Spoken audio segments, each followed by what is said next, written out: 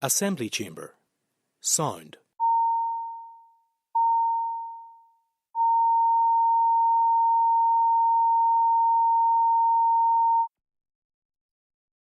Assembly chamber. Sound.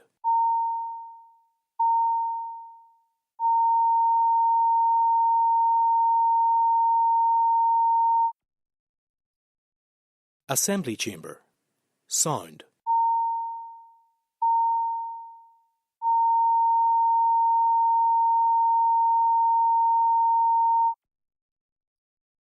Assembly chamber. Sound.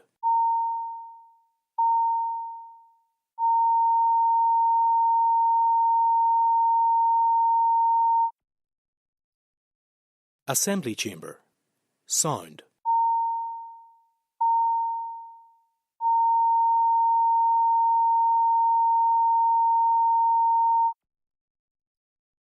Assembly chamber. Sound.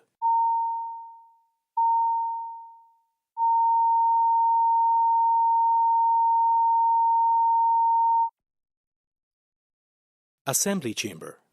Sound.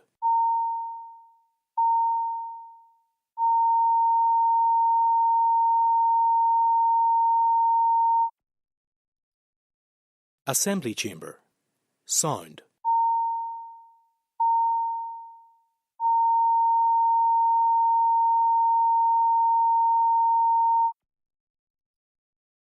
Assembly chamber. Sound.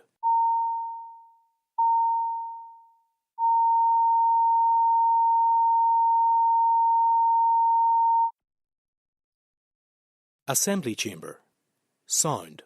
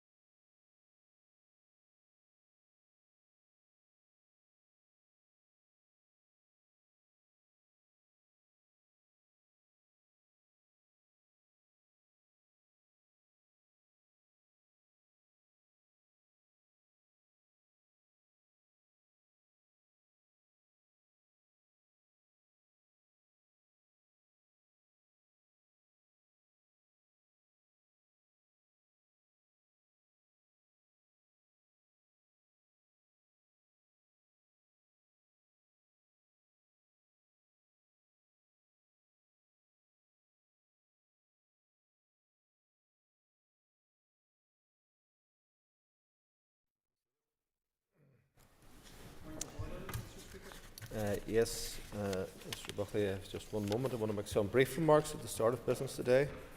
A request from 5 parties today in relation to statements made by the First Minister over the past week. There's clearly a demand in the House to hear from the First Minister. Before I go on to deal with the procedural issues, let us just all acknowledge that there are victims involved here, and we should remember that.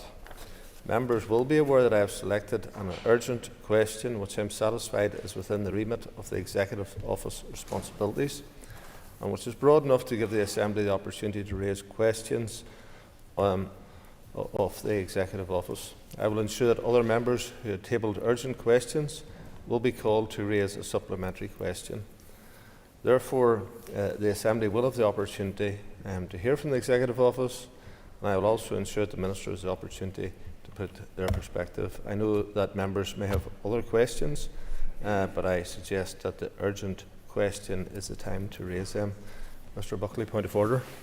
Thank you, Mr. Speaker, and I wish to raise a point of order under Standing Order 65B.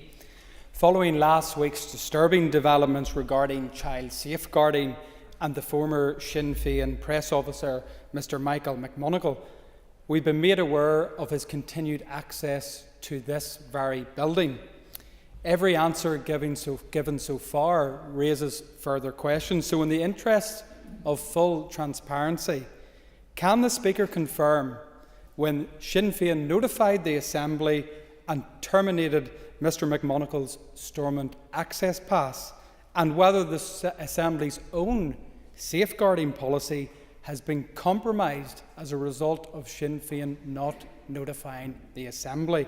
Further to that point of order, can the Assembly confirm which Sinn Féin MLAs employed Mr. McMonagle, and whether this includes the First Minister, Michelle O'Neill?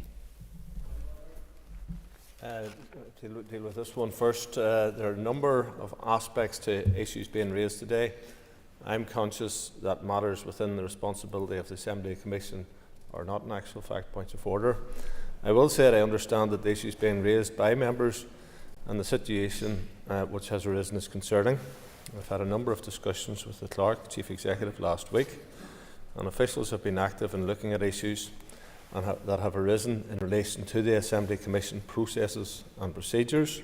However, members and parties ultimately have responsibilities for the staff that they employ. I take this opportunity to remind all members of the importance of complying with those responsibilities they have, including in relation to issuing and returning of staff passes to this building and the sharing of information with the Assembly Commission when such serious situations arise. I know that a number of written questions have been submitted to the Assembly Commission, and if members have any other issues to raise in relation to the Assembly Commission issues, that is the route to do that. Mr. Galston. Thank you very much, Mr. Speaker. During last Wednesday's meeting of the Executive Committee, the First Minister launched a grotesquely offensive attack on my character.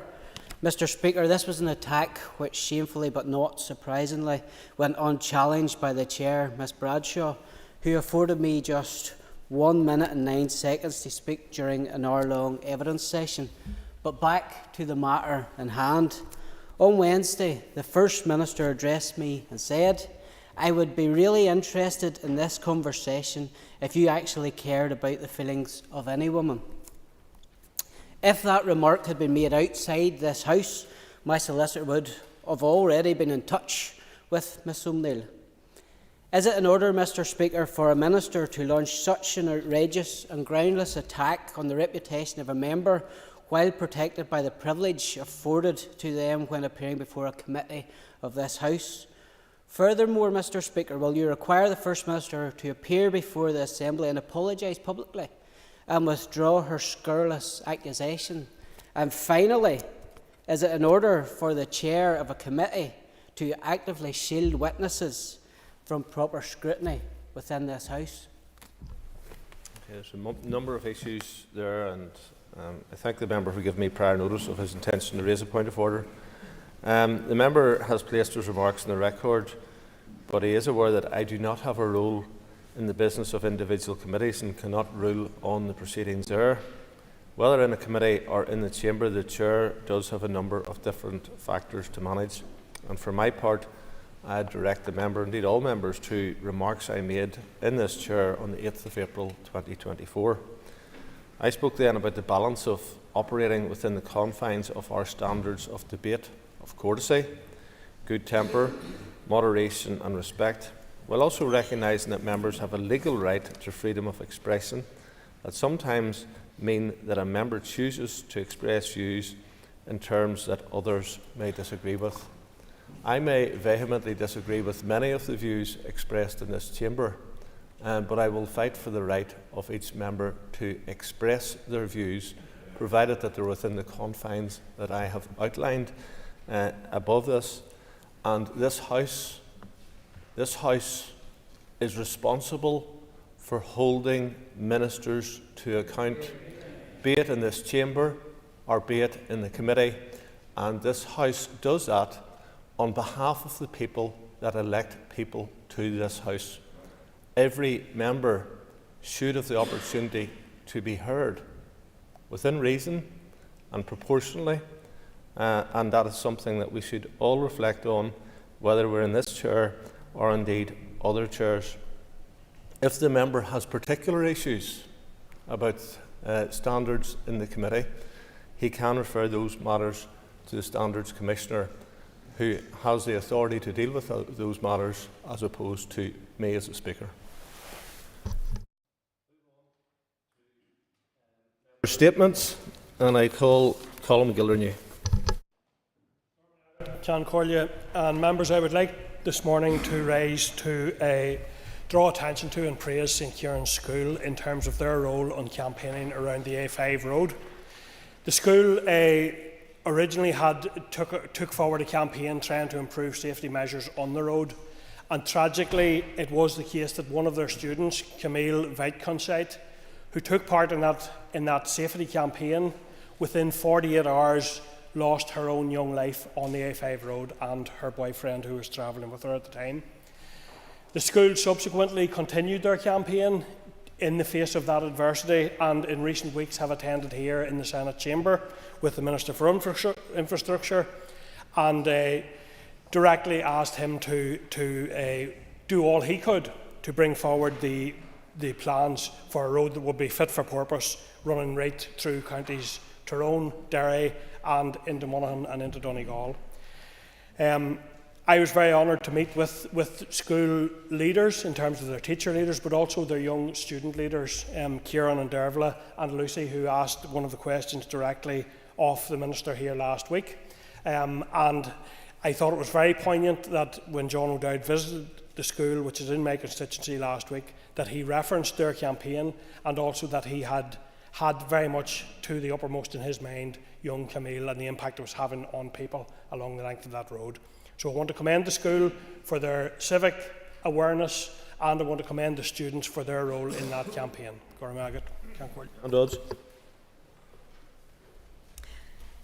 Thank you, Mr. Speaker. Mr. Speaker, I rise today in the House to speak about recent developments within health in Northern Ireland.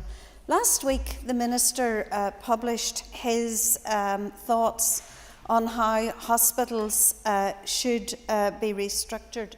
Unfortunately, those amounted to little more than a series of high-level principles with very little detail on how that programme would be rolled out. Now, I accept that the Minister has said that this will be followed up, but we are now in a 16-week consultation period, and that therefore means that there will be a considerable amount of time spent on that, rather than getting on ahead with the business of reform.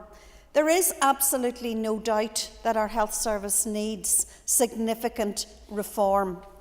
And I welcome Professor Bengoa to Northern Ireland this week, and I look forward to what he has to say in relation to this. But just to demonstrate that really significant need for reform, I want to just look at two or three of the issues that have come as part of my constituency work in the last number of weeks. Just recently, the Department of Health published its cancer waiting statistics, and those are indeed really serious and would give very serious thought to everybody in this House. So cancer, this is according to the department, cancer patients waiting this quarter to start treatment within 31 days was at just over 90%. The target is 98%. 35.8% of patients started treatment within 62 days of an urgent referral from their GP. The target is 95%. That is not something that anyone should be proud of. And since October is Breast Cancer Awareness Month, only 30.7% of patients urgently referred for breast cancer treatment were seen by a specialist within 14 days. The target is 100%. 2/3 of women who find a lump in their breast are not being seen within the required time. In terms of the Health Capital Programme, and we know how deeply precious money is for that capital programme for health. And we have the debacle around the maternity hospital. And on the 1st of October, I wrote to the Health Minister, 1st of August, I wrote and received a reply. And that shows a significant delay in delivering that hospital. Thank you. I call Nick Matheson. Thank you, Mr. Speaker. I rise to raise the issue of placements for children with special educational needs, and I have received information in response to a question that I submitted to the Education Minister last week, that while it is stated that children with special educational needs have all been allocated a place at school, currently 139 children are unable to access that place because capital works are still ongoing to make the building ready to receive those pupils. This is not a situation that would be accepted as normal for a pupil applying to a school through mainstream admissions, to be awarded a place but to be told that the physical space, the classroom effectively, is simply not ready to accommodate you. So why is that still the experience for so many children and young people with special educational needs?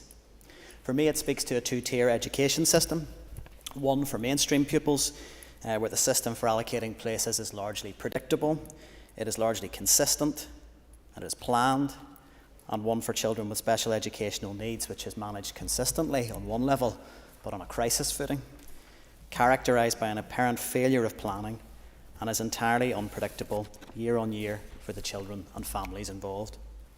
Now, no one operating in the system claims that this is acceptable. The Minister is clear on this, the EA is clear on this, and the schools waiting for works to complete want nothing more than to open their doors and provide education for these children that meets their needs. And I am aware that many EA staff have worked incredibly hard to manage another year of crisis management in SEND places, and they have been asked to turn around capital projects in a ridiculously short window of time in some cases. But this is no way to run our education system for children with special educational needs.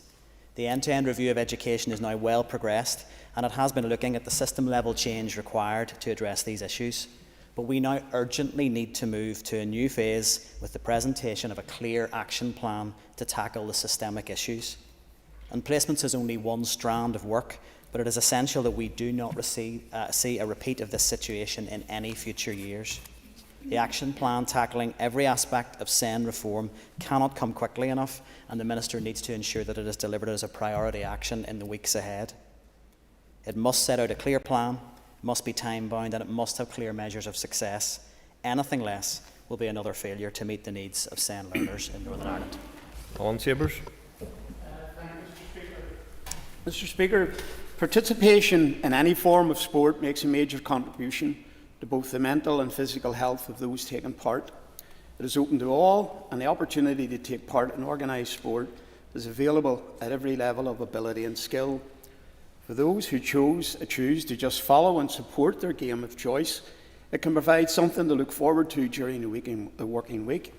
The outcome of the game can deliver joy and satisfaction if the result is favourable, or give you the opportunity to dissect where your team went wrong and to look forward to the next game with the hope your idea of winning tactics will be deployed by the team coach.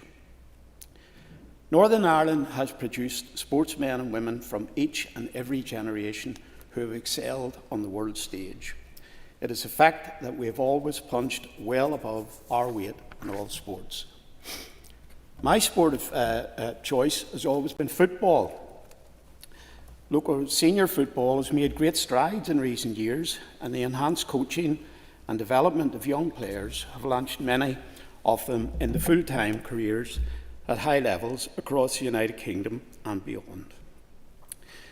My biggest disappointment has been the failure to deliver a national training centre of excellence that could be used by men and women footballers from international to junior grassroots.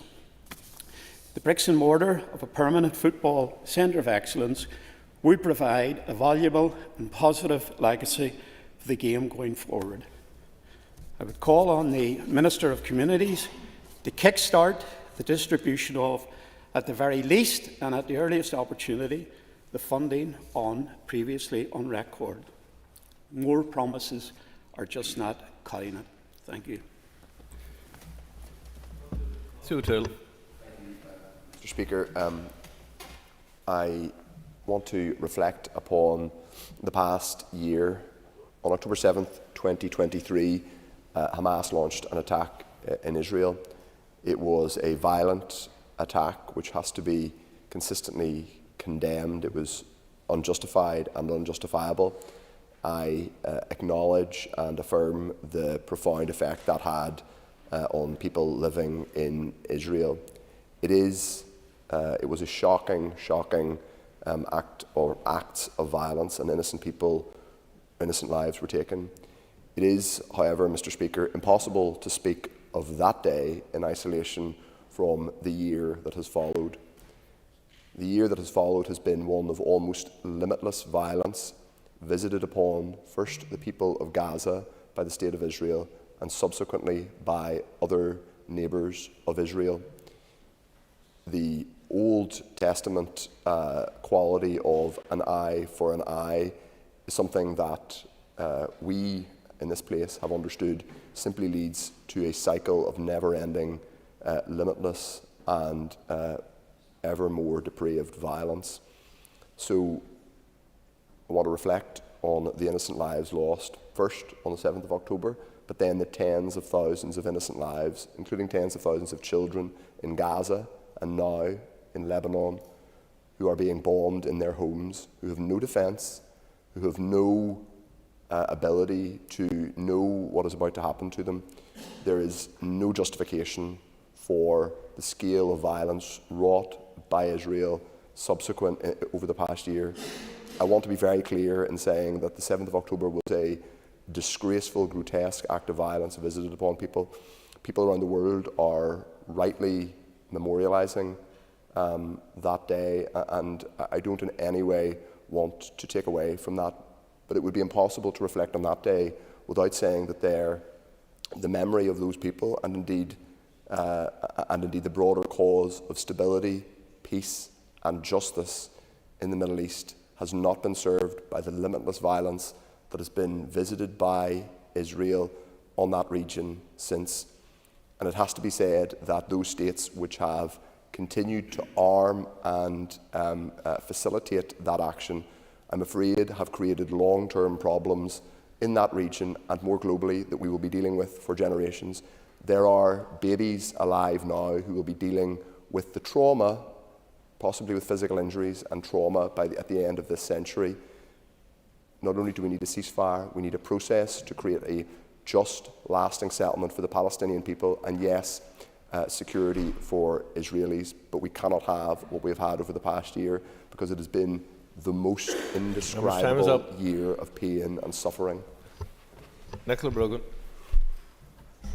I rise today to welcome the news that the A5 road upgrade has been approved by the Executive following Infrastructure Minister John O'Dowd's proposals to proceed with the project, and work on the A5 is now due to commence early next year. As you can imagine, this is incredibly positive news for the people of West Tyrone, who have been waiting for far too long to have this dangerous road upgraded. I've received many messages and spoken to local people who are both delighted and relieved that the road upgrade has been approved. I'd like to thank Minister John O'Dowd and his departmental officials for their hard work and commitment in ensuring that the A5 has progressed to this stage. I'd also like to take this opportunity to pay tribute to the families, friends and communities who lost loved ones along the A5. Over 55 people have lost their lives in this road since 2006. These deaths have left families and whole communities devastated. This led many to campaign to have the A5 road upgraded, and I'd like to thank them for their determination and strength after having suffered such horrifying and unimaginable loss.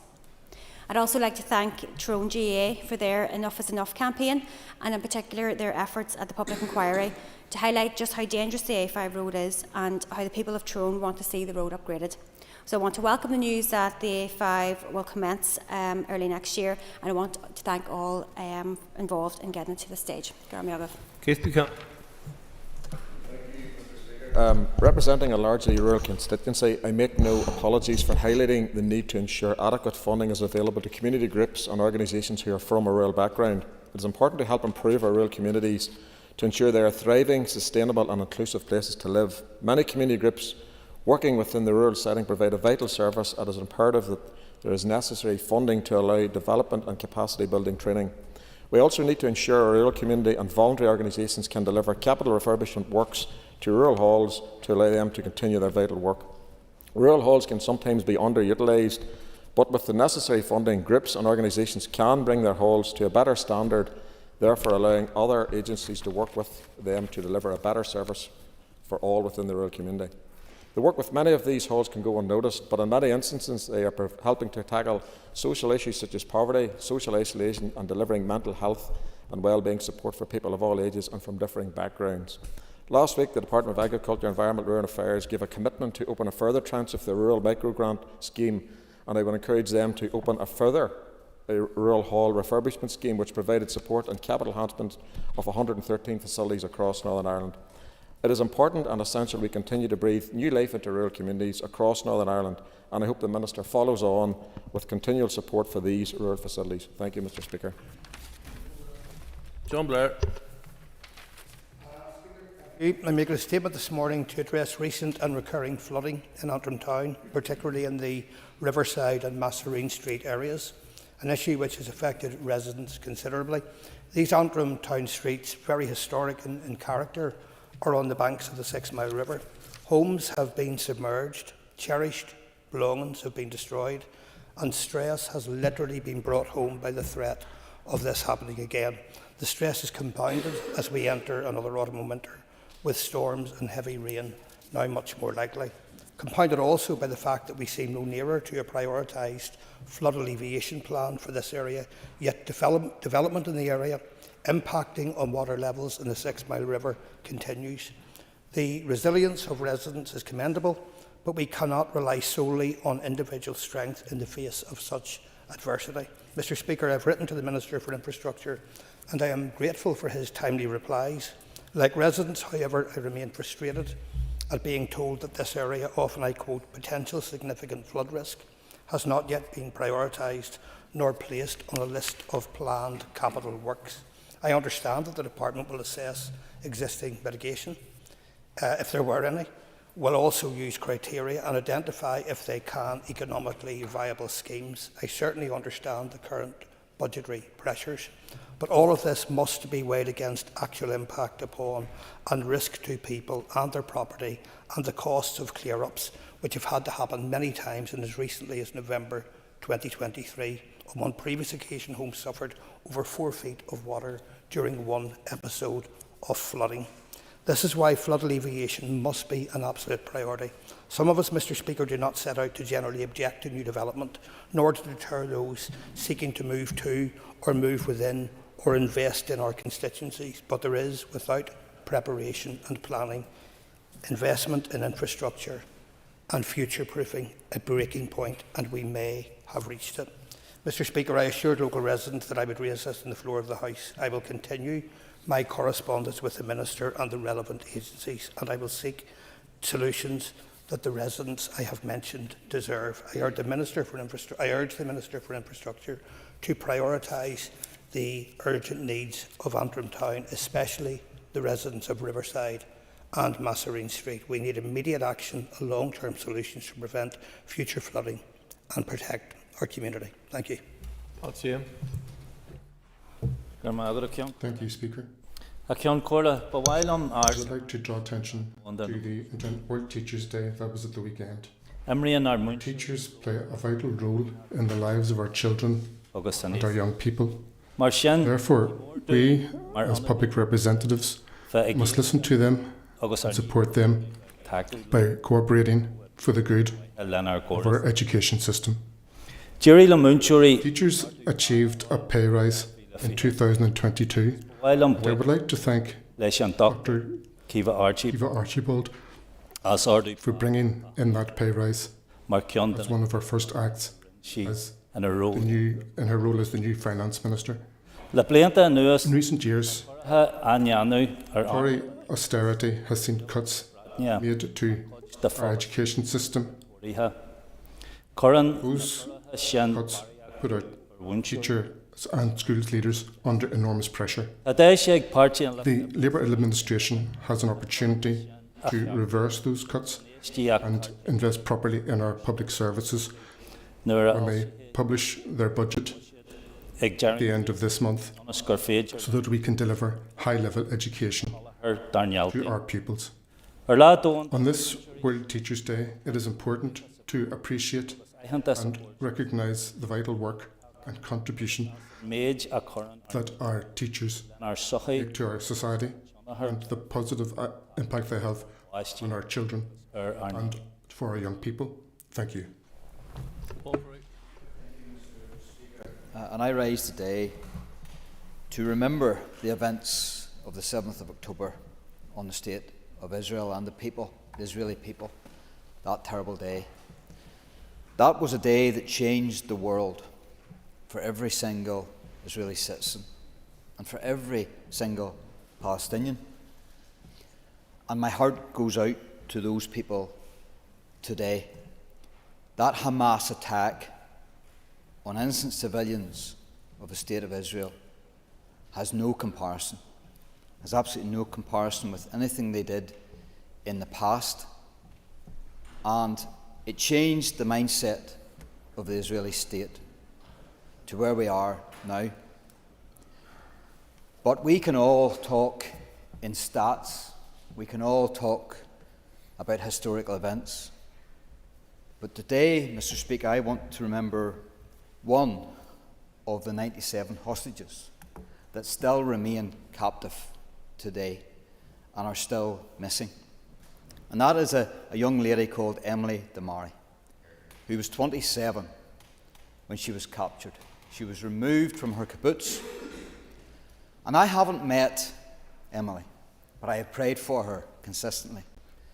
Because, Mr. Speaker, I have met her mum. And that was one of the most impactful things I have ever experienced in my life. But how does Emily's mum feel? I met her 6 months into Emily's captivity. It is now a year. They have heard nothing about Emily. They don't know whether she's alive or dead. The intelligence reports from 6 months ago maintained that she was still alive. But I don't know if those intelligence reports say the same thing today. But Emily's family spoke at the commemoration services at the Nova Music Festival today. And it is absolutely heartbreaking to still hear the pain that that family and all families caught up in that atrocity and the subsequent conflict since still bears to this day. And my heart and my prayers go out to everyone caught up in those activities. Thank you very much, Mr. Speaker. Dr. Steve Aiken. Speaker. Mr. Speaker, today marks the first anniversary of the horrific and barbaric terrorist attack on Israel. The horror of this extreme example of racist and sectarian hate goes well beyond the statistics of 1,191 murdered, over 4,834 injured, and 218 taken hostage. The violent attacks against the old, women, children and men were accompanied by the wide use of rape, torture, beheading, burning people alive, examples of grotesque violence that regrettably have been the mark of terror of this age, especially elsewhere across the Middle East and the surrounding region in Syria, Iraq, Yemen and Sudan.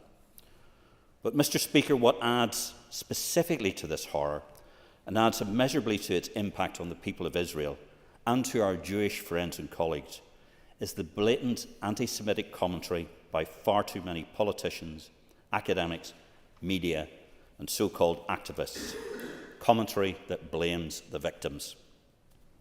Didn't even take a day, Mr. Speaker, before the perverse anti-Semitic gloating, caricature and the glorification of crimes against humanity became the normal discourse. Mr. Speaker, it pains me and our small and vulnerable Jewish community that all right-minded people across this island should become the centre of so many of those ingrained anti-Semitic tropes.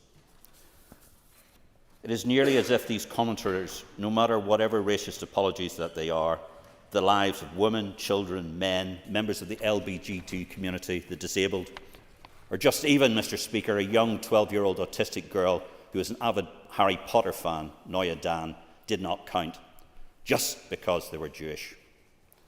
That murder, torture, kidnapping and depraved sexual violence, again, somehow don't count, because these victims are Jewish.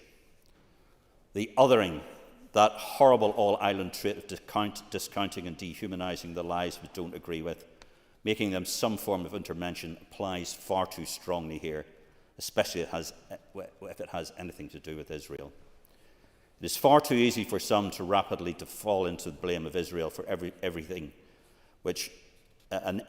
mode which somehow excuses anti-Semitic race hate. It does not.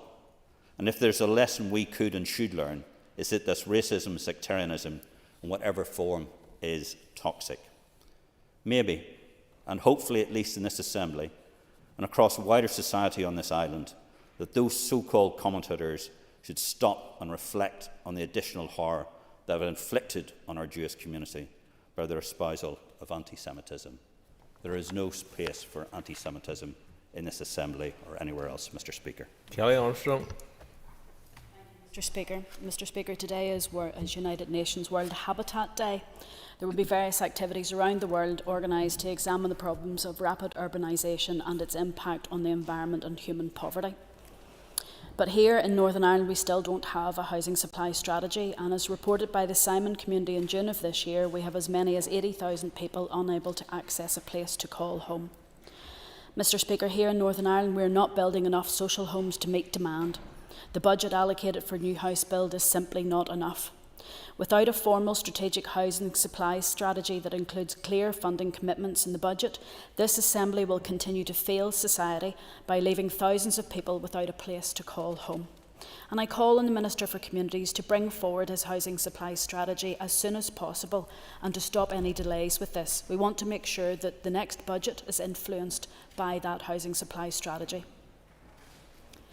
Mr. Speaker, a housing supply strategy must provide a clear pathway as to how we will achieve climate change targets by working to remove the use of oil as Northern Ireland's main method of home heating.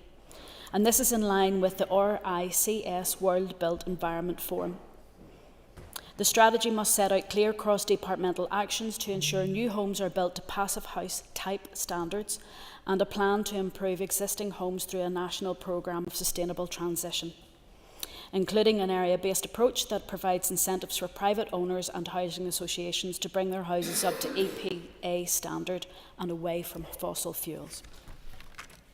Determined actions to deal with Northern Ireland's housing crisis has the opportunity to improve the desperate housing stress up to 80,000 people face every day. Actions to deal with Northern Ireland's housing crisis has the opportunity to enable introduction of energy-efficient improvements that will help us to meet our climate change targets and that will make life better for everyone.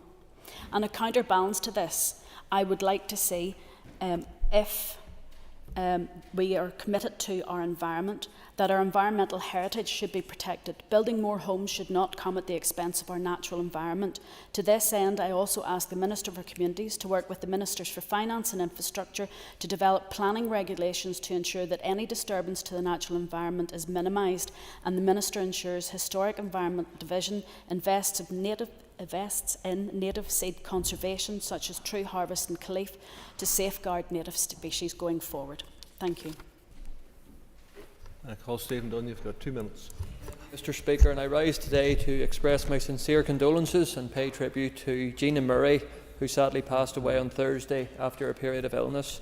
Gina's daughter Leanne was so cruelly murdered by the IRA in a cowardly bomb attack on the Shankill Road in 1993, aged just 13. An innocent young girl whose life was so callously taken from her as her life was just beginning. Whilst losing Leanne broke Gina's heart, it did not break her spirit. She showed immense courage and was a real positive influence for good to everyone who she met. Gina Murray stood up bravely for justice and truth throughout her life. Gina was an incredible lady, compassionate, kind, resilient, gracious, caring, and always interested in others. Gina was also instrumental in her work over many years through the Kilcooley Women's Centre in Bangor, where she was a tireless campaigner for victims of violence and a real champion for local women through the many educational and empowerment programmes and much, much more which she was involved with over the years. She was always an encouraging influence to everyone she met and always had a happy smile on her face. She also dedicated many years of her life to working with local Scouts and Cubs groups and quickly became a greatly loved leader to so many children, particularly from the Kilcooley and Clandyboy areas over the years and indeed generations. I want to take this opportunity to pay tribute to Gina and express her thoughts and prayers and condolences to Gary and the wider Murray family. Thank you. Hear, hear. Thank you. Next item of business is a committee membership motion from the Ulster Unionist Party. Clerk, please read the motion. That Mr Colin Crawford replace Mr Robbie Butler as a member of the Committee for Education. That Ms Diana Armstrong replace Mr Colin Crawford as a member of the Committee for the Economy. That Mr Andy Allen replace Mr Robbie Butler as a member of the Business Committee. And that Mr John Stewart be appointed as a member of the Business Committee. Thank you. I call Robbie Butler to move the motion. Thank you, Mr Speaker. So moved. The question is that the motion stand in the order paper be agreed. All those in favour say aye. Contrary, if any, no. The ayes have it. The ayes have it. The next item in the order paper is a motion to appoint to the Assembly Commission. As with other similar motions, it will be treated as a business motion and there will be no debate. Clerk, please read the motion. That in accordance with Standing Order 79.4, Mr Andy Allen be appointed to fill a vacancy on the Assembly Commission. Thank you. I call Robbie Butler to move the motion. Thank you, Mr Speaker. So moved. Before we proceed to the question, I remind members that in accordance with Standing Order 79.3, this motion requires cross-community support. The question is that the motion stand in the order paper be agreed. All those in favour say aye. Contrary, if any, no. As there is ayes from all sides of the House, no dissenting voices, I am satisfied that the cross-community support has been demonstrated. The motion is agreed. Members will take their ease just before we move to the Minister for Community Statement. Thank you.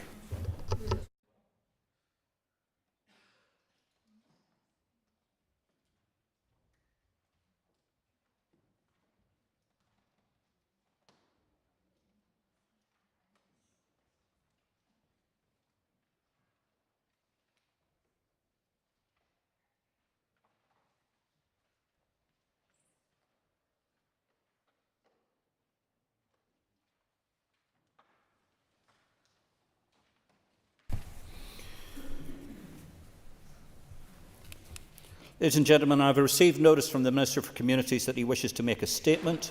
Before I call the Minister, I remind members that they must be concise in asking their questions. This is not an opportunity for debate, and long introductions, believe me, long introductions will not be allowed. Minister, over to you. With your permission, Mr Deputy Speaker, and in compliance with Section 52 of the Northern Ireland Act 1998, I wish to make the following report on the British-Irish Council Housing Work Sector Ministerial meeting on the 20th of September. Ashton Riley, MLA, Junior Minister in the Executive Office, also represented the Executive at the meeting. This report has been endorsed by us both, and she has agreed that I make this statement on behalf of us. The British-Irish Council, established in 1999, is a forum for its members to discuss, consult and use best endeavours to reach agreement on cooperation of matters of mutual interest within the competence of its member administrations. The British-Irish Council Housing Work Sector is led by the Executive. This group has proved to be a constructive forum for facilitating thematic evidence exchange and practical collaboration. The meeting held on the 20th of September focused on the housing work sector's programme of work carried out since 2021, as well as the forward work plan that will cover the period from now until 2026. The meeting was chaired by myself in my role as Minister responsible for housing, as I've already said, the Executive was also represented by Junior Minister Riley.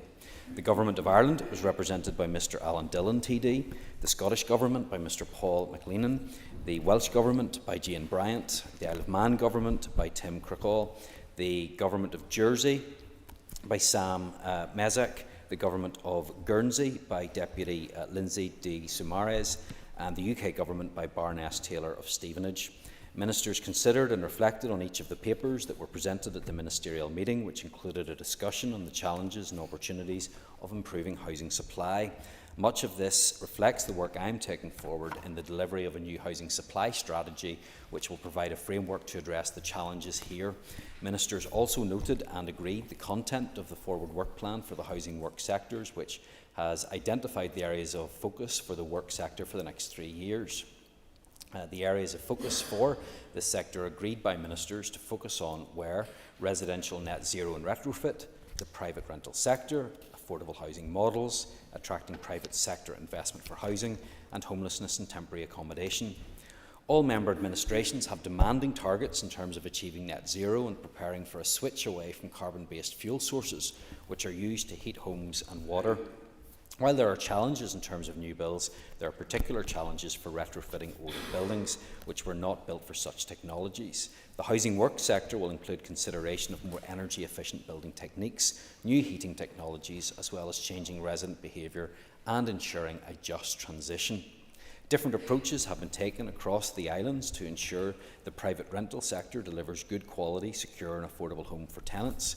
Members will be aware that we are going under a process of reform here, as are most other big administrations, and we can learn from what is being done elsewhere. Housing costs form the largest part of most household budgets, and ensuring costs remain affordable is key to avoiding an increase in poverty. Private rents and house prices continue to rise, and as a result there is considerable pressure right across the housing system, but in particular on social housing. All administrations continue to innovate to introduce new models of intermediate housing, and much of this work has been informed by the conversations taken within the big housing work sector. Given the pressures on conventional sources of investment traditionally used for affordable housing, administrations have sought out more innovative forms of subsidy, such as loans, loan guarantees, long-term private capital loans and developer contributions. Indeed, some administrations have been very innovative in this area, and others are keen to examine what more they can do in this space. All administrations are managing increased use of homelessness services and temporary accommodation. This is partly due to pressures found right across the housing market. There is also the increasing complexity of people presenting with mental health and addiction issues who require much support. Collectively, we can continue to learn from various approaches across these islands. Finally, I would like to record my thanks to all of my ministerial colleagues who participated so productively in the meeting, and it has been agreed that the next ministerial meeting for the housing work sector will take place in 2026. Mark Durkin, please. Deputy Speaker, and I thank the Minister for the statement. Was there or has there been any indication from the UK Government that the budget will include any increased housing or any increased funding for housing? And what discussions has the Minister had with his executive colleagues that should any additional money come here through a Barnett consequential arising from such announcement will be ring-fenced for housing here? Minister?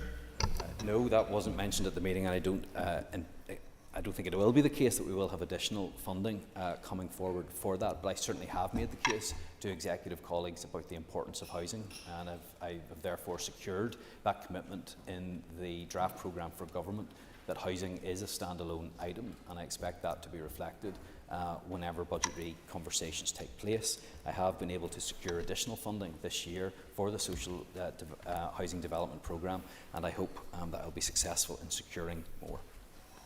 Colin Gildernew. And thank the Minister for the statement today. Minister, regarding the strengthening of renters' rights, what conversation or learning was shared regarding rent regulation and improved security of tenure? Minister. Well, Mr Deputy Speaker, over the last number of years we have seen various changes to the law across the UK, Ireland and other administrations in relation to this issue. As he will be aware, I'm taking forward some of the issues that were brought forward within the Private Tenancies Act. We've made good progress on some of those already. More is to be done, but the private rented sector is an area of concern, and I think this was another good opportunity for us to share learning that exists in different administrations. Thank you. I call on Brian Kingston. Thank you, Mr Deputy Speaker, and I thank the Minister for his statement. And I wish to ask the Minister, does he agree that the introduction of rent controls would actually have a detrimental impact on the housing market and on the availability of housing supply? Minister. Yes, Mr Deputy Speaker, this was an issue that was raised at the meeting, and we had a conversation about the approach that is taken in different areas.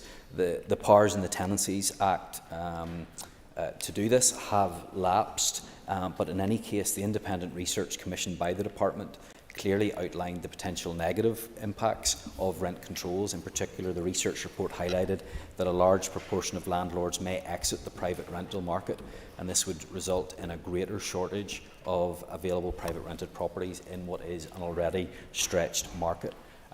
The research report concluded that the best way for us to relieve pressure on affordability for renters was by increasing the housing supply and ensuring that the benefit system properly takes account of the cost of housing. Thank you. I call on Kelly Armstrong. Thank you, Deputy Speaker. Minister, given the number of people without a home to call their own, what did you learn from the actions being taken forward from other regions that will be included in your housing strategy? Minister. Mr Deputy Speaker, as the member will be aware, the housing strategy has been under development for some time, and I like to think that actually a lot of the issues that have been talked about in the British Irish Council work sector have already been part of and will form part of the housing supply strategy. I heard what the member had said just a few moments ago. I recognise the importance of ensuring that we do move that forward at pace, but I believe when we look at all of the actions that we can take in terms of housing supply, many of those have already been taken. And I think it is worthwhile outlining some of the things that we have been able to do already since the return of devolution in this department. We've moved forward with the intermediate rent product. We have provided more financial transaction capital for move-on accommodation. We've increased the property value limit for co-ownership. We supported the Supporting People programme with additional funding. We have secured additional funding for the Social Development Housing programme. I've worked with housing authorities to make sure we can identify void properties that exist in order for us to take the pressure off homelessness. We've got housing as a standalone item within the programme for government, and bringing forward the housing supply strategy and progressing the issues within the Private Tenancies Act. So we actually are making progress on a lot of these issues. The housing supply strategy will ensure that we have collective agreement from other parties so that we can take a whole executive approach to dealing with the issues that she has raised. Thank you. I call on Andy Allen. Deputy Speaker, energy efficiency measures to lift households out of fuel poverty are vital and important. Can the Minister highlight any conversations he had with BIC colleagues around energy efficiency measures and maybe learning to take away from them? Absolutely, Mr Deputy Speaker, and I said that one of the items for our forward work programme would be in relation to residential net zero and retrofit. In my opinion, when it comes to some of the very, very challenging climate targets that we have, one of the best things that we can do is invest in energy efficiency measures. We need to make it cheaper for people to heat their homes, and that's why I think it is so important that this work sector goes forward with that focus on making sure we're investing so that people can save off their energy bills. I call on Ciara Ferguson. And thank you to the Minister for his statement. Minister, what conversations were had with respect to the importance of projects such as complex lives and services such as the dispersely intensely managed emergency accommodation dying projects in relation to homelessness and addressing the huge issue in relation to temporary accommodation? Minister. The member's right to highlight these issues, and the issue of homelessness was part of our conversations, and importantly, the importance of investing to prevent homelessness in the first place. That's certainly what I want to do. I want to make sure absolutely that we have the funding available to ensure we have temporary accommodation where needed, but more importantly is that we invest earlier on, and we do invest in those challenging cases as well, to do everything that we can to make sure that people have a safe, secure and affordable home. Thank you, Minister. Call on Deborah Erskine. And I thank the Minister for his statement and his answers so far. The Minister will be aware that one of the key challenges here in providing affordable and social housing is the difficulties in our planning system and wastewater treatment capacity. Areas at capacity include the likes of Enniskillen in my own constituency, and there's an ever-growing housing need there. What discussions is the Minister undertaking to solve these matters so that the Department can push forward on any housing strategy? So this is a key part of the housing strategy, is making sure that we have not just the land and the ability to build on it and with the infrastructure, but also that the planning is as quick and as efficient as possible. To that end, in preparation of bringing the final draft of the housing supply strategy to the Executive, I've requested meetings with a number of ministerial colleagues. A couple of those colleagues have yet to take up the invitation to meet with me, but I hope that will be forthcoming. But I have met with the Infrastructure Minister and have raised with him the importance of ensuring that these issues are sorted out, because if we're to deal with the housing crisis that we are currently facing, the easiest way to do that is to make sure we have the ability to build more homes. And if planning is holding that up, or if we don't have the wastewater connections, then it's going to be very difficult, especially in those areas of high demand. That will form part of the housing supply strategy, but most importantly, we need to make sure that we have an action plan in place from that strategy that means we see real delivery on those issues for towns like Enniskillen and others. Colin Michelle Guy. Thank you, and thank you, Minister, for the statement. Minister, in relation to the ongoing work on the reform of private tenancies, could you confirm when you will be bringing forward the regulations contained in the Private Tenancies Act? So there are a number of regulations to be brought forward in that regard. Some of those already have been brought forward. So you'll be aware of the work that has already taken place, for example, in terms of smoke alarms and carbon monoxide alarms and electric safety checks. There are other issues that are still to be progressed, but those commitments have been made in legislation, and we will take those forward as soon as practical. Thank you. Colin Deirdre Hargey. Just to ask the Minister in terms of, was the issue of letting agents discussed, and just if you can let us know when you can share the commissioned report by the Chartered Institute of Housing into letting agents and practices of charging? I don't remember that. I will check with the member and come back with her. I can't remember that specifically being addressed during the conversations that we have, and that makes me think that it wasn't, but I'm certainly happy to provide further information on that and potential dates for publication of the reports he refers to. Colin Morris Bradley.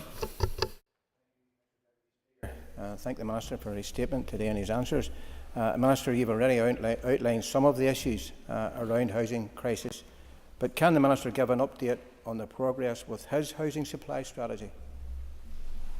Yes, Mr Deputy Speaker, we are nearing the point, I hope very, very soon, where I'll be able to progress this to the point where it is taken to the Executive. I had hoped to meet with 2 more Executive colleagues in relation to issues that would be pertinent to their department. I haven't heard back from them yet. However, regardless, I think it's important that we press on with this. This is going to provide a long-term cross-departmental framework for the actions required to increase supply and address the main barriers to supply here, and I think we need to move that forward as quickly as possible, and I certainly hope to do that in the very short term. I call on Linda Dillon. Been answered. Militia McHugh. I got to ask Carla Agus Buis. I thank the Minister for his statement. Thank you, Minister, for your statement so far. Minister, how does the Department plan to ensure our vital homelessness services are protected given budget constraints at the present time? Of course, Mr Deputy Speaker, there is a statutory duty on us to provide the services that he refers to. I would like to see much less money being spent on temporary accommodation and much more money being spent on prevention, because that will give us the best benefit in the longer term. But clearly, in terms of budgets, it may be better, but more importantly, in terms of the individuals who are most affected by this, it will be much better for them as well. We are in a very difficult position in terms of our temporary accommodation needs. The member will be aware of that, and it certainly was reflected in other jurisdictions within the big areas, and there was conversation around that. But if we're wanting to deal with this issue, more than anything else, we need to make sure there's increased supply of housing right across Northern Ireland. That's why I intend to bring forward the housing supply strategy as soon as possible. Colin Jerry Carroll. I'd like to remind the Minister briefly that rent controls actually have worked in many countries in Europe and across the world, so just to put that on record for the House. Minister, what conversations took place between you and your counterparts regarding empty properties? There's some 20,000 empty properties in the north, 166,000 in the south. Taking action on these empty homes could actually get rid of homelessness with one fell swoop. So what discussions took place regarding empty properties? Thank you. First of all, I'd always be happy to hear from the member if he has any independent research that he has commissioned, which shows something different from the independent research that my own department has commissioned in regards to rent controls, and I look forward to seeing that from him. The member is right to raise the issue of empty properties. It has been a concern of mine since before I came in to this post. I have already engaged in conversations with the Housing Executive and housing associations to make sure that we are doing everything that we can in terms of void properties that are there in Northern Ireland. But he will also be aware, because we've discussed this before, about the number of properties that are lying empty and for the long term, the number of properties that don't seem to have anyone maintaining them, caring for them, looking after them. So those are issues that I want to see addressed as well, because as we're all aware, it's very, very expensive to build new homes in Northern Ireland, but we should be making the most use that we can of the buildings and the homes that we already have. Yeah, Colin Shannon Holland. And thank you very much, Minister. Minister, the 6.4 increase to supporting people in this year's budget is obviously very welcome. The community and voluntary sector plays such a huge role in supporting those who are living with homelessness, but they are under increasing pressure with some working on monthly budgets. What can the Minister do to support the community and voluntary sector, particularly around the homelessness agenda and whatever work that he wants to bring forward?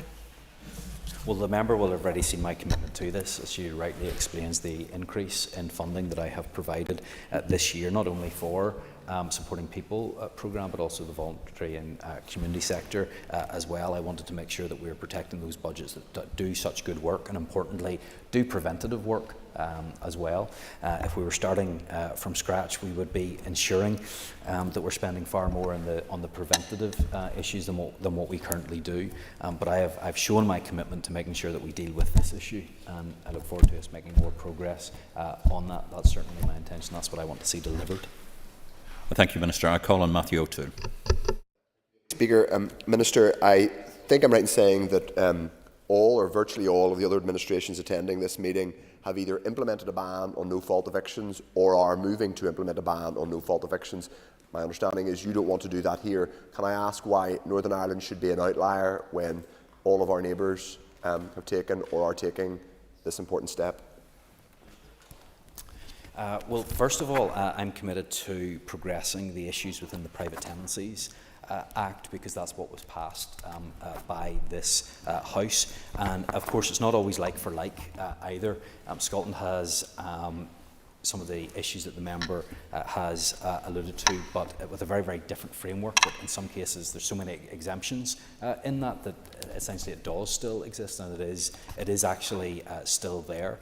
So, as I have said previously, I'm open to conversations with colleagues in relation to this. I absolutely want to make sure that we are protecting tenants. That's why we're driving forward the reforms that we see. But I'm always happy to review that to make sure that it's fit for purpose. Thank you, Minister. That concludes questions on the statement. The members just take their ease while we hand over the top table. Thank you.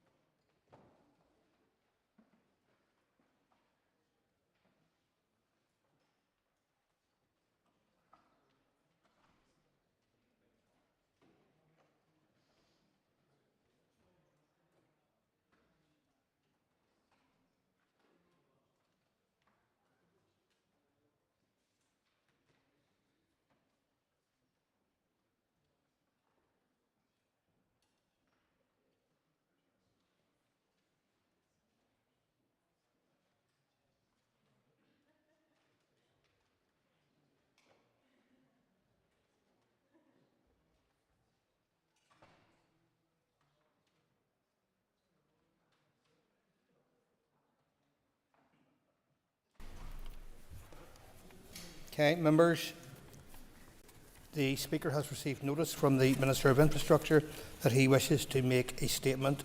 Before I call the Minister, I remind members that questions must be concise. Long introductions will not be allowed. Minister. Thank you, Deputy Speaker, for this opportunity to address the Assembly. I wish to make the following statement regarding the Executive Flagship's A5 Western Corridor Dual Carriageway project, following agreement to my decision to proceed by the Executive last week. The A5 Western Corridor Dual Carriageway scheme was recognised as a flagship project by the Executive in 2015 and has been a long-standing commitment of the Executive and the British and Irish governments. The whole scheme is approximately 85 kilometres in length, extending from new buildings to south of Auchnacloy, where the existing A5 joins with the AM2 at the border. It will provide a continuous new dual carriageway, generally parallel with existing A5 corridor, with a number of junctions that will facilitate access to the various towns, villages and hamlets along the route of the corridor, currently served by the existing A5 as well as it links to other strategic routes. The proposed new A5 dual carriageway is first and foremost about saving lives. We are all sadly familiar with the news reports about the 57 fatalities between April 2006 and April 2024, and there are hundreds of more injuries suffered that do not grab the headlines. Lives, families and communities devastated on such a frequent basis by the loss of a friend or a loved one. I have met with grieving families and I witnessed their heartache at first hand, so I was pleased that following the agreement of my executive colleagues last week, I was able to announce my decision to proceed with the construction of the first stretch of the A5 upgrade between Strabane and Ballygolly. This is in line with the PAC recommendations that this section should proceed in the wider public interest. It covers almost two-thirds of the total project, 55 kilometres, 34 miles out of 85 kilometres, approximately 53 miles, with my intention to make a formal decision on the remaining sections at the earliest opportunity. The experience of the adjoining A4 dualling scheme tells us that we can be confident that improved safety profiles will be delivered on the new A5 dualling scheme. A key objective of the scheme has always therefore been to improve road safety, but it is also about improving journey times and journey reliability to meet the needs of our modern society. The new dual carriageway is also of significant strategic importance to the North West region and our wider island, helping to tackle regional imbalance, improving the economy, job prospects and prosperity, and connecting communities. In its opening remarks to the public inquiry of April 2023, the Planning Appeals Commission commented that it wanted to bring an end to the long saga of the A5 scheme. In making my decision, I also want to bring an end to the uncertainty insofar as is within my powers to do so. My decision to proceed with approximately 55 kilometres of new dual carriageway from junctions just south of Strabane to be known as Junction 8, to the proposed junction close to Ballygolly to be known as Junction 15, and to include a short westward extension of the existing A4 dual carriageway to join the new road. This amounts to nearly two-thirds of the scheme's full length.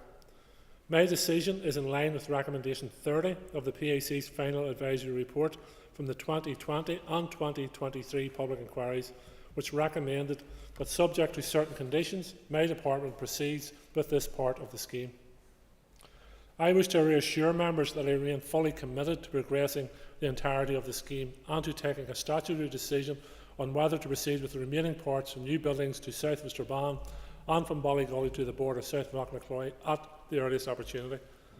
My department continues to work to progress these remaining parts. The 2023 PAC report raised a number of issues on the length between new buildings and Strabane, with the main one regarding the potential increased flooding risk in the River Foyle Basin. Work is ongoing to consider and address the PAC recommendations in this regard.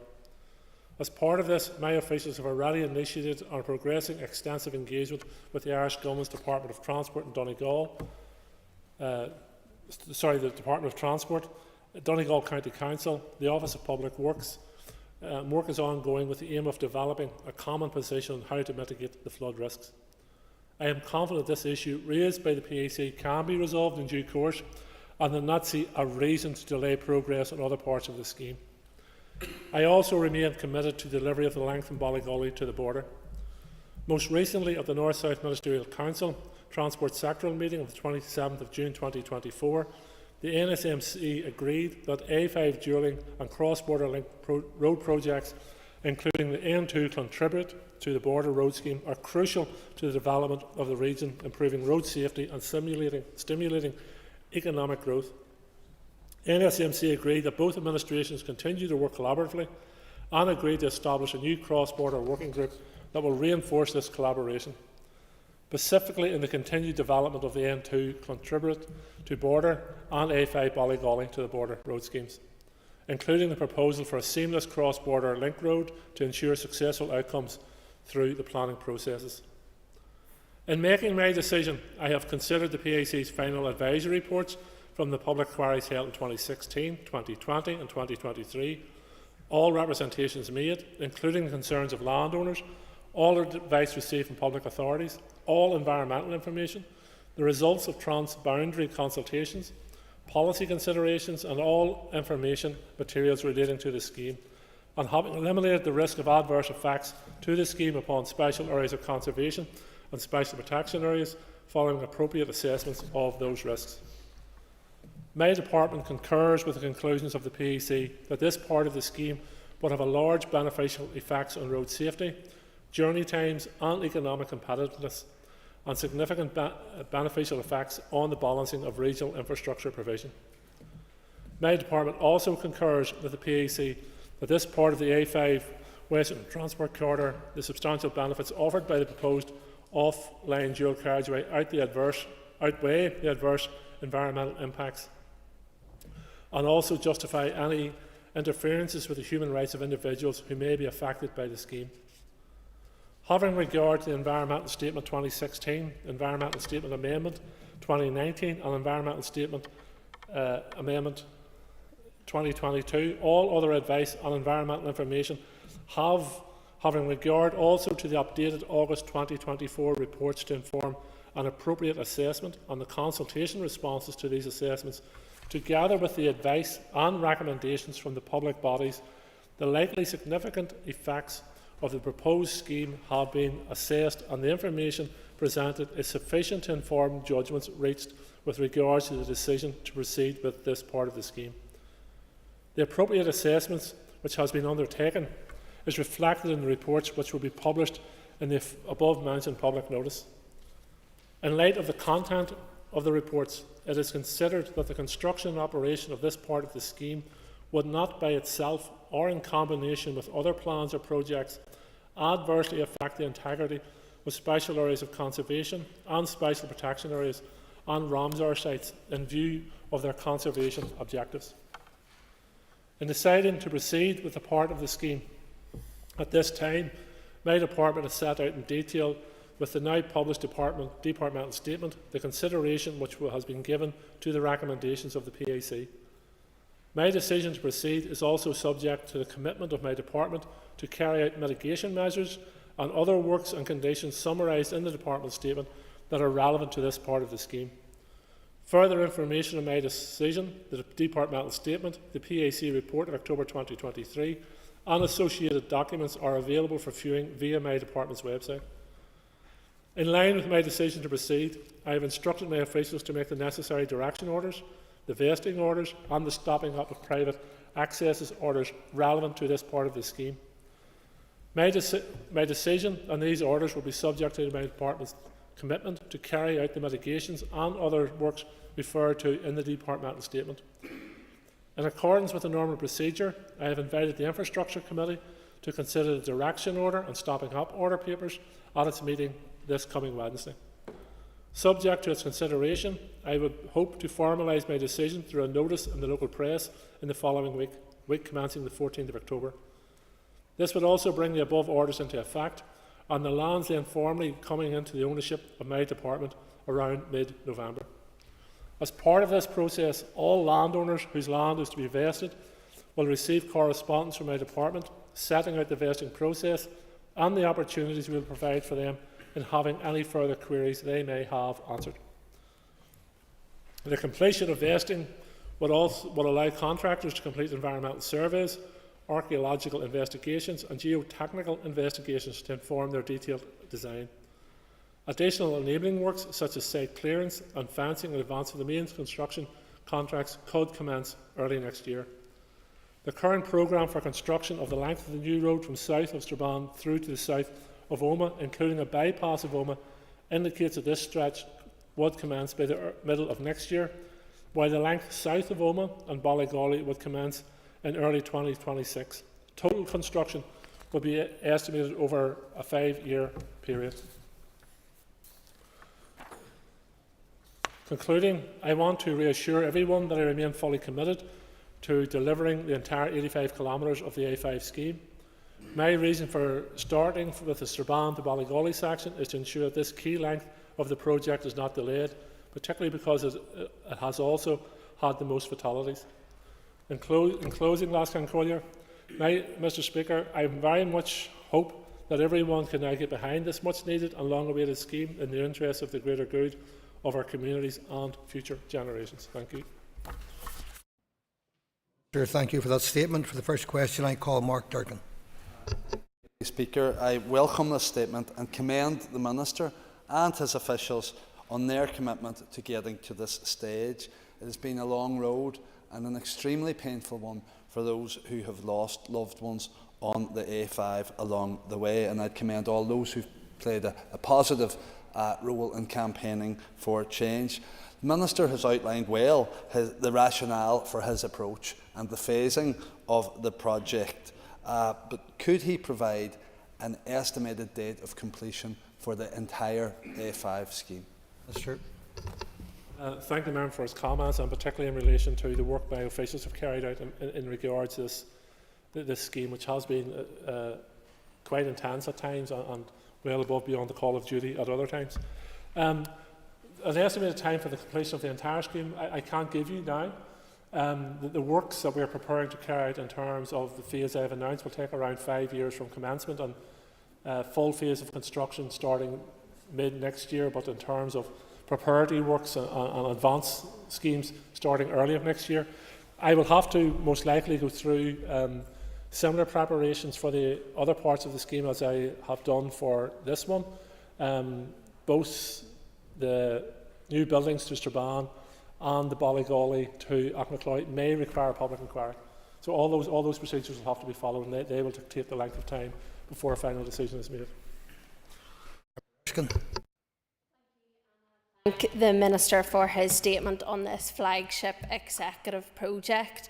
I also thank him for his time this morning to brief me as Chair of the Infrastructure Committee, which was much appreciated. The Minister has helpfully set out the next steps, and as stated, this will be considered by the committee, and I'm sure we will play our part in examining these enabling orders as required.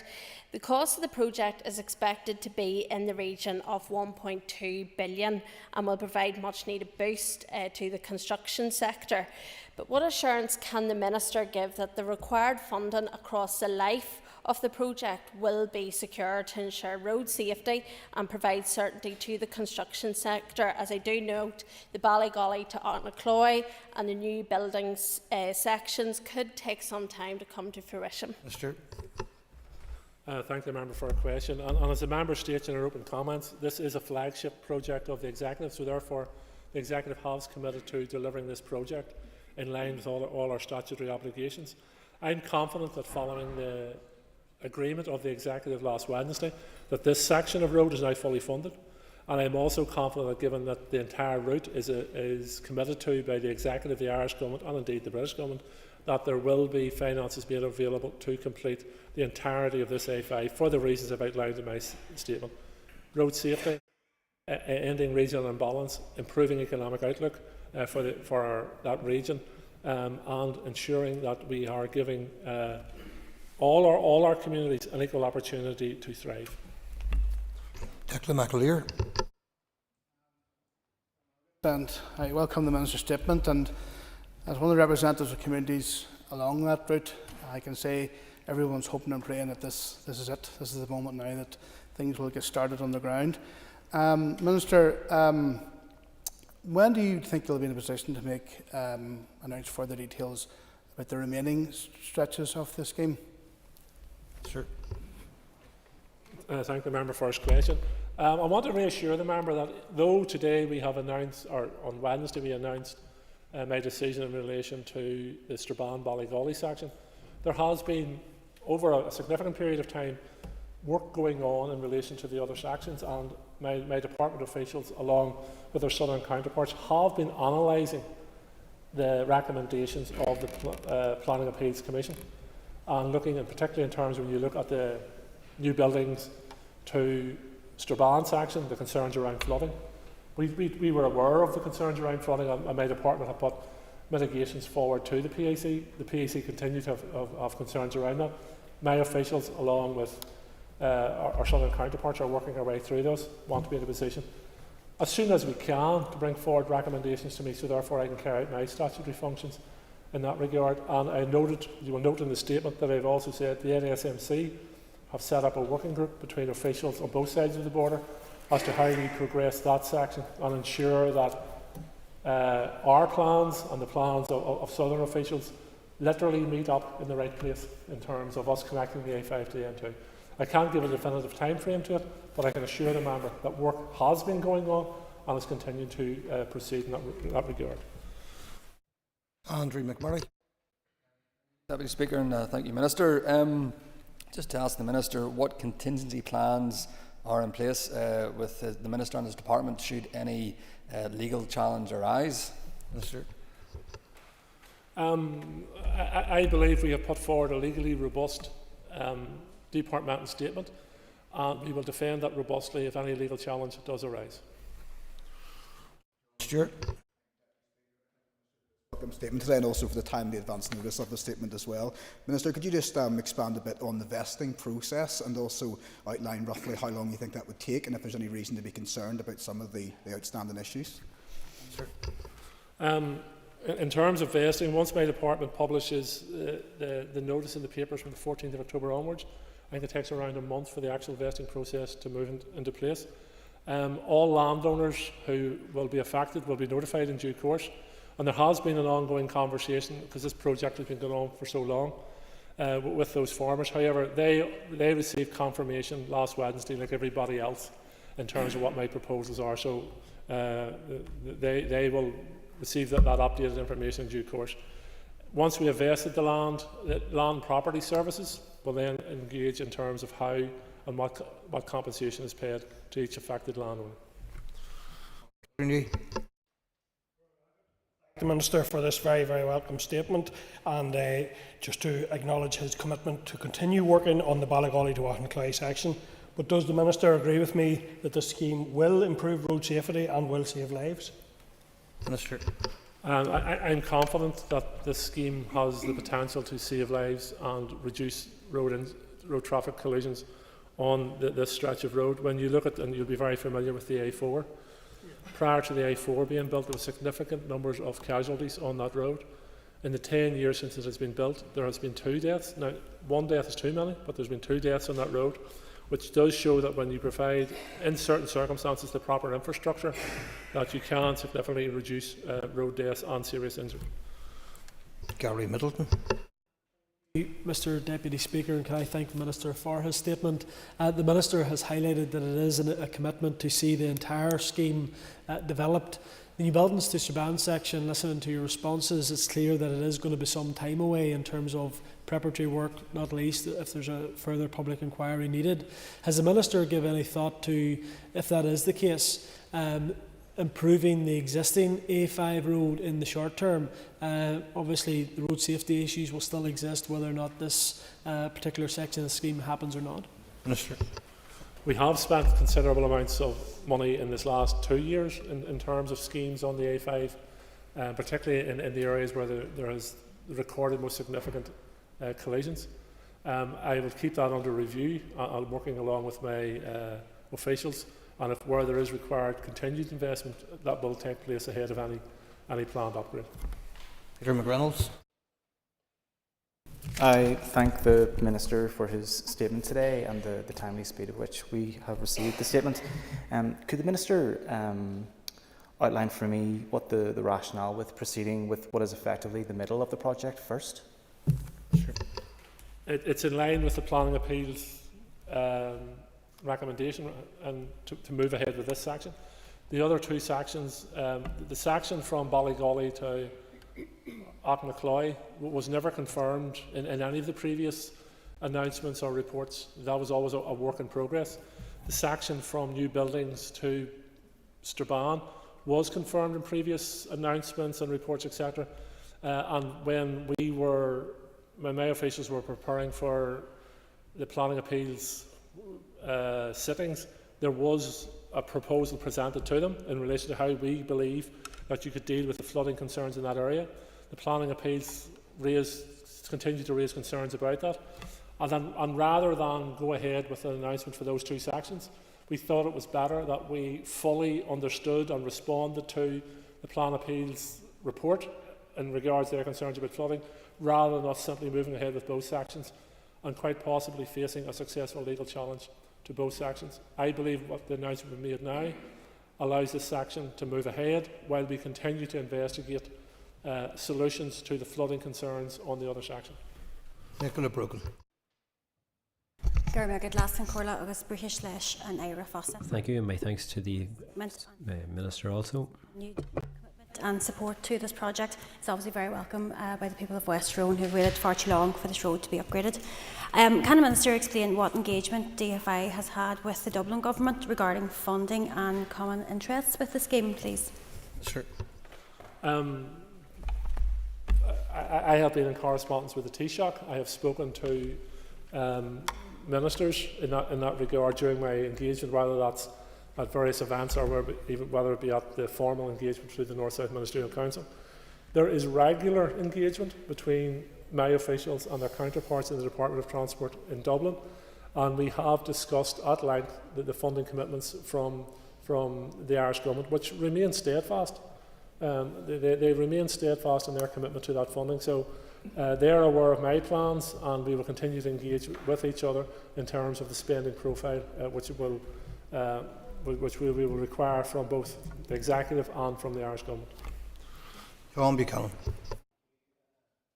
Mr Deputy Speaker, Minister, with the majority of this road running through the entire constituency of West Tyrone, a rural economy that depends so much on its agriculture industry now and its third and fourth generation farmers, what conversations then have you and your officials had with LPS with regards to proper compensation to allow these farmers to rebuild their farm business again, and also with planning service, who are a real hindrance so far as the farming community is concerned at this moment in time when they go to rebuild their farm business? Minister. I recently, along with yourself, I met with Deborah Erskine. A number of the farmers who are affected by this scheme and perhaps will be affected by further announcements on other parts of the scheme. And I fully accept their concerns are genuine, and they come from a good place in the sense of where these farmlands, if you said, has been in their home and their families for generations.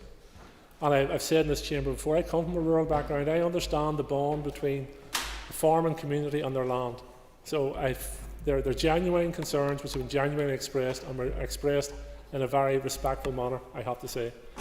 I will carry out all my duties in line with my statutory duties, whether it's engagement with LPS.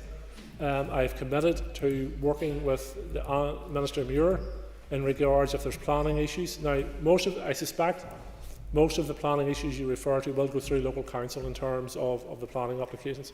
But I can assure you, in line with my statutory duties, I'll work with any minister or anyone else to ensure that those farmers who are affected by this are treated properly, and where there is issues in and around planning, if I have powers where I can assist them, I will assist them. Cathal Boylan. Could I also welcome the Minister's statement, but could I ask the Minister, when will the actual construction commence on the ground? Sure. Preliminary works will start early next year. There's already some works going on the ground in terms of archaeological surveys and some geotechnical inspections of land, etc. But in terms of the work that people will notice, fencing will start early, fencing off of land will start early next year. Some preparatory work will start early next year. The main construction works will most likely start in the mid-2025. Stephen Dunn. And thank the Minister for the statement, and I too also want to welcome the progress on what is a very dangerous road indeed. Given the scale of the costs, I was slightly surprised to see no costings, from what I could see, detailed within this considerable statement. Can the Minister detail more of an up-to-date costings around the current costs on such a major scheme? Minister. The estimated cost at this stage is around 1.2 billion. Now, there's still engagement going on between my department and contractors, and I'm mindful that I have to be protective of the public purse, and that will be my main driver and when my officials are engaging with contractors, that they're aware that I have to be protective of the public purse and get value for money for that. David Honeyford. Thank you, Deputy Speaker, and I welcome the statement from the Minister this morning. You've referenced regional balance of the economy and the economic outlook, or positive economic outlook for the area, but can the Minister provide an update of the current envisaged economic benefit to Tyrone and Derry from the new A5 road, and is there any estimated figures around that? Minister. I don't have the figures in front of me, but we will supply the member whatever figures are available to us. But it's clear that when you provide proper road networks or any form of transport networks to a community, that the economic benefit is significant to them. The simple basis of being able to move goods and people in a quicker, safer, more efficient manner would show that that would benefit your economy. Diana Armstrong. Speaker, and I thank the Minister for his statement today. Over the past weekend, I met with farmers who will be affected by the A5 road scheme. Top of their concerns are the vesting process. Can the Minister assure me that he will work tirelessly with farmers to make sure that none of them are impacted negatively with this scheme? Sure. Can I welcome the member to the Assembly and wish her well during her time here? As I say, there has already been some engagement over a number of years with affected farmers. But now last Wednesday was a definitive statement, so now those farmers who are directly affected will be aware of that. My officials will be engaging with them. There will be information sessions held. We will be letting them know that if they have further questions or queries, who to contact and how to contact them moving forward. It's difficult to say that no one will be negatively impacted due to the fact that a farmer is losing some of their land. They're negatively impacted. But in terms of financial compensation, which doesn't fully resolve the matters for someone whose land's been taken. But in terms of financial compensation, that is a matter for LPS. But I can assure you, I'll do everything within my statutory powers to ensure that the rural and farming community are treated fairly. Members, that concludes questions on the statement. The next item of business is a motion on the draft programme for government. Clerk, please read the motion. That this Assembly recognises the absence of clear and measurable objectives in the draft programme for government and calls on the First Minister and Deputy First Minister to work with their executive colleagues to introduce specific, measurable and time-bound targets including but not limited to waiting times, child poverty, childcare costs, biodiversity loss, social housing, water and wastewater infrastructure before the draft programme for government can be approved. Thank you. I call Matthew O'Toole to move the motion. So moved, Mr. Deputy Speaker. Thank you. The Business Committee has agreed to allow up to 1 hour 30 minutes for this debate. The proposer of the motion will have 10 minutes to propose and 10 minutes to wind. As an amendment has been selected and is published on the Marshall list, the Business Committee has agreed that 15 minutes will be added to the total time for the debate. Mr. O'Toole, please open the debate on the motion. Speaker, when we came back here 8 months ago now, just over 8 months ago, we were clear that we would be a constructive opposition. We have been constructive but robust ever since.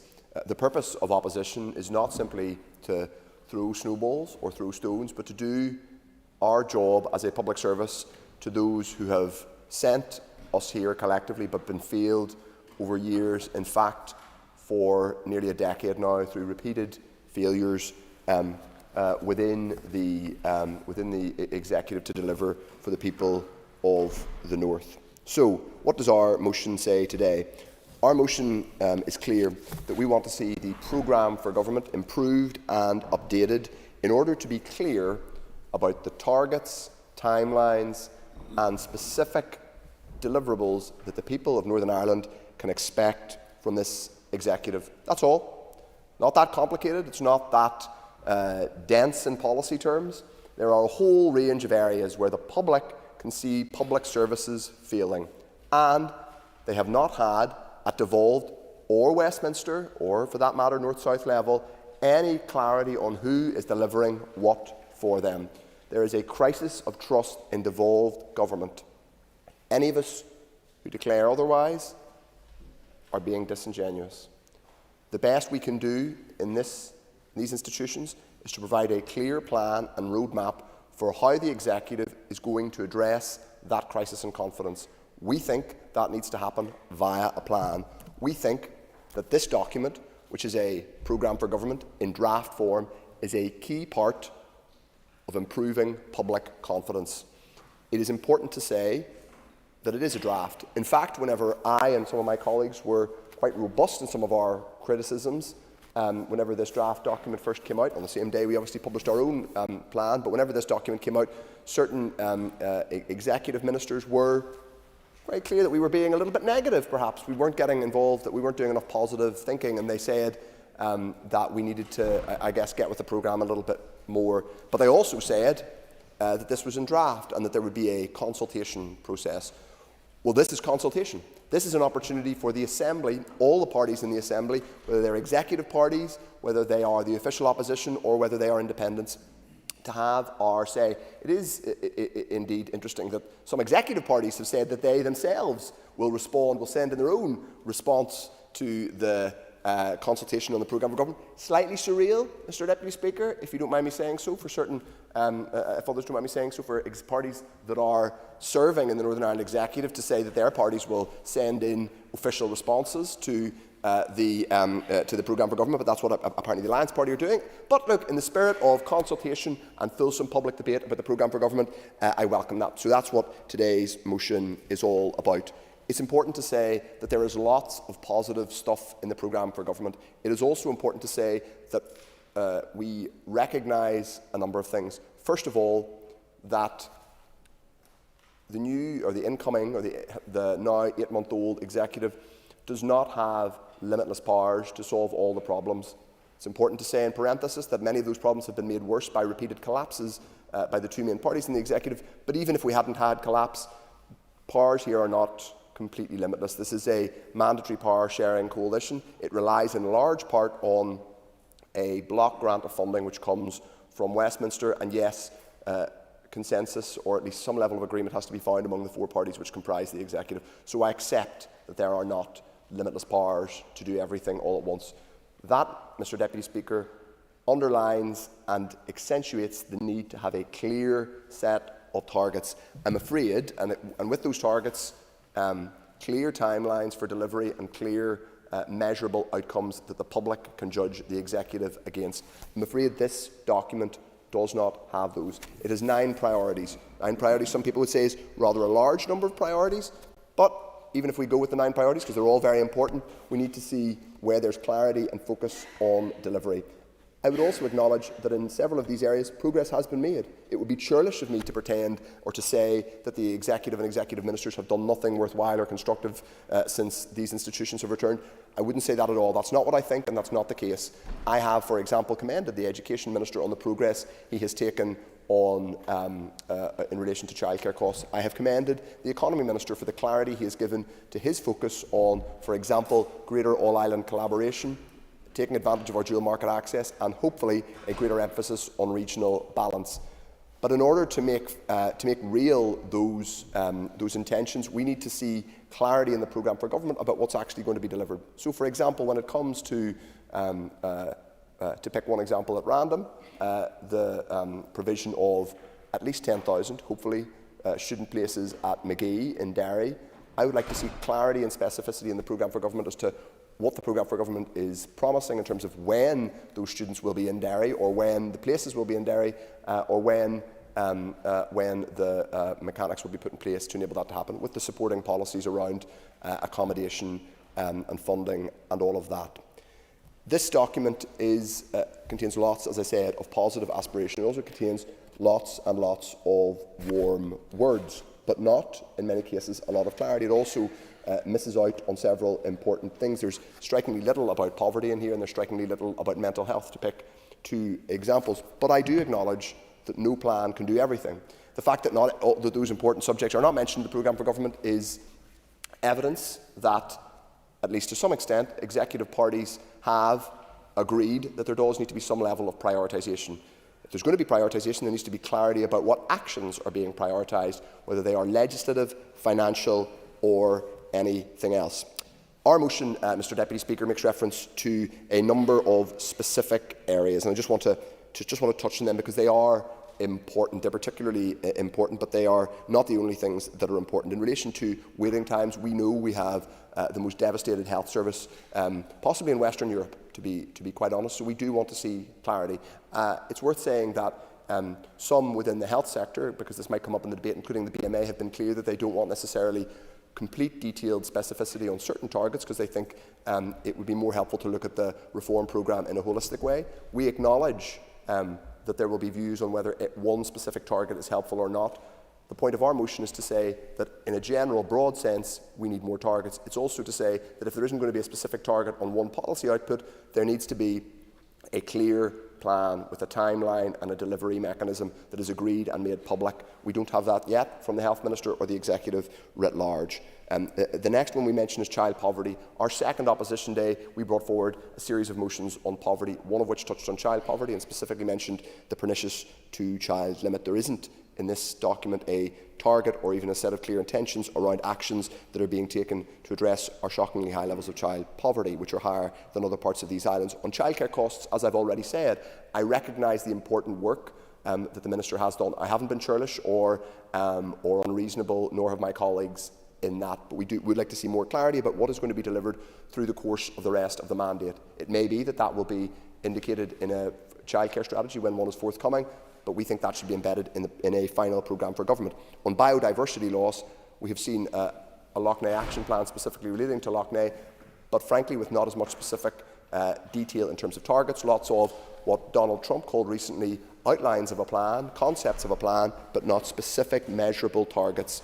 We're going to keep asking for these because they're important, not for us, but for the public, the people who send us here. When it comes to social housing, we know that we have a shockingly low number of social housing starts. We know we're nowhere near fulfilling what was set out in the plans that were outlined in 2020 and 2021. On water and wastewater infrastructure, in parts of the north, you simply cannot build a house, let alone get to the kinds of targets we need to deliver on our social housing strategy. So what is the plan for that? I know the Infrastructure Minister has talked about a proposal or outlines or concepts of a proposal for a developer charge. We don't have clarity on that yet. If that is a specific legislative intervention, bring it in front of this House. The same goes with everything else that every other minister is doing.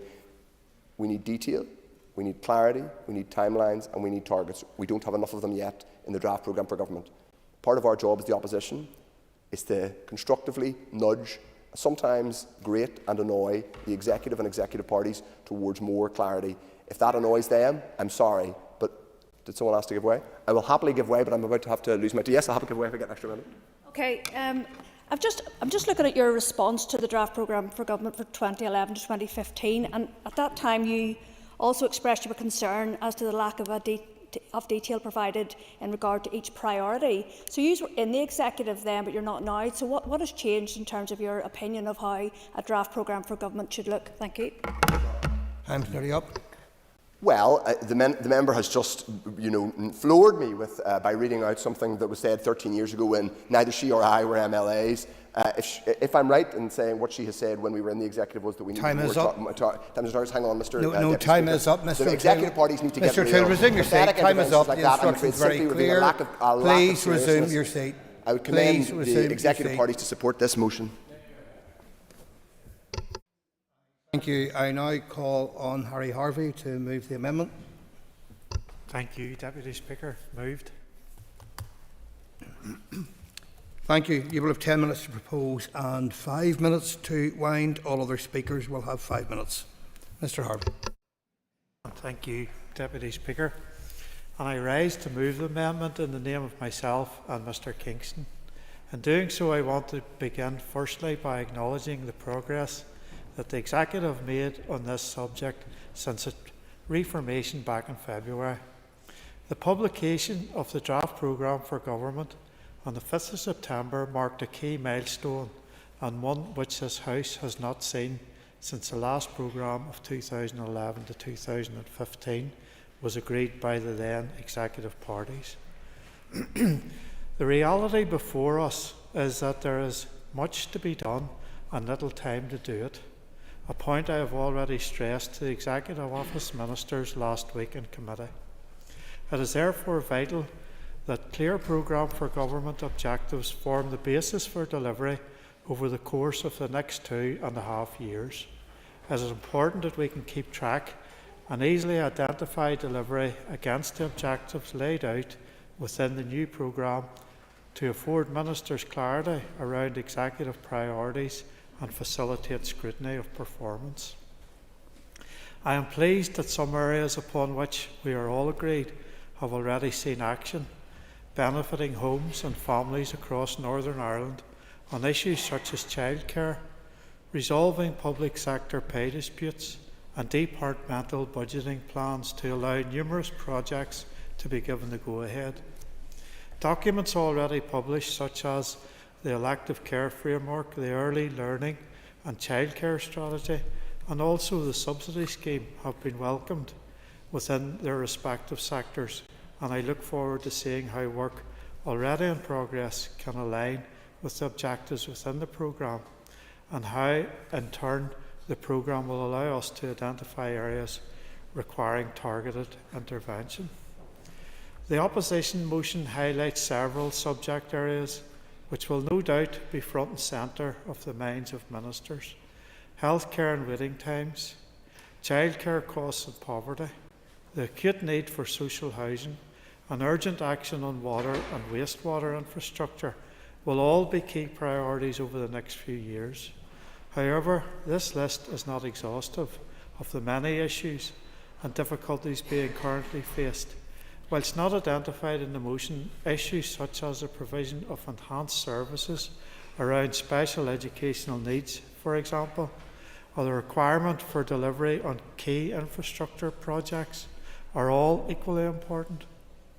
On social housing, for example, I know that my party colleague has been working hard on a housing supply strategy, aware of the necessity to set out how improvements and investment can deliver 100,000 homes over the next 15 years, a third of which being social affordable. We need borrowing capacity reinstated for the Northern Ireland Housing Executive to enable them to begin building once again, and the Executive must continue to invest in new models of affordable housing, from shared ownership to the new models of affordable renting. Whilst the programme, once completed, will supply government with a roadmap, it will arguably more importantly, inform the private sector of the executive priorities, providing much needed clarity and certainty for the incoming years. The input flowing from the current public consultation will therefore be a vital element of the process and will hopefully inform the executive discussion around how best to enhance and elaborate upon the initial draft framework. I know that in relation to the need for specific, measurable and time-bound objectives, we as a party will be seeking to work with others to ensure that such are introduced where we deem them to be appropriate and practical to do so. Delivery is pivotal for the DUP, and the Executive must deliver and be seen to deliver on the issues that matter to the public over the rest of the mandate, and I look forward to the final programme and seeing the work of implementation commencing. Thank you, Mr. Speaker. And thank you. I call Emma Sheeran. And I welcome the opportunity today to speak about our draft programme for government, which obviously is out for consultation at the minute until the 5th of November. And it's vital that as many people as possible respond to that consultation and have their views fed in. I think the announcement, as Mr Harvey just outlined, of our draft programme for government on the 5th of September was a good news day for the North and for this Executive and for everyone in this Assembly, and a key indication of everyone working together to solve the problems that we all face in our constituencies and to deal with the issues that our constituents bring to us. And if you look at the priorities in the programme for government as outlined, you'll see that it tackles the issues that we all face. Anybody that has been listening to me over recent weeks will know that as a Mid-Ulster MLA and as somebody who lives in South Derry, we have had a significant problem with our water quality in recent weeks, and as a result of the problems that we have in Lough Neagh. And so I was delighted to see that an action plan for Lough Neagh features as one of the priorities in the draft programme for government, and it's vital that that work is started, because we know that that's not something that's going to be solved overnight, and it's been years and years and years of underinvestment and decline that have led to those problems, and we need to work together to fix that. Similarly, we have all, as constituency MLAs, had people contact us about the rising cost of childcare and the pressure that that puts on working families. So again, a commitment to sorting that issue, and I know that work has begun there, and a cross-departmental approach to that issue is key and is fundamental to good government and us all working collaboratively together. And I could go through all of the 9 priorities. They're all examples of that. I was particularly pleased to see ending violence against women and girls outlined as a priority, and the work has begun on that strategy. And obviously last week at committee we heard from our First and Deputy First Minister and Junior Ministers around the updates that we're going to receive in that work, and we want to see that particular epidemic ended in the north of Ireland, and we don't want to see the north continue as one of the most dangerous places in the world to be a woman. All of these things and all of the work that has been done here, I suppose, blasts a lot of the misconceptions that people have about politics in the north. We all have different ideologies, we all have different political perspectives, but we're all united in that we all want to see the best for the people that we represent, and we all want to deliver for the people that have put us here. And I think this draft programme for government is a brilliant example of that, and would urge people to feed into the consultation and to have their views heard. Gormila Maigov. And call Paula Bradshaw, Chair of the Executive Office Committee. Thank you, Deputy Speaker. I rise to say a few words initially on behalf of the Committee for the Executive Office, and I thank the members for bringing this motion to debate today. The consultation on the draft programme for government runs until the 4th of November, and it is very important that it is analysed, discussed and debated to ensure that it is the best possible way forward.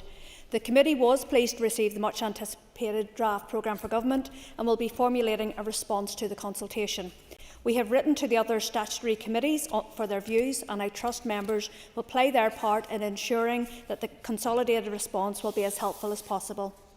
We expect to receive a briefing from the Executive Office departmental officials as soon as practicable at the conclusion of the consultation to ensure that people's views have been taken on board, and the committee looks forward to playing its part in scrutinising progress as the actions in the final programme for government unfold towards the stated aims and objectives. We will examine the indicators of progress and seek meaningful outcomes for individuals and communities going forward. I will now make a few remarks in my capacity as an Alliance MLA. Mr Deputy Speaker, I will be supporting the motion and the amendment. I should start by emphasising that a programme for government is meant to be a broad set of priorities, not a specific set of targets. It is designed to set out a direction of travel overall, and to that extent the document is well named. It is a broad plan establishing what matters most, and that is indeed what a broad four-party executive should be doing. Nevertheless, going strictly by the wording of the motion, there is no requirement to place targets within a programme for government before it may be approved. However, there is a requirement to set targets in key areas before it may be approved and signed off. So we could perhaps debate what precisely constitutes specific and measurable, and perhaps also whether we should take time-bound to mean within the current mandate. Some of the areas quoted in the motion would need to be addressed over the medium to long term, so any target set for the current mandate would be necessarily a staging post rather than a final destination, or perhaps evidence of a particular action aimed at a longer term goal. However, fundamentally, the public does have the right to know what it is that the executive ministers have set out to do, so that voters can best assess, come election time, whether they have done it. Of course, targets are just one aspect of that, and we do need clear roadmaps for attaining these. The other thing perhaps omitted from the motion is, but which is central to the effectiveness of a programme for government, is that actions have to complement each other. This has to be on the basis of cohesion, not just for purpose but also for action and delivery. It is for this reason, among others, that the Alliance Party has proposed a standalone mission for peace and peace building, that it should be inserted into the finalised programme for government. We need to recognise that we cannot achieve the ambitions contained in the programme whether or not we have specific targets, if we do not tie it together with work on reconciliation, equality and inclusion. Ongoing political instability, the failure to tackle division and the maintenance of paramilitary control over some communities are huge barriers to achieving anything set out in this programme for government. We need assured stability, work and integration and an end to gangsterism if we are meaningfully to grow our economy, improve our public services and deliver shared prosperity. In closing, Mr Deputy Speaker... Yes, well... I'm grateful to the committee chair for giving way. Does she think that there should be specific targets on any of the areas she's just mentioned in the programme for government, whether that's tackling paramilitarism or political stability? Should there be a target, for example, to reform the institutions in the PFG? I thank the member for... Thank you. I thank the member for his intervention. Yeah, the point I made earlier was that once the draft programme for government is agreed, then we should be having those specifics, and that would be what the Committee for the Executive Office, that's what we would be measuring, scrutinising and assessing going forward. So therefore, in closing, Mr Deputy Speaker, the motion makes reasonable but actually limited points, as we have to think about implementation in the broadest possible sense. There would be no harm at all in outlining targets in various departments, as I've just said, so that the public may assess them, and indeed in adding indicators to this process. But these also need to be accompanied by meaningful actions and, in our view, by an overarching mission on peace and reconciliation. Thank you. Thank you. Members, as question time begins today at 2 p.m, I suggest that the Assembly takes its ease until then. This debate will continue after the urgent oral questions listed today, and the next member to speak will be Connie Egan. Thank you.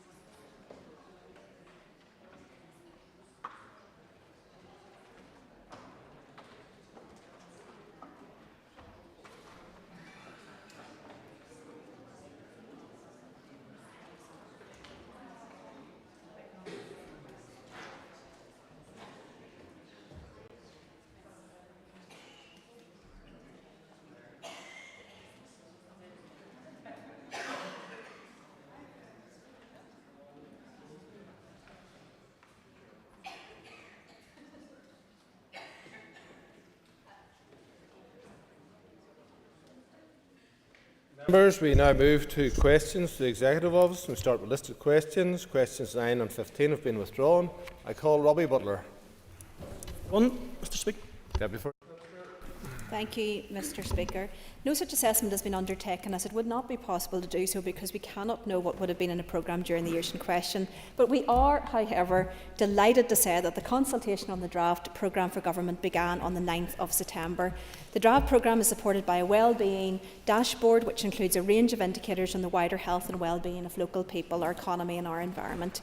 The wellbeing dashboard will be published and regularly updated. This will be used to help us understand the impact that the programme is having. Mr. Butler. Thank you, Mr. Speaker. Thank the Deputy First Minister for her answer. If we are to continue to repeat the sins of the past, we'll never get any better. And it's, in my estimation, it's unarguable that the failure to have government here for 5 years out of 8 has in fact impacted on the fact that we didn't have a programme for government and people's lives. Can the Deputy First Minister give an undertaking to the House that a conversation may be had to learn from the mistakes of the past and we can move into a better dispensation for the people of Northern Ireland? First Minister. Thank you, Mr. Speaker. It's imperative on all of us to work together to try to ensure that stability. At the heart of that must be addressing issues head on, but also to find a shared way through some of the challenges that we face. He is of course right, but I think it's also fair to say that in terms of the vision, the objectives and the policies outlined in the previous programme for government, those had not been fully completed at the end of that period of time in 2016. So there's no doubt that departments were able to continue much of that important work under the guise of that programme for government prioritisation previously set.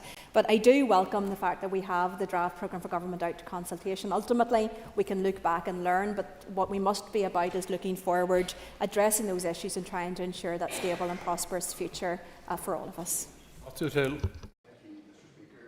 In the spirit of looking forward and delivering what's in this document, and hopefully it'll get a bit more specific, can you confirm now, Deputy First Minister, that you will be here for the remainder of this mandate, that you will not resign your office, and you will deliver what is in this programme for government and the final document that succeeds it?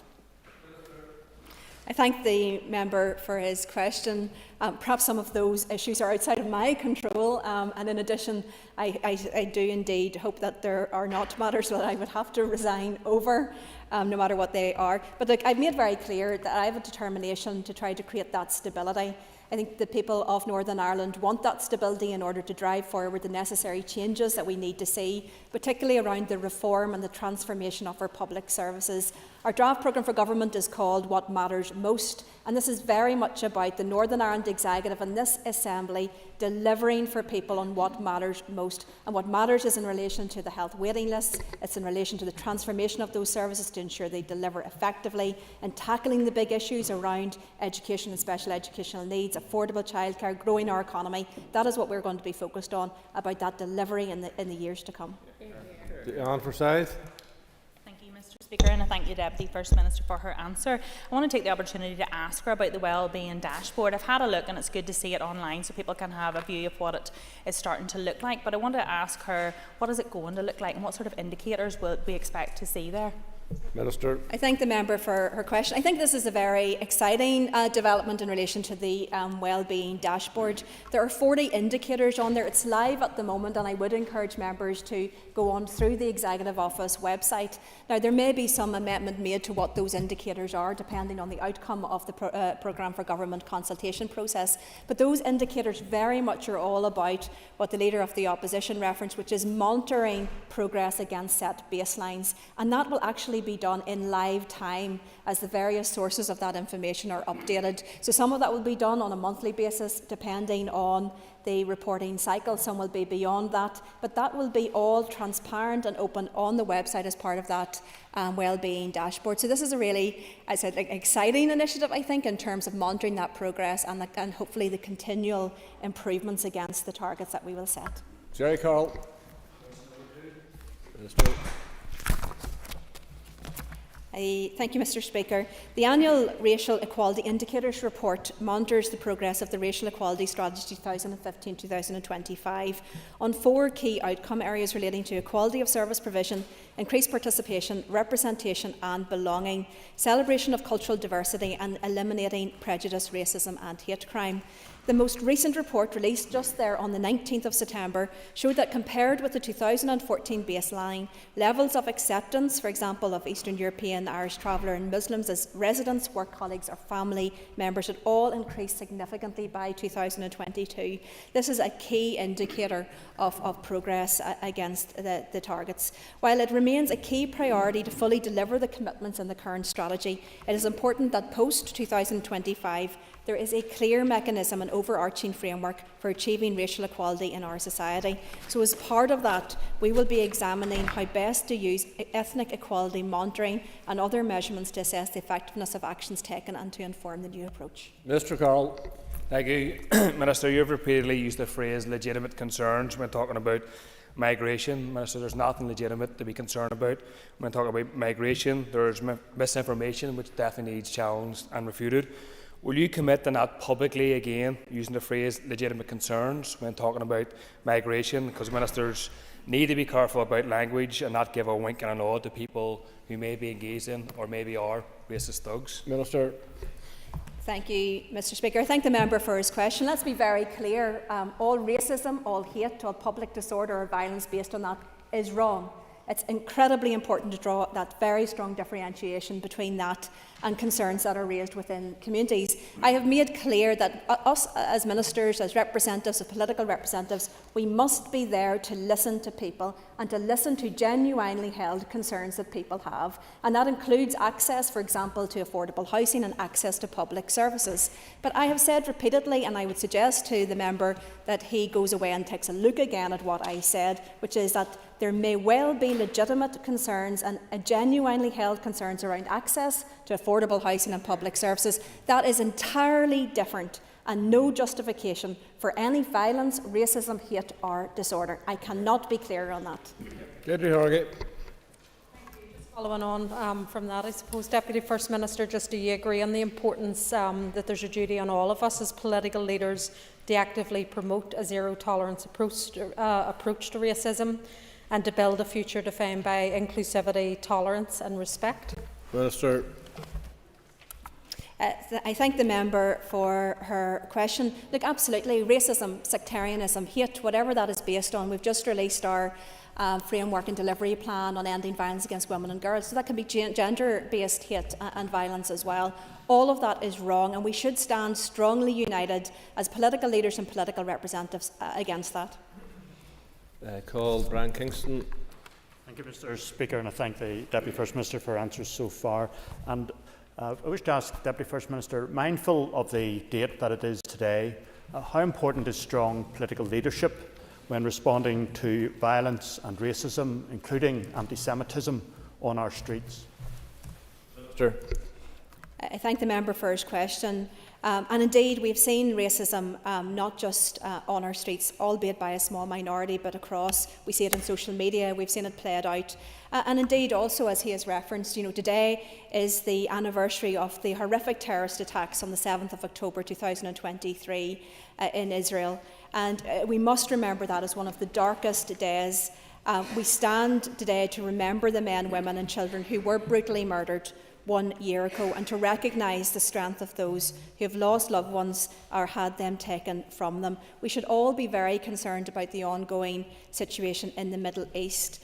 We should all be calling for all hostages to be returned safely to their families and calm to be restored to Gaza, Lebanon and the wider region. Israel, of course, has a right to defend herself. I am deeply saddened by the anti-Semitism and the racism that has been demonstrated on social media and on the streets and another forum in relation to this issue. We should all stand united against all forms of racism and sectarianism, no matter where that is found. Paula Bradshaw. Mr. Speaker, thank you, Deputy First Minister, for your answer so far. You referenced ethnic equality monitoring, and obviously we haven't got that embedded on a statutory footing yet. And with the delay in the revised race relations order, are you minded to bring it forward through the office as a standalone piece of legislation? Thank you. Minister. I thank the member for her question. So this is something that goes just beyond that statutory requirement. There are a number of things that we can do, and indeed the unit within the Executive Office are working with agencies, with the civil service and public sector and wider in terms of monitoring that type of data and to collect that. It is of course important that we understand the issues and the challenges in order to take appropriate action where it is needed most.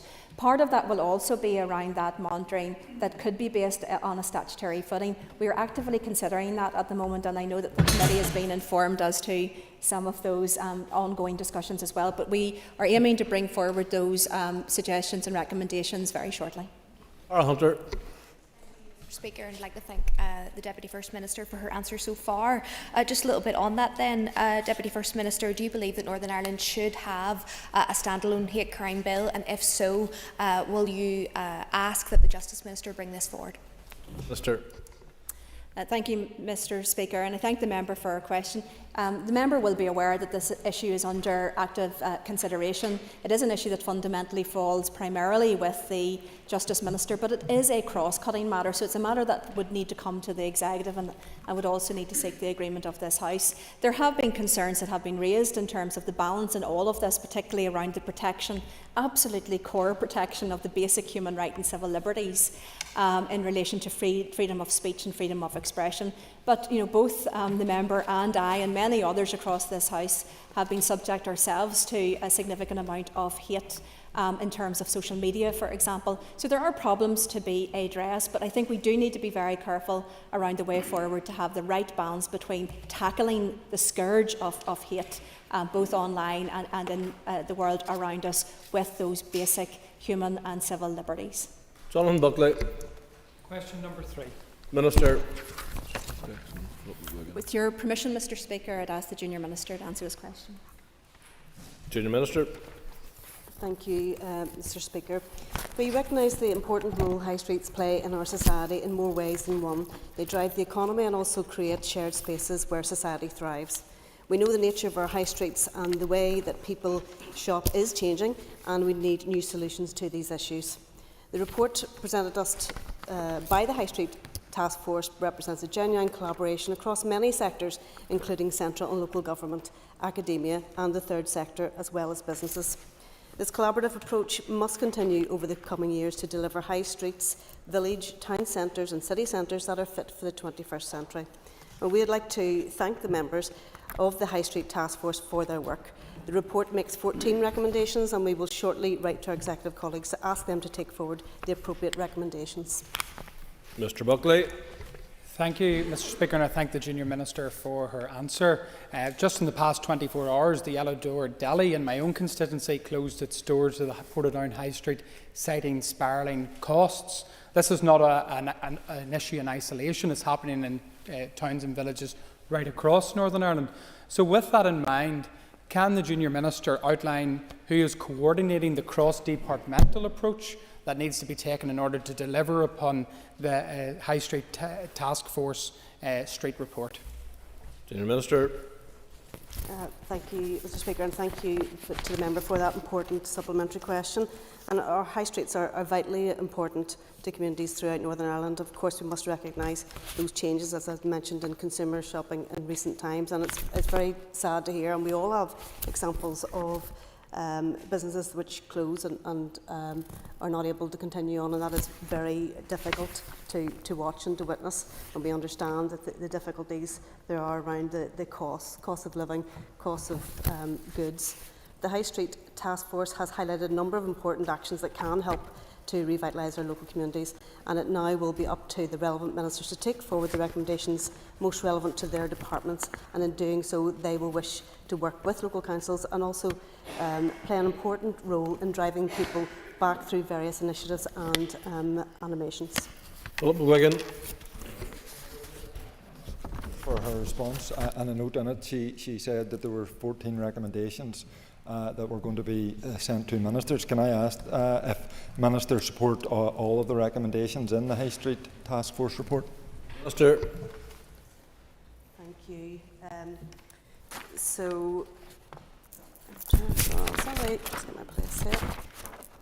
So in terms, yes, we agree with the principles of the recommendations. The high streets must be supported, and more detailed consideration of how the task force recommends we do that and any impacts since the report was published, such as the cost of living crisis, the budgetary position and developments in place-based working, are all factors which colleagues across executive do need to consider. So colleagues across DFE, DFC, DFI and DOF may have particular thoughts on how to take forward the recommendations which sit within their policy control. Stuart Dixon. All of us suffer in our constituencies with challenges that high streets have, none less in East Antrim, in the town centres like Carrickfergus and Larne. So, Minister, what are the learning points that have been held by the Executive Office about the publication of this particular report, and how will it be delivered? Minister. Thank you, Chair. I don't think I have a relevant answer to that. If I could, I'll come back to you in writing on that particular point. Patsy McGlone. Question number 4. Minister. Mr Speaker, the issue was discussed at our meeting with the Secretary of State for Northern Ireland and the Chancellor of the Duchy of Lancaster on the 2nd of October. We remain committed to ensuring that the needs of victims and survivors continue to be met, and we are delighted to have agreed the new Victims and Survivors Strategy, which has also been endorsed by the Executive. A key part of the strategy is to provide support for victims and survivors and their families as they try to move forward from the experience of the past. The draft strategy recognises the importance of truth and justice and the need to work towards greater societal recognition of the hurt, loss and trauma of our past. We will continue to provide support for victims and survivors through the Advocacy Support Network, which is delivered by community organisations funded by VSS, the Victim Support Service, and is part of the forthcoming Peace Plus programme. Mr McGlone. I thank the Minister for her answer. Can the Minister, or I should say the Deputy First Minister, given that the ICRIR has only agreed to investigate 8 out of 85 potential cases, can the Deputy First Minister detail what steps she will take or her department will take to ensure that every victim of the Troubles has an equal opportunity for justice? Deputy First Minister. Thank you, Mr Speaker, and I thank the member for his important question. I think it is appropriate to recognise the deep hurt that continues to be felt by very many families, and that is compounded by the fact that so many of hundreds of those victims and survivors have not yet had justice or truth. I mentioned that we had raised this issue to the Secretary of State. Of course, there are different views upon this important issue, but one of the issues that I raised directly was that sense that there is a hierarchy of victims, or a two-tier approach. All parties around this chamber opposed the legacy legislation, and through that the establishment of the ICRIR as it is known. However, I think it is incumbent on those who have faith in the ICRIR to explain to families why that process is sufficient for some but not for all. And if a different process is required for some, then what is the inadequacies that is trying to resolve in the ICRIR process? I have to say I do have confidence in Sir Declan Morgan. I think he is a very honourable man who will do his best in terms of the ICRIR. There are issues about the Article 2 compliance, as highlighted by the recent court judgment, but these issues will have to be addressed, because at the heart of this is a responsibility on all of us to support all families to get the best possible opportunity for truth and justice, and all families deserve that same opportunity. Ms. Sheeran. And I thank the Deputy First Minister for her answers thus far. Deputy First Minister, in 2012, the former British Prime Minister David Cameron acknowledged shocking levels of collusion in the murder of Pat Finucane, and we know that this wasn't the only case in the north where collusion was at play. Is the Deputy First Minister confident that the public inquiry will now deliver the truth that the Finucane family so deserve and expose the practice of British state collusion? Minister. I thank the member for her question. Any so-called Article 2 compliant process should have the ability to get to truth and justice. I would, from a personal capacity, gently remind the member that there are people, not least those sitting in this room, that have truth that they could give to victims and survivors, and actually address the fact that they haven't had truth and justice. There are others that are associated with political parties and others who hold that important truth that they are withholding from families. So we should never forget that 90% of the murders that took place during the Troubles were by paramilitary organisations, and many thousands of those families have not received truth and justice. So I would appeal to everyone around this chamber that we should all be working together to ensure all families receive truth and justice. Philip Brett. Thank you, Mr. Speaker, and can I thank the Deputy First Minister for her answer and her ongoing efforts for the victims across Northern Ireland. Would the Deputy First Minister agree with me that all victims in Northern Ireland deserve truth and justice, and no more so than Gina Murray? Gina Murray, as the Deputy First Minister will know, campaigned tirelessly following the sectarian murder of her 13-year-old daughter by the Provisional IRA in the Shankill. She passed away this weekend not seeing truth or justice for her daughter. Would the Deputy First Minister agree with me that those who may hold information or continue to support those who carried out those acts finally honour her legacy and give truth and justice Minister. to those families? Thank you, Mr. Speaker. I thank the member for his very appropriate question. As indicated, we should all take that time to pay tribute to the incredible work that so many families of those victims, all of the work that they did over the years to try to get truth and justice. And I pay tribute to Gina Murray, whose life undoubtedly was shaped so terribly by the tragic loss of her 13-year-old daughter, Leanne, in that sectarian Shankill bomb, something that could not be justified and should not be justified by anyone. But ultimately, this was somebody who gave and spent decades of her life campaigning for truth and justice for her daughter and for so many victims and survivors. So we pay tribute to her, and absolutely what we should do in memory of Gina is, as I've said, commit ourselves right across this House to campaigning for the best opportunity for truth and justice for all, and that all should have that same opportunity to get that truth and justice. Claire Sugden. At a recent committee of the Executive Office Committee, Sir Declan Morgan suggested that his commission is potentially taking forward investigations that are more independent than a public inquiry, given that the Secretary of State sets the terms of reference for the public inquiry and indeed can amend it if he feels in the public interest to do so. Does the Executive Office have an opinion on this? Minister. Thank you, Mr. Speaker. I thank the member for her question. There isn't a departmental position in relation to that. But as indicated, and I think sometimes we do bandy about terms like Article 2 compliant, and I know that that doesn't always translate to what it actually means on the ground, but it does mean a process that is sufficiently independent that it is deemed under our international commitments to have independently and fully have the powers to investigate these issues relating to the death of a person. So in that sense, that the key thing here is that the ICRIR must be Article 2 compliant in order to do that. But most of all, we've always said this, key to our approach has been that all families deserve that truth and justice. All families must remain with that opportunity to get that justice, and that's why we had opposed that blanket amnesty that was set out in the previous legislation, and we welcome that that has been changed. Alicia McHugh. Question 5. Deputy First Minister. Thank you, Mr. Speaker. Infrastructure 2050 sets out the strategy for investment in infrastructure for the next 30 years to stabilise, deliver and transform.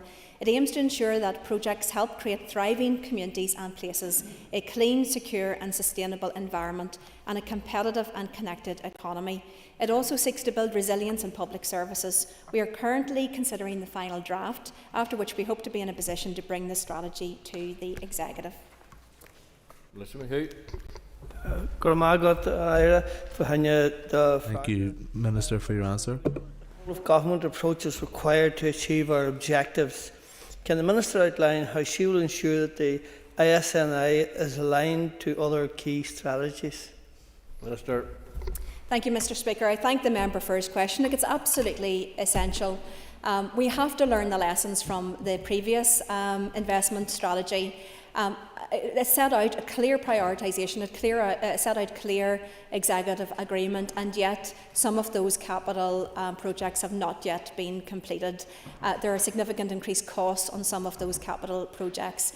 I've said it before, I'll say it again, that when projects run over in terms of both time and cost, it means we can do less than what we want to do with the capital funds that are available. So it makes sense, of course, for these projects to be able to be driven forward in a way that best attempts that these are done in a timely way and on budget. That hasn't always happened in the past. We need to learn those lessons, and I welcome that there's a whole series of actions now taking place in terms of identifying the problems and ensuring that as we move forward with the new ISNI strategy, as is often referred to, that we're able to actually fulfil the ambition that it sets out. Deborah Erskine.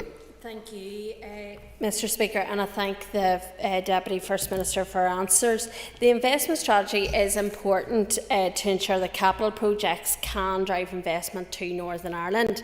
FDI in Northern Ireland has been a success story. What more can we do to work with the Government to showcase Northern Ireland and maximise opportunity to attract more investment to Northern Ireland, and how can that be tied in to the investment strategy? Minister. Thank you, Mr Speaker. I thank the member for her question. I think absolutely we have to work very closely with the relevant department in terms of business and trade across the UK. I welcome that there are two opportunities coming up this week.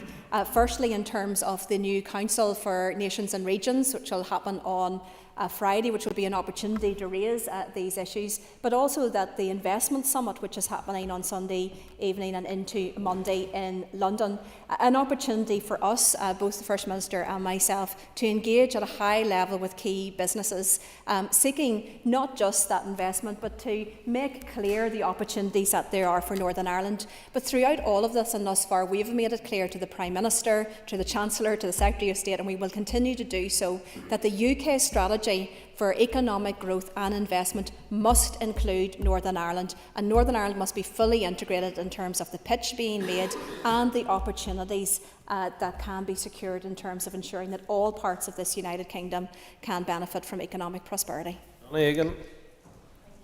And thank you, Deputy First Minister. In the context of projects and previous investment strategies not being delivered, what lessons will the Department learn to ensure that all actions will be delivered on for the forthcoming one? Thank you, Mr Speaker, and I thank the member for her question. There has been detailed work that has been taken forward, particularly under the Head of the Civil Service and through the Strategic Investment Board, SIB. SIB is tasked for bringing forward the new investment strategy, but they are undertaking a number of pieces of work to learn the lessons about what happened, but not just to identify the problems, but also to try to recommend where we can find solutions and process. We've always said that, look, this must be an executive that delivers. I want this to be an executive that is all about delivery. And part of that is getting the agreement in terms of prioritisation. A big part of that will be about securing the budget, the much needed budget. But an absolutely critical aspect of that, and very often where these projects fall down, is around the delivery and implementation and the rollout of that. We need to get that right, and that's everything right through from procurement and business cases in terms of the contractual obligations and the rollout in terms of this on the ground. All of those pieces must work together if we are going to deliver on time and on budget, and that's what we very much want to do. Can the Minister detail what specific targets will be included in the investment strategy to ensure regional balance is a key priority as stated in the draft programme for government? Minister. Thank you, Mr Speaker. Thank the member for her question. And I hope that we have made it clear thus far that we want every part of Northern Ireland to benefit from economic prosperity. Our focus is on that economic growth. We recognise that economic growth is key in terms of ensuring thriving, happy communities no matter where they are right throughout this place. So therefore, of course, the investment strategy will be actively looking at opportunities to ensure that that investment is right across. And I'm sure that the member would welcome the recent announcement just last week around the A5. The point at the very heart of that being that in order to get that prosperity, people need to be able to travel to take up those opportunities, and they need to do so safely. Infrastructure is such a critical part of ensuring that prosperity, and we will make sure that no part of Northern Ireland, should that be the northwest, the southwest, Causeway Coast and Glens, right through to the Mournes and Newry and Derma. I have probably forgotten somewhere in that, by the way, so if I have, I apologise. But we want to ensure that all parts of Northern Ireland prosper. Minister. We have been clear that we must build on the common ground that we all share to realise the potential of the site for the benefit of all, and we are committed to working with the Development Corporation to achieve that. The future use of the listed and retained buildings is part of that wider discussion that undoubtedly will take place, but we recognise that there's a lot of history with the site, and that will require us to move with consensus and with sensitivity. Unlocking the potential of the site must be done in a way which is entirely sensitive to the needs of victims and to the history and heritage of this place. And I can assure the member that engagement with those affected will be an essential part of any process if it gets to that stage in terms of developing proposals. We must move to topical questions, and I call Matthew O'Toole. Thank you, Mr. Speaker. Minister, you've just mentioned sensitivity in relation to victims. Earlier on, you acknowledged the deep hurt felt by paramilitary victims. You also said that 90% of murders and the Troubles were committed by paramilitaries. How then do you think victims of loyalist paramilitaries feel when 30 years after the loyalist ceasefire, ministers are meeting representatives of those paramilitaries to discuss policy? Minister. Thank you, Mr. Speaker. I thank the member for his question. Look, let's be very clear. Paramilitarism is wrong. It always was. There was always an alternative. But our peace process has always been built on engagement, and across many aspects of government agencies, including the PSNI, engage with those within the community. We must always reach out and continue to engage with those who wish to progress. The continued transition of those once involved with organisations now on ceasefire has to be core to our processes and moving communities on. But I can assure the member that all engagement must take place firmly within the context of our public and firm view against all terrorism or paramilitary activity. Hopefully that the Deputy First Minister will not be seeking the input of loyalist paramilitary gangs when it comes to other policy areas. But can I ask specifically, the programme for government says that paramilitary harm continues to affect too many adults and young people. It also says that paramilitary gangs continue to exert coercive control in certain communities here, including in East Belfast, where East Belfast GAA is unable to safely practice because there continue to be vexatious threats to their grounds. What message does it send when ministers in the executive continue to have meetings, and I repeat it, with representatives of those organisations? Minister. Thank you, Mr. Speaker. I thank the member for his question. Again, can I be very, very clear in relation to this? Threats are wrong. Any violence and disorder on the basis of that is wrong. People should be allowed to go about their business, should that be in terms of work, education, sport, and I think the Education Minister has made that clear. But I would refer the member to the previous question and to look back over the course of the last 25 years, where at the heart of our process is around engaging with those organisations, I may highlight at this stage, that are ceasefire organisations. Now, where there is criminality, where there is continued paramilitarism or terrorist activity, then we again have been very, very clear. The PSNI must do everything that they can to have that criminal justice response to such activities, because there is no role for those in the Northern Ireland of today. There never was in the past, there certainly isn't in the future, and we must all work together to stamp out the scourge of paramilitarism. Alan Chambers. Minister, public confidence in this place has been somewhat eroded by the events over recent years. Could the Deputy First Minister give her assessment of the impact on this already damaged public confidence after the events that have occurred over recent days? Deputy First Minister. Thank you, Mr. Speaker, and I thank the member for his question.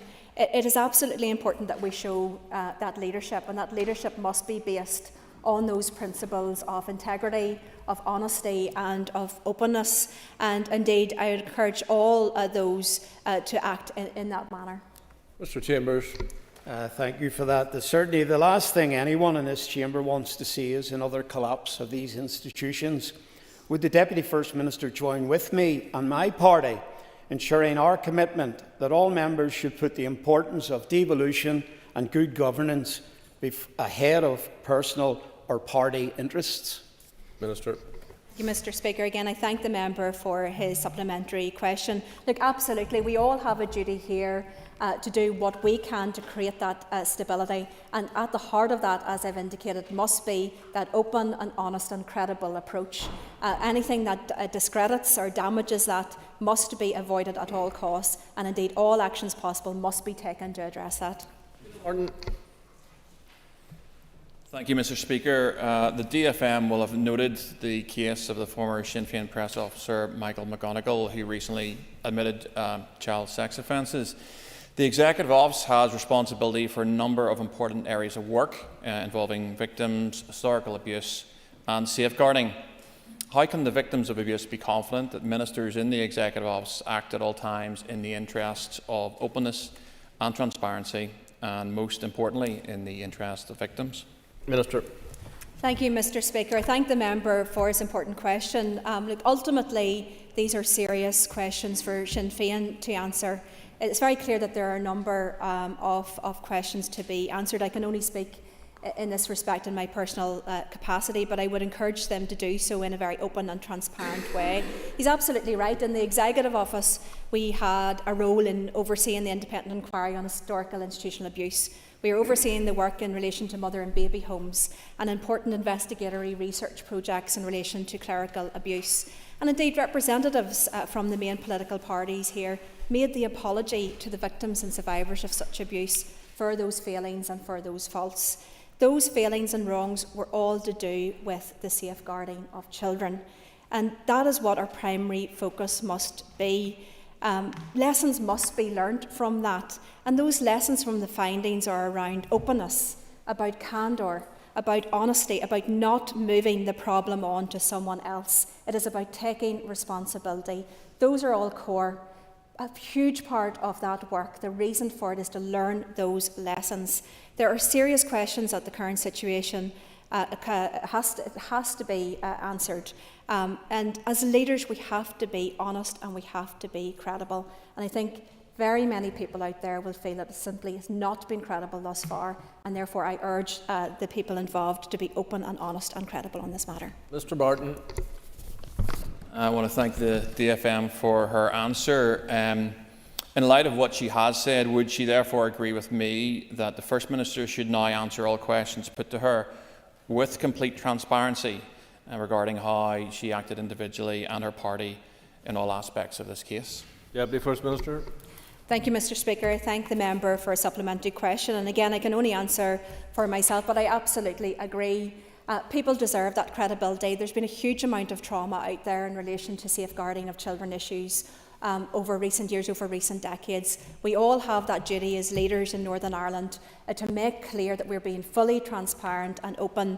And I think the course of the last week or so has been something that has damaged that credibility, and we need now to move to that. And I also would want to put on record that I distance myself from any comments in relation to trying to put the blame of this onto other organisations, particularly the charity involved in this, British Heart Foundation. I know the charity, they do a huge amount of good work. This is an issue where responsibility must be taken, and I hope that there will be very clear openness and honesty about this issue. Sean McElwain. The Deputy First Minister how aware her office is of the challenges faced by the agri-food sector in accessing workers, in particular mushroom growers and the fishing industry, and the impact that this would have on the Northern Ireland economy. Minister. Thank you. I thank the member for her important question. I've listened to both representations from herself and from the MPs and MLAs on this issue, but also from the agri-foods and farming sector and the hospitality sector. These jobs are absolutely essential. Northern Ireland farming supplies, it's a net contributor and a supplier across the UK, supplying 10 million people, well above our population. It's really important, it's really valuable, but they can only do that if they can get access to the right workers. This is an issue that we've raised continuously to the UK government, that in terms of an approach, it was never about closed borders entirely. It is about a sensible approach to migration and immigration, and addressing those issues in relation to the needs of sectors as well. So we will continue to raise these issues because we know how important they are in terms of the continued supply of those goods. Ms McElveen. And I thank the Deputy First Minister for her answer. Would the Deputy First Minister commit to leading a cross-departmental delegation to include the Agriculture and Economy Ministers to meet the Home Office to try to resolve the issues in respect of visas for workers needed in this sector? Minister. Thank you. Look, absolutely, and I really commend the member for all of the work that she is doing to highlight the concerns in this industry. We know that it is a serious concern, and I know that because the member herself has had that conversation with me. So absolutely, I think that the Minister for Agriculture should be a part of this and should be helping in terms of leading that team and being part of that team to speak to the Home Office about this important issue. And certainly I am happy to engage with the member afterwards to see if we can encourage the Agriculture Minister to do so. Mr McHugh. Concordia. Minister, do you agree that the city growth deal signed recently for Derry City and Staban Council area will be key to helping address regional imbalance, in particular in relation to the North West? Minister. Thank you, Mr Speaker. Thank the member for his question. Look, absolutely, at the very heart of the city and growth deals is that sense of using whatever levers and investment possible to encourage that economic growth, the levelling up agenda as it was known. And that's very much what we want to achieve across Northern Ireland. We believe that a better, brighter future for Northern Ireland lies with that economic prosperity, but that economic growth must benefit all parts. That is why we're deeply, deeply disappointed to see that the Causeway Coast and Glens and the Mid-South West city and growth deals have been paused and are not progressing. When you look at the statistics for some of those areas, there is significant need, and that need for that intervention of those additional funds coming in to invest for that economic growth. So we will be continuing to raise this directly. I have no doubt that the First Minister will agree with me that we should be raising this issue directly with the Prime Minister on Friday at the Council for the new Council for Nations and Regions as well. So look, we will continue to raise this at the highest possible level. We want all areas to benefit, and these city and growth deals are essential to that. Mr McHugh. Minister, do you agree that ongoing investment into areas such as the North West, and particularly into my own area, West Tyrone, that in turn will lead to a vibrant economy within that area and a thriving economy that we can look forward to in the future? Minister. Look, absolutely, and I think we've got fantastic businesses right throughout Northern Ireland. There are areas of Northern Ireland where there's a real particular focus on particular industries, should that be the advanced manufacturing, for example, in Mid-Ulster, right throughout the various specialisms that we have in different places. That is a model that I think we can build on, working with Invest NI, working across the various departments as well, to take a look to say, look, where there are job opportunities, where there is that opportunity for investment, how can we ensure that that is spread in such a way to bring that economic benefit to all parts? The clear message from this executive is that no part of Northern Ireland will be left behind. We will continue to be a champion for every part of Northern Ireland, north, south, east, west, and that is essential in terms of at the very heart of all of the work that we do. Peter McGrills. Thank you, Deputy First Minister. Given its prominent place in the draft programme for government, can the Deputy First Minister provide an update on work to end violence against women and girls? Thank you, Mr Speaker. Look, absolutely, as the member will be aware, we've just recently launched our framework and the delivery plan, and we're currently actively working on the delivery of the funding schemes, both the Challenge Scheme and the Change Fund.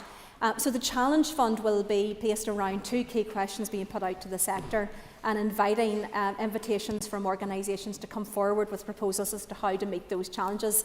We're aiming for that to go live in October, so this month. And in relation to the Change Fund, this is a fund that will be working with local councils and community-based organisations. That will have to be delivered through different mechanisms, but we are striving to get that out as early as possible, no later than January of 2025, but we are working, if at all possible, to get that out prior to that date. Mr McGrills. Thank you, Deputy First Minister, and you've mentioned some funding schemes there. Can you elaborate about how much resource has been set aside to facilitate this? Deputy First Minister.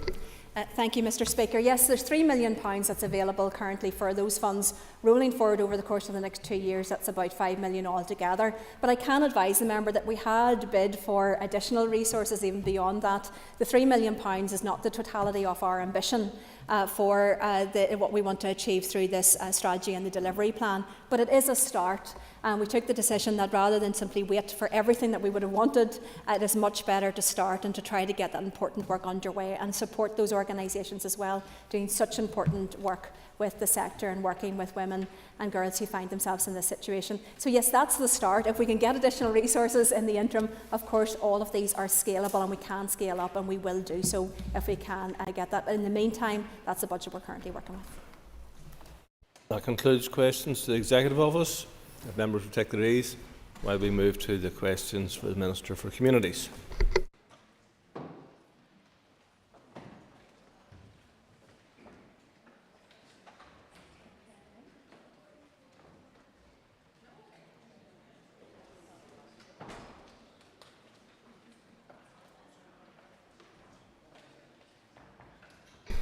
Okay, moving on to questions to the Minister for Communities. We'll start with the listed questions. Question 12 has been withdrawn. I call Colin Crawford. One, Principal Deputy Speaker. Minister. Petition for funding, which closed at the end of August, attracted interest from a range of organisations. My officials are now assessing the applications received. By the end of this year, I expect to be able to make the outcome public and to move on to the next stages towards awarding funding. Thank you, Principal Deputy Speaker, and I thank the Minister for his answer. Given budget constraints, what additional steps does the Minister plan to take beyond capital housing budget increases to expand housing options? Minister. Well, I'm grateful to the member for his question, and can I begin by welcoming the member to this place. It's good to have another former member of Mid and East Antrim Borough Council here. I think there's quite a few of us, and you're very, very welcome.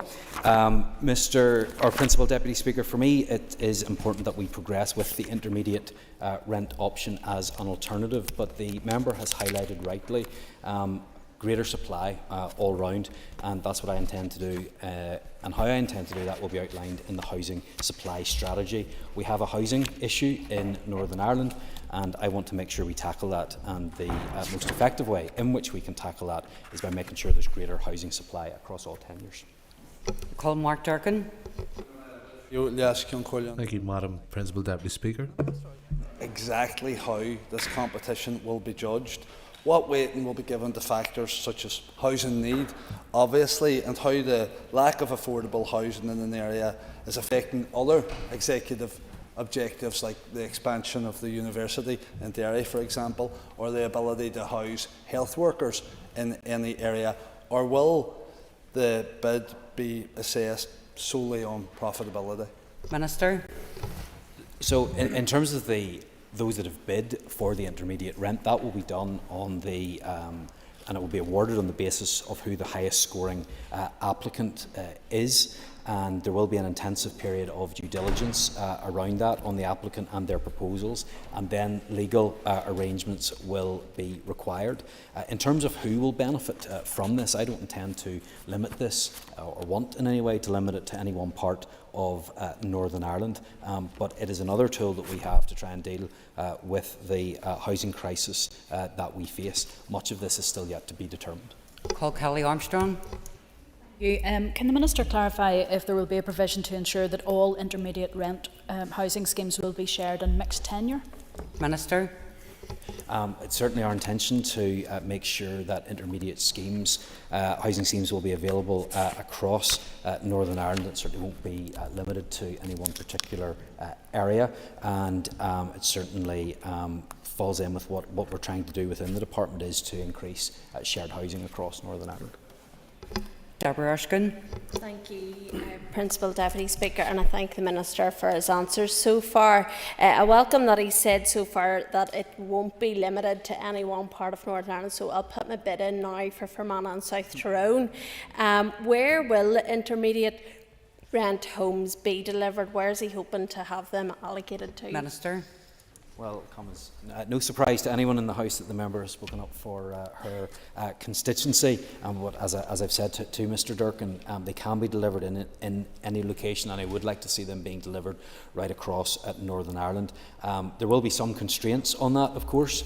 There will be areas in which this is more effective because of the high rental cost and high demand, and it won't be possible to reflect that and make sure that it works in all different areas, because sometimes the affordability gap will be very small between social rents and private rents, and it's certainly my intention to make sure that this impacts where it is most needed. But I hope that this will only be a pilot, and I hope that this can be expanded as time goes on. Ciara Ferguson. Would the Minister agree that it should be targeted in areas most in need, and constituencies were areas in most in need, particularly given a level of saturation regarding no even a temporary accommodation available in areas like Derry and Belfast? Minister. Well, the member has highlighted her own area, and there are particular challenges there, especially in terms of temporary accommodation. As I've said on every issue since I've come into post, as a result of the constrained budgetary environment that we are operating in, we need to make sure every pound that we spend goes as far as possible. So naturally it would mean that where there are areas of high demand, that could be reflected there. I think where there are areas of high demand, you will see a higher rental cost, and therefore that's where it will be most effective. Because as I just said to Deborah Armstrong, that's not always going to be, Deborah Erskine, that's not always going to be possible to get that value for money where there is a smaller affordability gap. Call Colm Gildernew. Cash Deborah Doe, question number 2, please. Minister. Principal Deputy Speaker, as I previously stated, I have been meeting with executive colleagues who have a key strategic remit around housing supply to garner support for full implementation. I have a couple of more engagements that I would like to have with other executive ministers before this can be concluded. However, I am finalising the strategy to bring to the executive very shortly. Of course, publication and implementation of the strategy will be dependent upon executive approval, and project structures remain in place to allow implementation of action planning to proceed once approval has been given. Colm Gildernew for supplementary. Margaret, thank the Minister. The supply strategy, Minister, sets out a vision for housing and a route map to ensure everyone is safe and quality and affordable homes. Therefore, how will you ensure that you have capital allocations required for social and affordable housing, and to ensure they don't continue to fall short of the strategy's targets? Minister. So of course it's absolutely the case that the housing supply strategy will look at all tenures, but that is not in any way meant to replace the need for sufficient funding for new build social homes. We have seen an increase in the funding that had originally been allocated by the executive at the start of this year, and I'm pleased that we will be getting additional funding for social homes in Northern Ireland. However, it's not enough, and I will certainly continue to make the case to executive colleagues, and I hope that the member will as well, about the need for continued investment. It is now a standalone item and objective within the programme for government, and that needs to be reflected in future budgetary allocations as well. Call Patsy McClone. Thank you, Madam Principal Deputy Speaker. For his efforts in this regard. Would the Minister agree that unless the crisis in infrastructural provision for sewage disposal is properly addressed, that this has every potential to render your document and your efforts more or less an academic exercise? Minister. I probably wouldn't go as far as the member on that one. I certainly don't think that it would be an academic exercise. It's certainly an issue that we need to tackle, and it is a drag on the ability of us to have the homes that we need right across Northern Ireland. And I suppose that's the whole purpose of the housing supply strategy, is it recognises that there are many different issues that are holding back and being a problem whenever it comes to us being able to build homes. Absolutely, I agree that the planning and infrastructure are a really important part. We need to free that up, and we need to make sure that there's the land availability, that we can get planning for new homes, and that we have those water connections, because the homes would be worthless without that. That's something I have engaged with the Infrastructure Minister on. That will be reflected in the housing supply strategy, but it also needs to have the support of executive colleagues, and we need to make sure that action is taken, because if we don't, it is a serious drag on us what we want to do. It doesn't stop all of the other things, but it is a problem. Call David Honeyford. Thank you, Principal Deputy Speaker. Can I ask the Minister whether he can confirm whether the retrofitting of social homes is a key strategic element of the housing strategy? Minister. It certainly is, because as I've set out before, we not only want people to have homes to live in, but we want people to have warm, safe and secure homes for people to live in. That will be a key part of the strategy. We need to do that in order to meet the net zero targets, but more importantly, it actually benefits people, and that's why it needs to be taken forward. I was really pleased to be able to go and see the new housing executive properties that had been built in North Belfast a few weeks ago, and the energy efficiency measures within those homes. It's simply incredible, the savings that it will have for people, and of course that has other benefits. So that, in short, yes. Brian Kingston. Thank you, Madam Principal Deputy Speaker, and I thank the Minister for his answers so far. And can he outline for us what level of funding would the Department need in order to achieve its 2024-25 target for social houses? Minister. So in their budgetary bid for 24-25, the Housing Executive advised that a budget of £193 million would be required to deliver starts on 2,000 new social units this year. So I do intend to bid for additional funds to ensure that we can have new build social housing in the next monitoring round. But importantly, I will also continue to push for clarification on Housing Executive borrowing powers, because that has the potential to be a real game changer, not only so that we can ensure we maintain the stock that we have, but also build new homes. Call Linda Dillon. Question number 3. Minister. Changes to the housing selection scheme are underway, including exploration of options for the future of intimidation points. Under the current scheme, someone who leaves their home as a result of domestic abuse can be allocated points for homelessness and primary social needs points for violence or the threat of violence.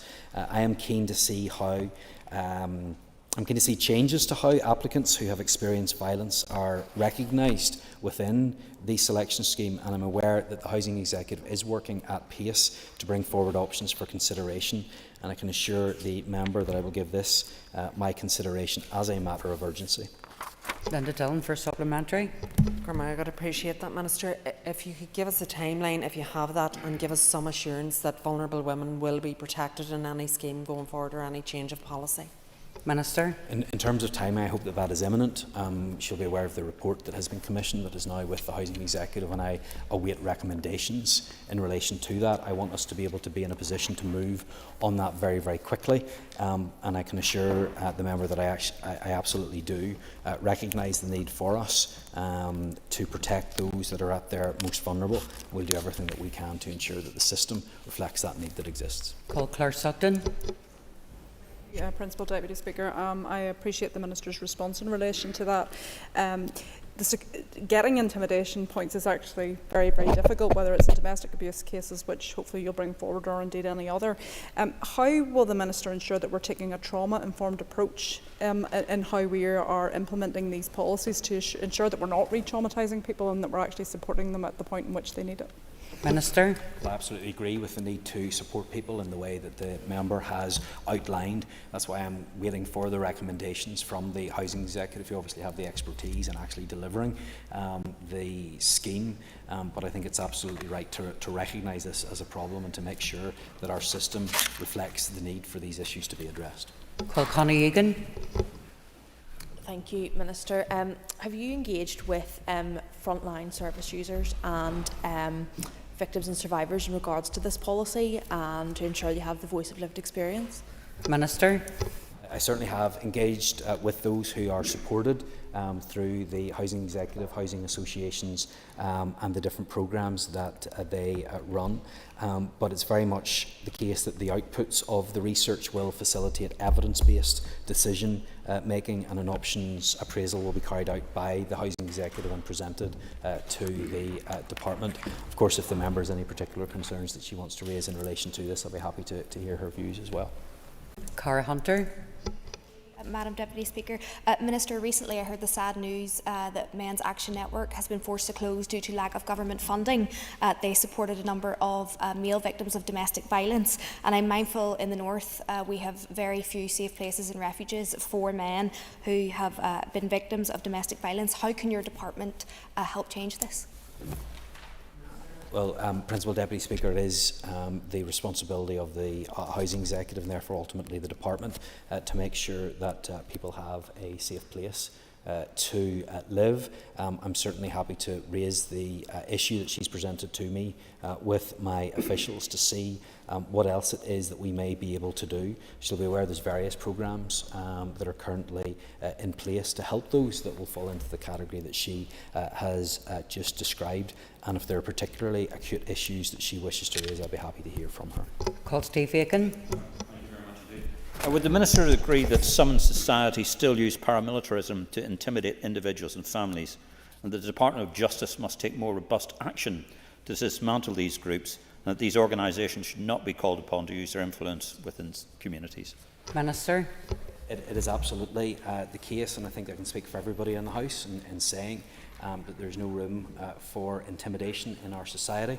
There's no justification for this sort of activity, and I'll certainly give whatever support is required in order to make sure that we deal with these issues that are affecting communities. This particular question is in relation to the future of intimidation points, but of course I hope that we will one day be in a position where that is not an issue in our society. Call David Brooks.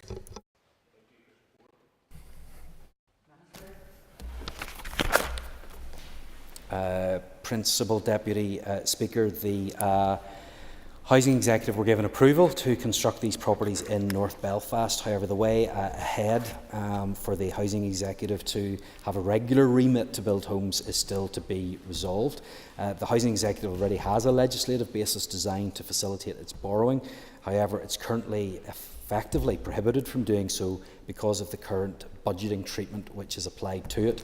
This means that it cannot currently provide the same value for public money as the registered housing associations who do not have access to borrowing. So I'm actively pushing for a solution where the Housing Executive can borrow so that it can invest in and maintain its current housing stock and be able to add to the housing supply by once again becoming a builder of social homes. Regarding the areas affected by the loss of tower blocks, each individual business case submitted in relation to the tower block strategy sets out detailed proposals for the site in question. This includes a feasibility study of opportunities for new build rehousing sites in the localities and how long these would take to develop. So while some of the land made vacant by demolishing tower blocks could be redeveloped, it's too early to confirm whether that would be undertaken by a housing association or the Housing Executive. David Brooks for supplementary. Thank you, and I thank the Minister for his answer. The Minister will understand the primary anxiety of people in those areas is that those sites may be cleared and left vacant and for dereliction for some time. Can I reassure my constituents that should those tower blocks come down, that won't be the case in Clarewood or in Craigie? Minister. Well, each of these will be decided on a case-by-case basis, where the Executive has approval for demolition and a new build there. There's a timetable setting out anticipated timescales for rehousing of the residents, demolition of the properties and appointment of a developer to deliver the new housing. We hope to expedite the latter in order that the new build scheme will quickly follow demolition, but it is possible that there could be some delay due to elongated design scheme proposals and tender processes. But the Housing Executive will continue to work in partnership with housing associations to transfer sites for development in line with the usual social housing development programme delivery arrangements. But I can assure the member that where these tower blocks are coming down, it's certainly my intention and therefore the intention of the Department and the Housing Executive that we have new homes on there as soon as possible. Neil McAllister. For his answer so far, and I wonder if the Minister can touch on an update on the revitalisation of the Housing Executive and whether such revitalisation will actually go to consultation. Minister. So in terms of the Housing Executive revitalisation programme that we hope to have in place very, very soon, The way that I see this and the way that it has been presented is that this is actually confirmation is what we're looking for from Treasury, that the borrowing powers that we're looking for are already in place and that we should be able to borrow. So this shouldn't actually be a change. It's not a change in the way that the Housing Executive operates. It's not a change to its status. It's confirmation of what we believe is currently the case.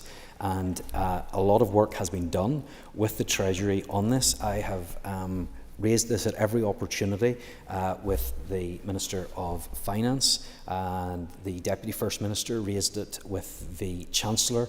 I have raised it with the Northern Ireland Office. I have raised it with the Housing Minister in HMG. I'm pushing this on as much as I can, and I will continue to do that because I think it is a change that can be made, but ultimately because it is, I believe, confirmation of what we should be able to do in comparison to what's already happening in housing associations in other parts of the UK.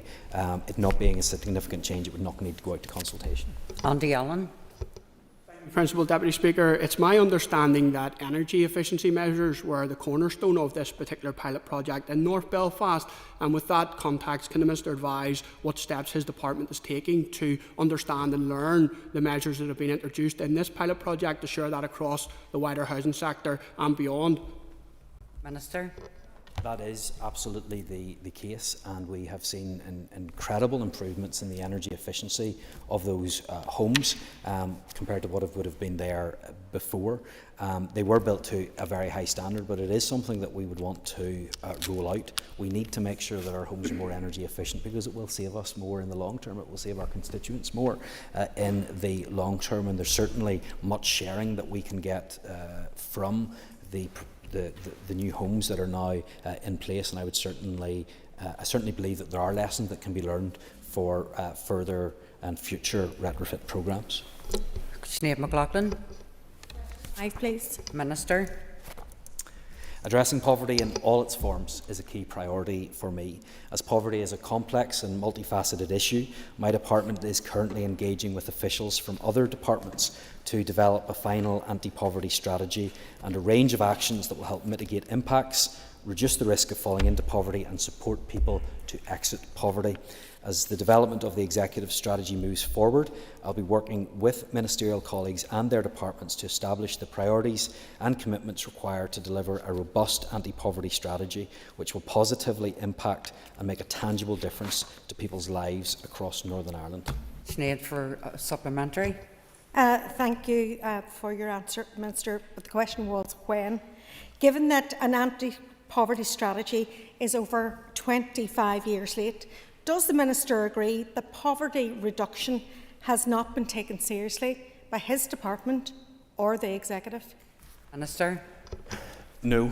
And I have addressed this issue with the member in this chamber before when we had a debate on child poverty in North Belfast. I will be bringing the draft strategy to the Executive in early 2025. I've just outlined for the member the steps that first need to be taken because I want to make sure that there is sufficient collaboration and working together with other government departments so that something that we have is effective and actually delivers tangible benefits to people right across Northern Ireland. What is this Executive doing in terms of tackling poverty? You only have to look at what our priorities are. Our priorities are healthcare, and it is our poor health in this country that often leads to poor outcomes in terms of poverty. It's about improving education, which is absolutely key to getting the skills that we need for people to be able to flourish. It's making sure that people have a home that is safe and secure to live in. Again, that's another priority within the programme for government. It's about making sure that we have more and better jobs in Northern Ireland as well. So the member's absolutely wrong to suggest that poverty isn't front and central to everything that we're doing because it is there in black and white in front of her. Call Sean Mulholland for supplementary. Principal Deputy Speaker, and thank you, Minister, for your questions so far. Would the Minister agree with me that conducting a departmental audit of the financial implications of poverty would allow each department to ascertain where future savings could be made with the investment into alleviation of poverty, and would he consider carrying out such an audit in his own department? Minister. That's certainly something that I'm happy to consider, and would be happy for other departments to consider as well, because I think that some of the proposals that we will have within the anti-poverty strategy with a relatively small sum of funding can leverage huge savings for the rest of the public sector now and into the future as well. And I think having data along those lines may well be useful. We have currently set up that cross-departmental working group to reach agreement on the delivery of the interventions that have been proposed. That may be something that is of assistance to us in that work. Ciara Ferguson. Well, Deputy Speaker, and thank you to the Minister for his answers thus far. The Minister, you described a range of engagements with other departments. Could you give us an update on just kind of the feedback from the other departments on the anti-poverty strategy? Minister. Yes, I have had correspondence with executive colleagues in relation to this, and I'm pleased that I think most departments now have come back with a link person for us to go over the proposed interventions that we would have under the three different pillars: minimising the impact of poverty, minimising the risk of poverty, and assisting people to exit poverty. So that work will be carried out in the coming weeks, so that we'll be in a position to bring the draft strategy to the executive in 2025. Call Michelle McElveen.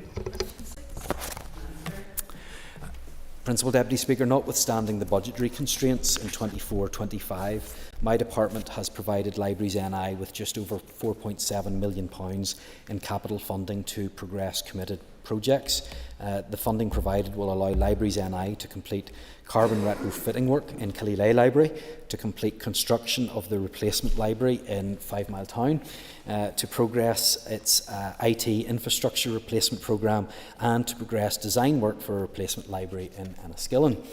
My department has also provided Libraries NI with just over £31 million in resource funding for 24-25.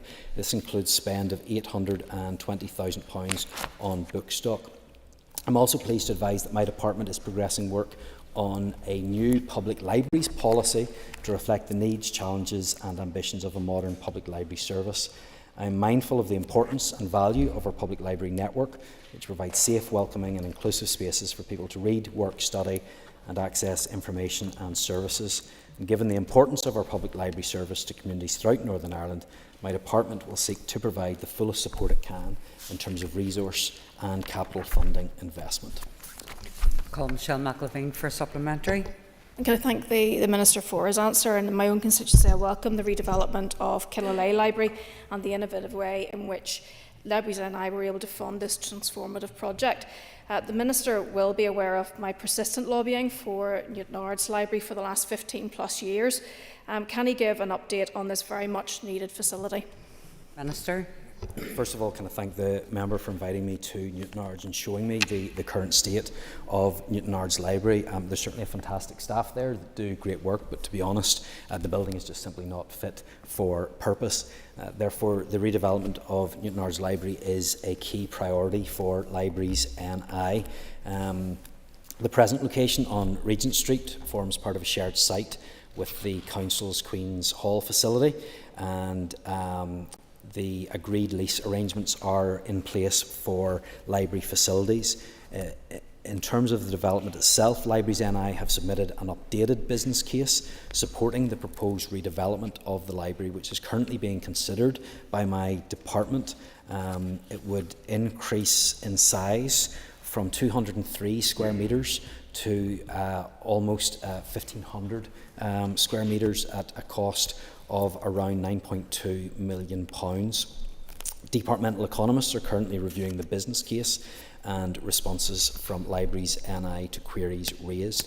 Once the approval of the business case has been secured, progression of the project will rely on the department securing the necessary capital funding. There's no definitive timescale for the Newtownards project, and any decision to proceed with the new library will be dependent on the prioritisation of capital investment in a very difficult budgetary situation, and I'm sure the member will continue to lobby me on this issue.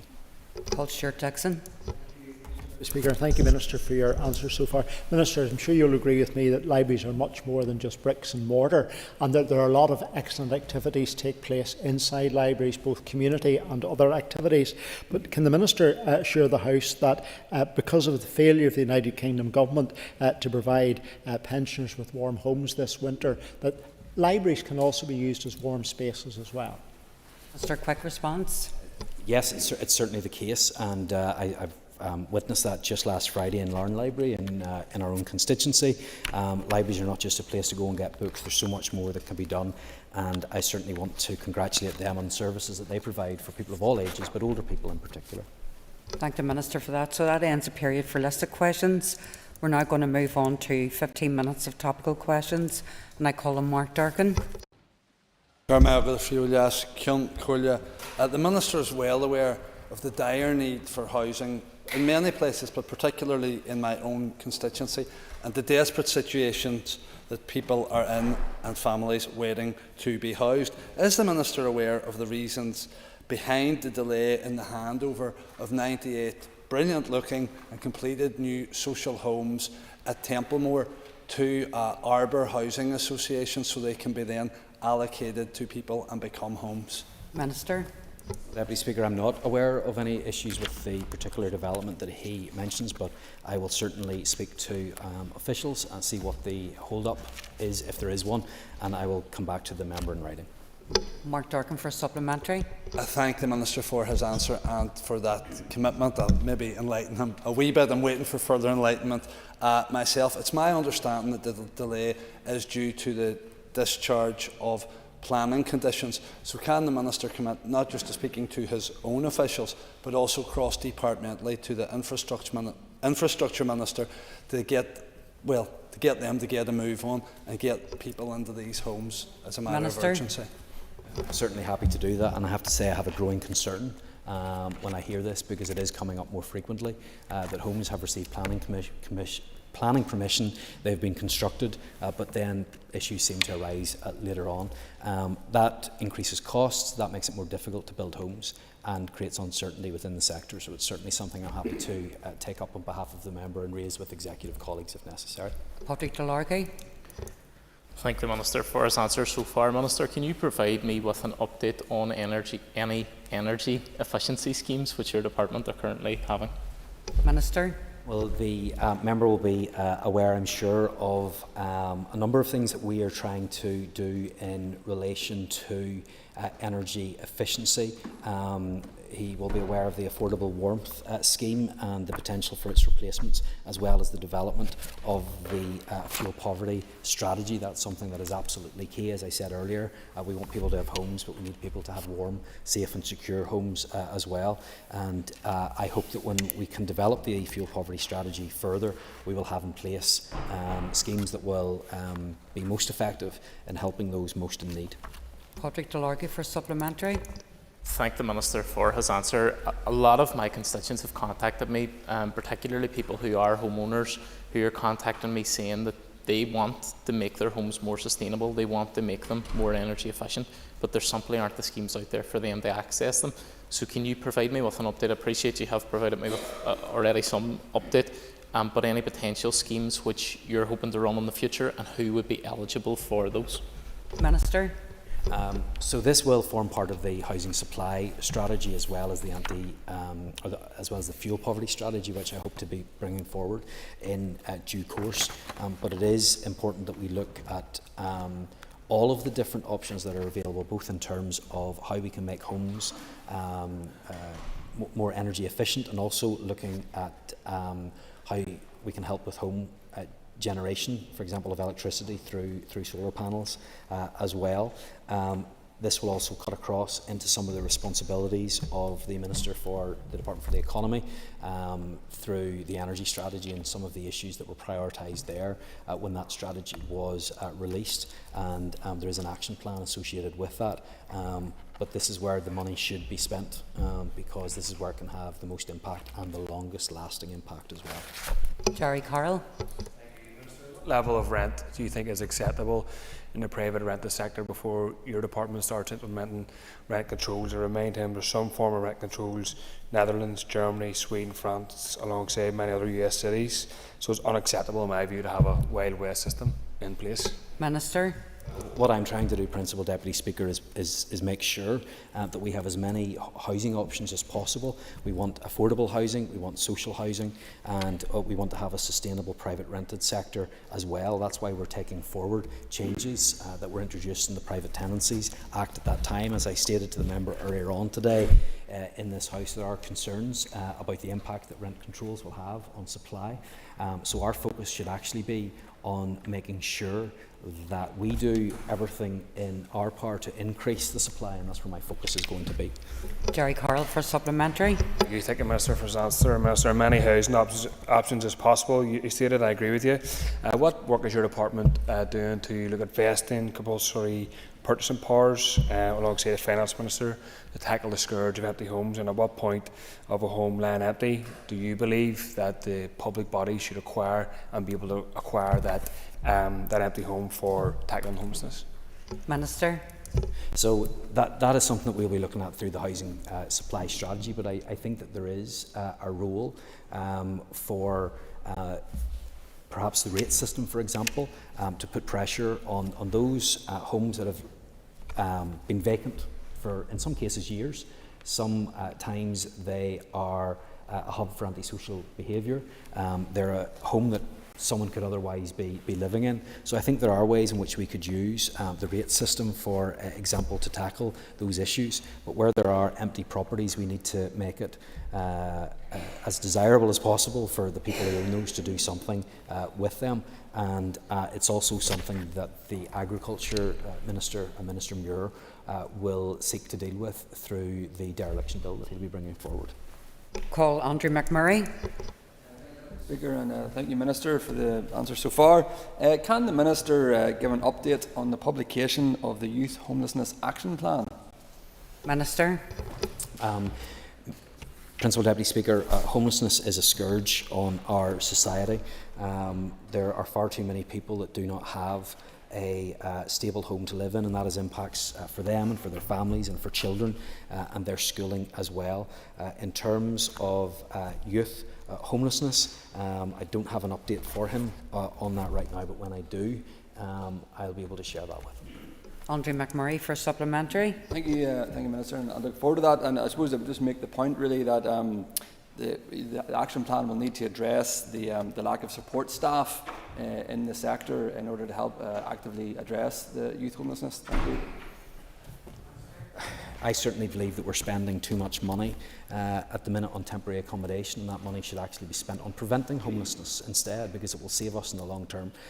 We need to do everything that we can to make sure that we are helping those that are most in need, because we understand that homelessness causes further problems for people down the line as well. There are educational difficulties, there are often cases very serious health issues that also then impact on the Department of Justice as well sometimes. So we need to make sure that the money that we are spending is spent in the best possible way. And for me, when it comes to homelessness, that money spent on prevention is where it should be spent. Unfortunately, due to the budgetary situation that I find myself in, we're spending far too much money on temporary accommodation. That means the resources aren't going where they need to go.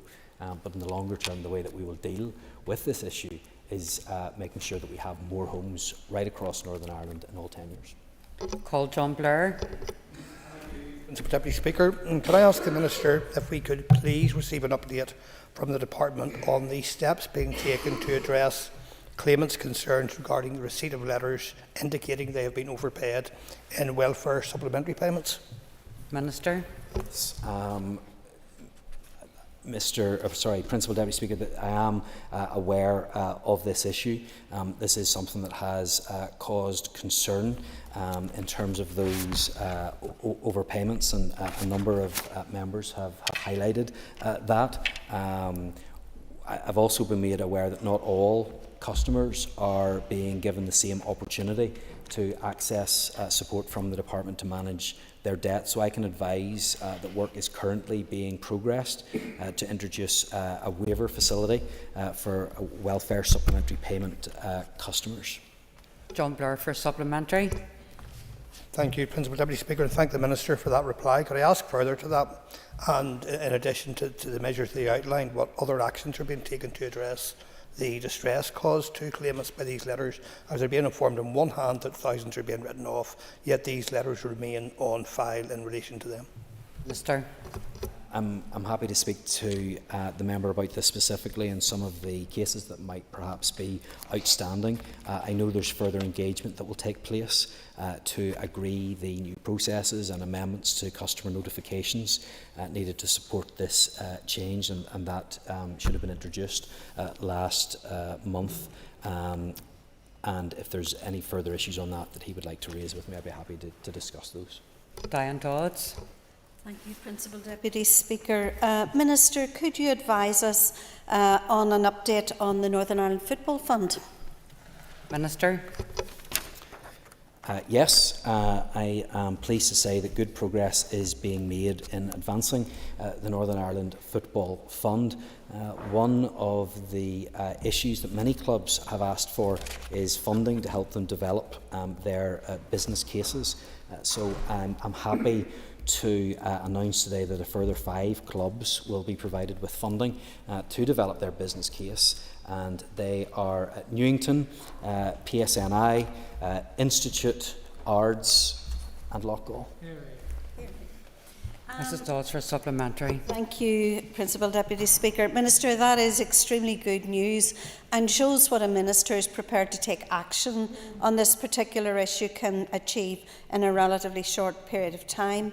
Can you assure us that your officials will work closely with those clubs in the development of the business cases so that we can see progress quickly towards a full implementation? Minister. I'm grateful to the member for the comments that she has made, and it's absolutely right. This lay for far too long. For 13 years we have seen no movement on this issue, and I'm pleased that we are now making good progress and that the first letters of offer will be out to clubs by the end of this financial year, and that is real progress and real delivery. But I understand that some clubs don't have the necessary capacity in order to move forward with this, which is why I have increased the number of staff working on the Northern Ireland Football Fund so they can provide help and assistance to clubs to make sure they have what it is they need to successfully complete their applications, to give the pertinent information and to progress this as soon as possible, because the people have been waiting for far too long. Stuart Dixon. Thank you, Minister. Minister, can you indicate to the House what actions you've been taking together with the Finance and Infrastructure Ministers to deal with the ongoing delays in our planning system? Minister.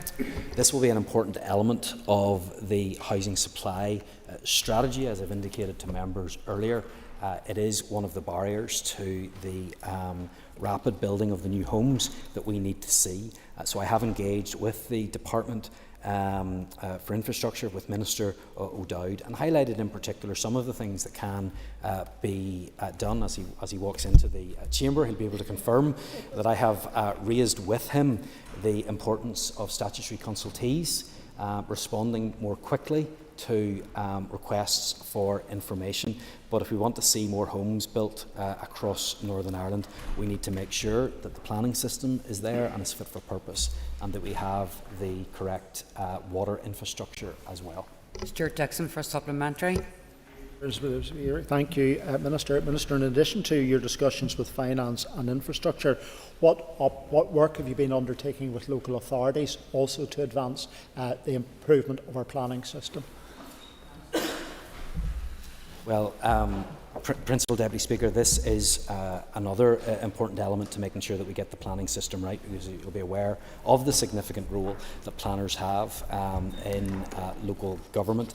I think that they absolutely have a role to play in making sure that their planning systems are as efficient as possible. That means working with applicants. It makes sure that applicants know the information that they're actually meant to be giving, and making sure that they respond as quickly as possible, because a week here and a week there makes a lot of difference at the end, drives up costs. We want to make sure that housing is as affordable for people as possible in Northern Ireland, and that means we can't have any unnecessary delays. That includes planning and connections with wastewater as well. Paul Buchanan. Well, Deputy Speaker, Minister, can you give us an update on the review of the charities regulation? Minister. Principal Deputy Speaker, the independent review of charity regulation report was published in January 2022.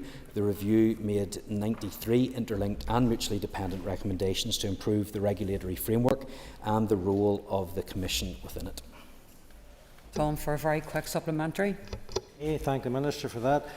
Can the Minister advise on the impact the 20,000 registration threshold will be to the small charities? Very quick response. Currently considering consultation proposals from my officials to support the introduction of a £20,000 registration threshold, below which charities in Northern Ireland would not be required to register with or report to the Charity Commission. Too many charities are having to do too much work in Northern Ireland, and it's putting some people off. We need to make it as simple as possible and as streamlined as possible for our charities to operate, and this change will help to do that for the smallest ones. Okay, members, take your ease.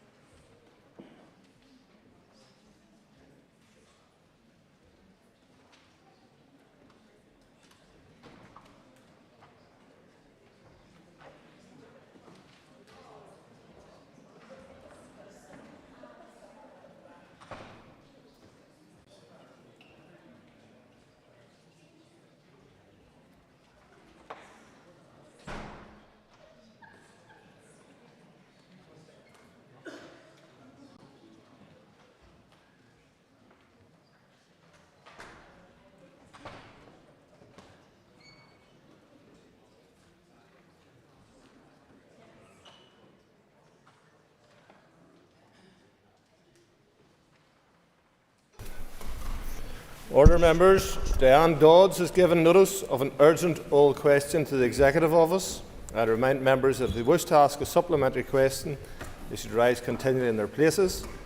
The member who tabled the question will be called automatically to ask a supplementary. Others who put in questions will be asked first. Clerk, please read the question.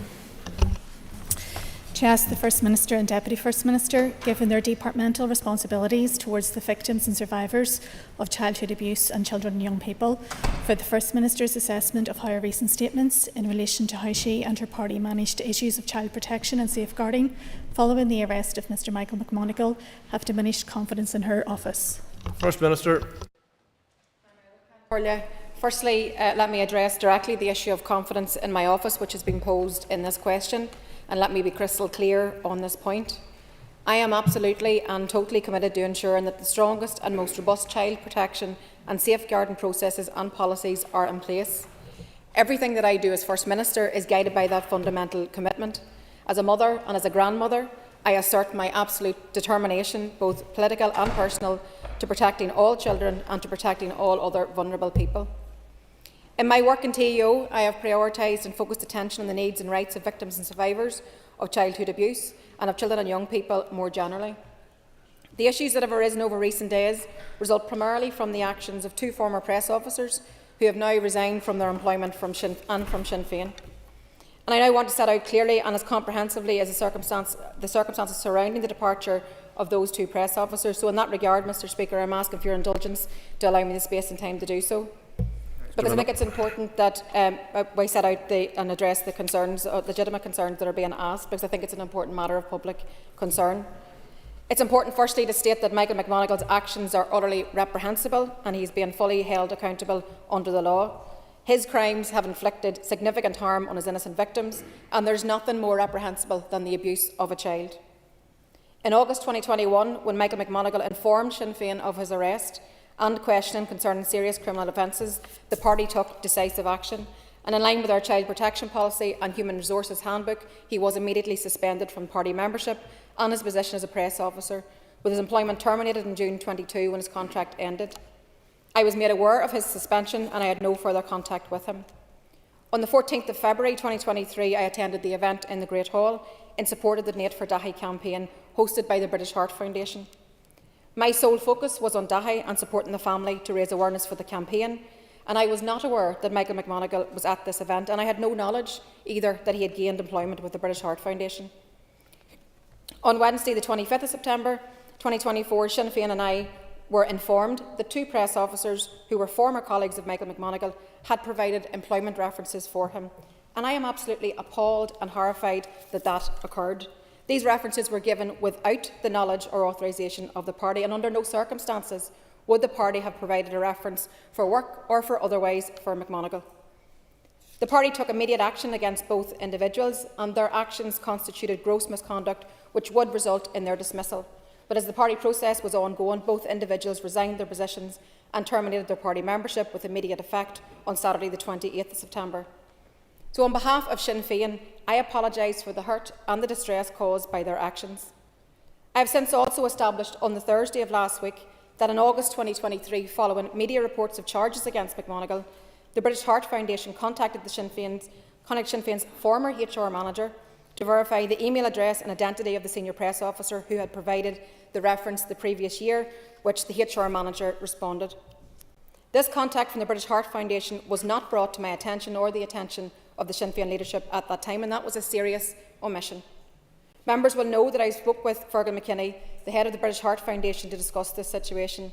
This is an organisation that does sterling work, excellent work in providing support, research and advocacy services, and I am deeply sorry for the reputational damage caused to the British Heart Foundation, and I regret that this has happened, and I apologise for this. I also look forward to a very constructive working relationship with the British Heart Foundation in promoting heart health. And finally, Mr Speaker, and thank you for the latitude, I want to be very, very clear that the issue of child safeguarding is of paramount importance to me, and I will do everything that I can to ensure that a situation like this never arises again. Thank you, First Minister. Just before I bring in questions, I'm very happy to entertain robust questions, but I don't want people getting personal or any of that type of thing. So I call Diane Dodds. Thank you, Mr Speaker. Mr Speaker, when this Assembly was reconvened, the First Minister promised change, and it appears that all we have is changes in her story, and today we do need the truth, not the denial of responsibility. We know that she claims that firstly she did not see McMonigal, and then she was in a photograph where he was standing nearby. We know that she told the Committee of the House that she hadn't spoken to the British Heart Foundation, but actually we see her doing exactly the same thing. And then she tried to create distance between herself and McMonigal, and yet we know that she personally employed McMonigal for a short period when he appears to have been the party press officer. First Minister, how can the people of Northern Ireland, who will not be taken for granted in this issue, have confidence when you appear not to know the facts, refuse to be fulsome in your explanation, and deny responsibility, apologising only for the press officers and not the Sinn Féin cover-up? First Minister.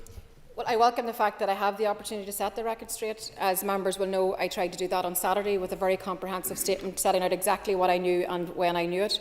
I take my responsibility as a political leader very seriously, and particularly want to set the record straight because I want the public to be assured that safeguarding is of paramount importance to me, particularly when it comes to young children. So I wanted to take this opportunity again today to be very clear around what I knew and when I knew it.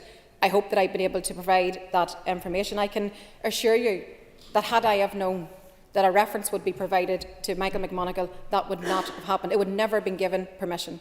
So these 2 former press officers took this action, provided these references without my knowledge. Had I have known, I would have stopped it. It would not have happened because I would not have tolerated that. I have no tolerance whatsoever when it comes to child protection issues, and I wanted to set that out. Let me also say this about the photographs last week about attending the event, the British Heart Foundation event in Stormont. I understand how people can take it as it is. But I was solely focused on going out to see that wee man. I was solely focused on going out to be supportive of the campaign, and I wasn't aware of everybody else that was around me. So I just wanted to make that clear again. But I also understand how people might take it a different way. I can only set out an account for my own actions and what I have done, and I want to be very clear about that today. First Minister, your party brought us the Liam Adams scandal, the Maria Cahill scandal and the Seamus Marley scandal.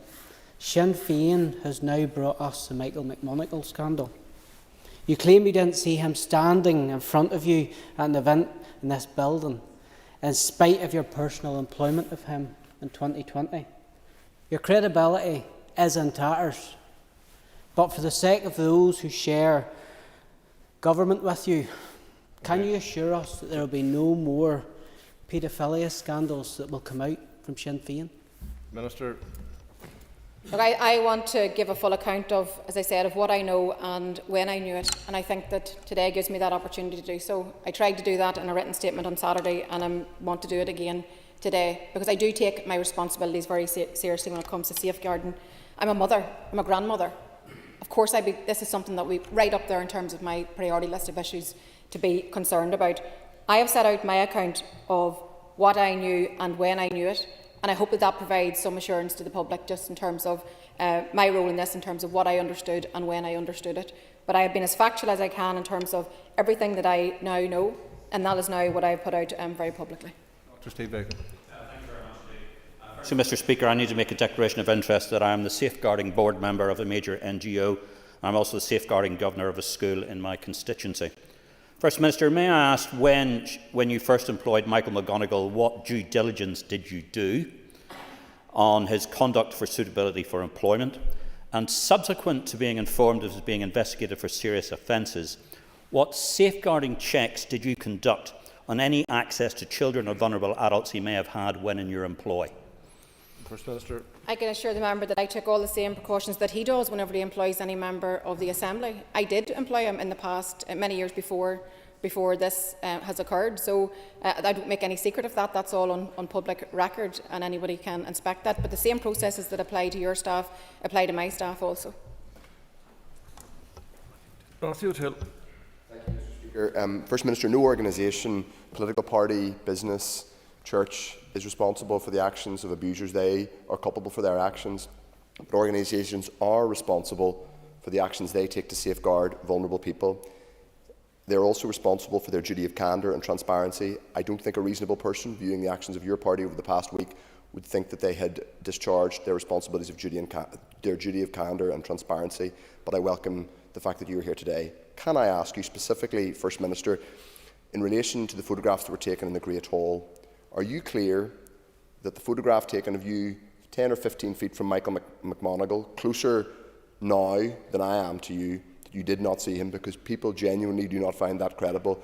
Will you also correct for the record the statement you made to the Executive Office Committee last week, in which you said that you had contact with no member of the British Heart Foundation, since there is a photograph of you speaking to the Chief Executive? And finally, First Minister, can I specifically ask the senior HR officer who was in contact with the British Heart Foundation, are they still a member of Sinn Féin? Thank you. First Minister. Yes, so firstly, on the issue of the photo, as I said, I understand that people may perceive it to be different, but I can only stand over my own actions, and my statement of absolute fact is that I did not see Michael McMonagle on that day. I was solely focused on the child and on the campaign itself, who I've been a big advocate for the whole way through, and I very much regret that this family's being then brought into the middle of this day and daily. So just to say that. On the issue of at the TEO committee, whenever I was asked the question, speaking from memory, and I had said at that time that I didn't engage with anybody from the Heart Foundation, but clearly I can see that it's been brought to my attention that I did greet Fergal McKinney, and I'm happy to put that on the record and to correct the record, and hopefully that provides that information. And in terms of the senior member of HR, they're no longer employed by the party, but yes, they are a party member. Nuala McAllister. I thank the First Minister for her answers so far. Last week, a Sinn Féin colleague of yours made the suggestion that notifying the British Heart Foundation would prejudice a police investigation, but last Thursday at the Policing Board, the Chief Constable said that this would not be the case. Can you apologise for that remark and actually ascertain as to whether that fit into the timeline of what you knew and when you knew it, because it is important that the public are aware that these notifications can be made, because there is innocence until proven guilty, but when it comes to the safeguarding of young children, that is always paramount and a priority. First Minister.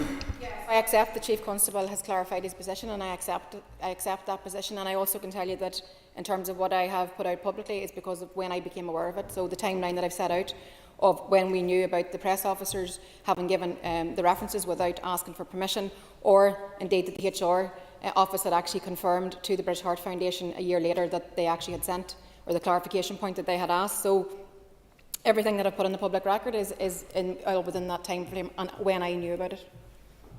Paul Fruit.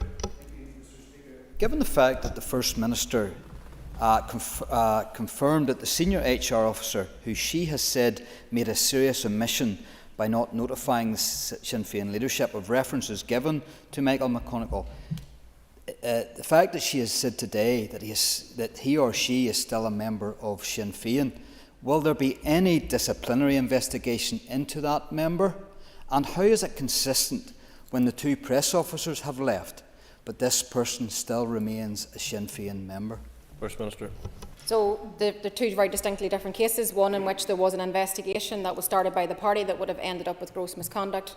The former HR person is no longer employed by us, so therefore any employment action that we would have taken would have been retrospective based on what we now know today, which we didn't know then. So I think that's the very distinct difference. Colin McGrath. Does the First Minister accept that by not disclosing all of the information related to the investigation around Michael McGonigal and the British Heart Foundation, that her party's handling of this issue has damaged the reputation of the charity, of these institutions, of her executive and her office? First Minister. Well, I think I've been very clear today, very clear when I spoke with Fergal on Saturday, and very clear again today, that we would not want to damage the reputation of what is an excellent charity who do sterling work in terms of promoting heart health, and I look forward to a constructive relationship with them going forward. But I've been very clear and unequivocal in terms of any reputational damage that was caused to them, and I apologise for that. John Buckley. Thank you, Mr. Speaker. The entire McMonagle saga has exposed serious failings in Sinn Féin's child safeguarding policies. But even more concerning to this House, the failure to notify the Assembly and return Mr McMonagle's security pass for this building has also compromised the child safeguarding policy of this very Assembly. Does the First Minister accept that? And will she set the record straight and apologise to the House? First Minister. So if there has to be a review of passes, then so be it, then that's what we should do. We should always keep policies under review. The passes should have been returned. I mean, there's no other way to explain that. They should have been returned. But if we have to look at if the Assembly here has to look at the policies and procedures that we have in terms of cancellation of members' passes, then so be it. I'm absolutely up for that. Paula Bradshaw. First Minister. First Minister, given that there has been more information revelations since you came before the committee last week, would you accept our invitation to come back and address the committee? And secondly, in your role as First Minister around the executive table, would you undertake to work with the other executive colleagues to make sure that safeguarding policy is updated and reviewed across all parts of government here? Thank you. Minister. Yes, absolutely. I think that is important, and I absolutely will not be found wanting in playing my part in making sure that we have the most effective, up-to-date, benchmarked best practices that we possibly can have. I think that would be something that we would all share. I'm attempting to answer all the questions that you have here today. Let's consider if that's required to talk at committee also, but I'm trying to put on record all the answers to the questions that you have posed to me today, and hopefully that sheds light on anything that people were perhaps unclear of. But I want the public at home to be assured that safeguarding is of paramount importance to me, that I take it very, very seriously in both my departmental work but also in my party capacity, and I will do everything to ensure that this is got right. Mr. Speaker, both Sinn Féin and the media have referred to Mr McGonigal as a Sinn Féin press officer. Details released today by the Assembly Commission show that he was directly employed by MLAs through office cost allowance. Is it the case, First Minister, that this is not just a scandal in relation to child safeguarding, but also the possible misappropriation of public funds by Sinn Féin using office cost allowances to employ press officers? First Minister. So, Mr McMonagall was probably employed by different MLAs at different times under different responsibilities, and I'm quite happy to answer any questions that we have in relation to the role that he played in terms of his employment with any of our team. We want to be as fulsome and as open and transparent as we can here, and we will do so with whatever the relevant body is within the Assembly. Mr. McLaughlin.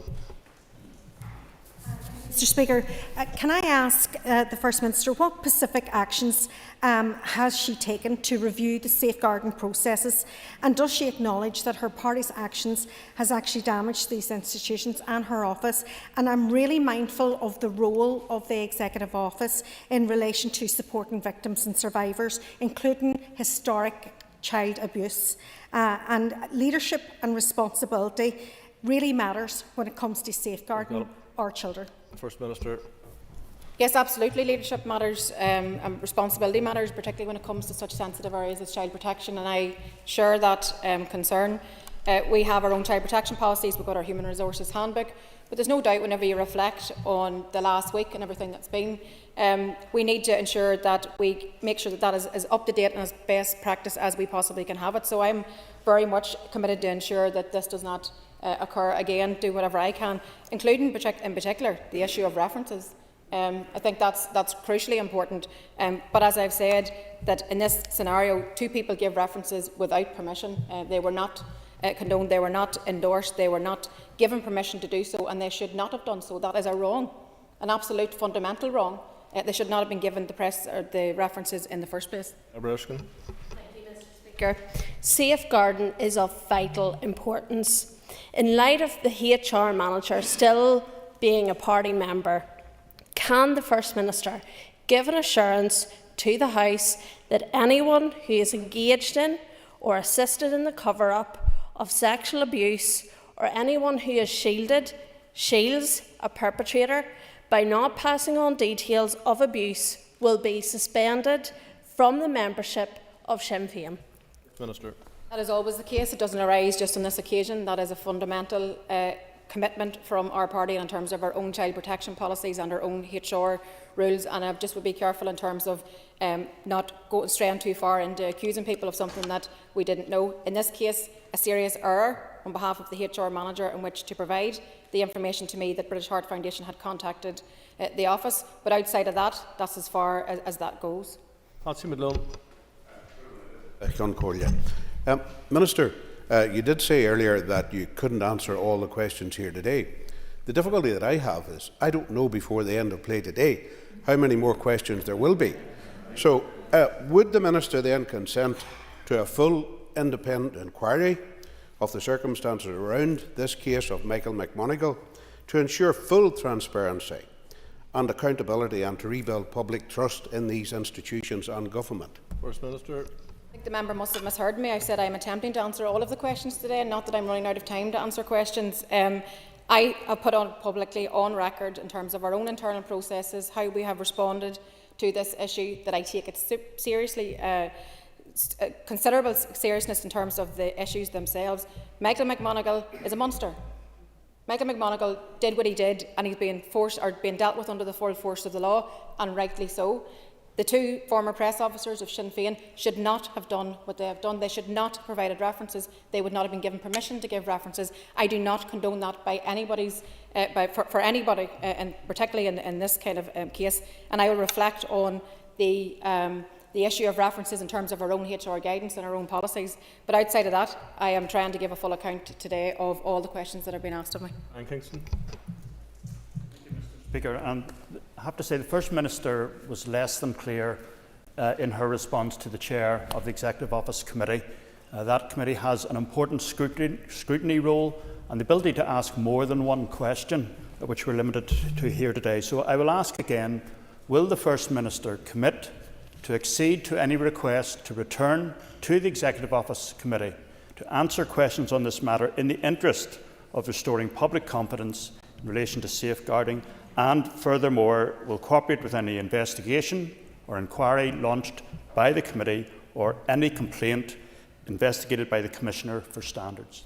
First Minister. Well, of course, I'm ready and willing to work with the Commissioner for Standards if that's what they feel is appropriate. There's no grey area here. That's an absolute. I'm trying to stand up and answer to all the questions today. I've just offered to the Chair to speak to the Chair about whether or not it's appropriate to come back to the committee, given that I am trying to answer all the questions today. But I'm happy to engage the Chair. Owen Tennyson. Mr. Speaker, First Minister, you've outlined that you did not see Mr McMonigal in the Great Hall. But is it really credible, given the circumstances in which he departed employment from Sinn Féin, that not a single member of the Sinn Féin Assembly team was aware of his presence in this building that day and brought that to your attention? First Minister. As the member will know probably from his own party, that whenever someone is disciplined, that's not for wider public consumption. That's an employment issue between an employee and the employer. So I was very mindful of that. So I'm very confident, and as I said, I stand over the fact that I did not see Michael McMonigal in the chamber. I accept that when you look at that photograph from that angle, that it perhaps looks that perhaps I should have seen him. But I did not see Michael McMonigal that day. I would not stand here and make that statement if it were not true. I did not see this individual on that day. I was solely focused on talking to the family and solely focused on the actual reason why they were here in the hall in the first place, which was around trying to get the organ donation legislation over the line. David Brooks. At the First Minister's appearance at committee last week, the Junior Minister wasn't afforded the opportunity to clarify as to whether she had had contact with Mr McMonigal the day he was in this building. Just wondering if the First Minister could clarify that for the House. No, she did not know, because Aisling didn't even start until months after he was actually suspended. So how would she even know that that is the case? So when I have asked Aisling that question, look, none of us, if we knew that Michael McMonigal was there that day, we would have said it. But that is the case, that we did not know, I did not know, and I've tried to clarify that for everybody today. Mark Durgan. Thank you, Mr. Speaker. While all Sinn Féin members may not have known the reasons behind McMonigal's departure, surely then when news of his arrest broke, it must have occurred to some members at least to question how he had ended up in that job and whether or not the party had given references. In terms of the HR manager, who is still a Sinn Féin member, he or she is no longer in the employ of the party. Was the same HR manager involved in the disciplinary action and McMonigal's suspension? First Minister. Yes, I'm not trying to say anything different. That is correct. That HR manager was the person that helped to manage through the disciplinary hearing. That is correct, because they were in fact the HR manager. The question only arises in terms of the serious omission. Last week, whenever I'm contacted by the British Heart Foundation and they tell me that they did in fact send the email, so I only became aware of that issue next week. I can say that on the 20th of August 2021, when Michael McMonigal informed the press officer here at that time that he had been arrested by the PSNI, decisive action was taken. We immediately acted. Our child protection policy and a human resources handbook was deployed, and he was immediately suspended from party membership, and he's also suspended from his employment as a press officer. So the child protection policy kicked in immediately. Everything was done according to that policy. So we did act decisively. Where all of this other issue arises is because people give references without asking for permission, where the HR manager was asked for clarification after he was charged, but did not bring that information forward. And there is where I suppose the issues arise that we're speaking about today. Speaker, this Assembly is holding you to account as the First Minister. We do not have the ability to hold you to account as the Sinn Féin Deputy Leader. I am mindful that this is a joint office and you're representing that office. What conversations, First Minister, have you had with your partner in government, the Deputy First Minister, about the viability of your role and, by extension, the viability of this executive moving forward? First Minister. We haven't spoke about it at this stage, but I can say that I am ever more determined to lead the Executive Office. I am ever more determined to carry out my role as First Minister and to deliver on all the commitments that we've set out in our programme for government. We have much work to do here as an Assembly, and I am determined to play my part, to work with others, to deliver for people, to deliver on a programme for government commitments, to take on the big issues of the day. That's what I'm determined and focused on in terms of my work as First Minister, and I will work with the Deputy First Minister and the rest of the Executive and colleagues in the Assembly to continue to do our best for the public that we collectively serve. Middleton. Thank you, Mr. Speaker. Speaker. First Minister, I noted your response to my colleague Deborah Erskine in relation to Sinn Féin's child protection policies. If they are as robust as you say so, could you indicate why Gerry Adams is still a member? Minister. Not relevant to the topic that we're discussing today. Urgent oral question. We now move to the next urgent oral question on health, and if members would take their... I don't think so.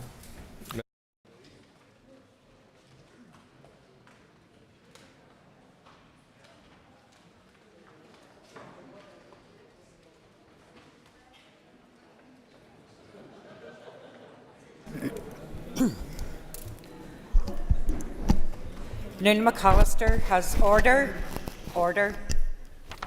Nuala McAllister has given notice of an urgent oral question to the Minister for Health. I would remind members that if they wish to ask a supplementary question, they should rise continually in their place. The member who tabled the question will be called automatically to ask a supplementary. Clerk, please read the question. To ask the Minister of Health for his assessment of the recent court ruling that the Belfast Health and Social Care Trust was jointly liable for the negligent treatment of a patient of Dr Watt, which took place when the current Chief Medical Officer, Dr McBride, was Chief Executive of the Trust. McAllister? No, sorry.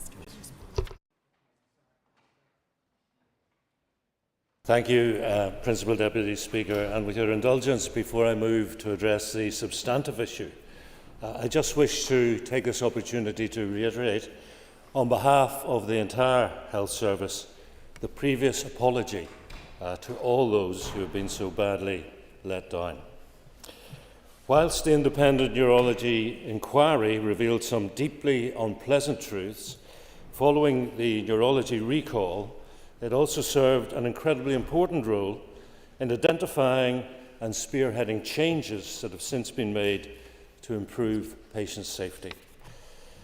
I am aware that the High Court in Belfast recently awarded damages to a former patient who pursued a medical negligence claim against Dr Michael Watt and the Belfast Health and Social Care Trust.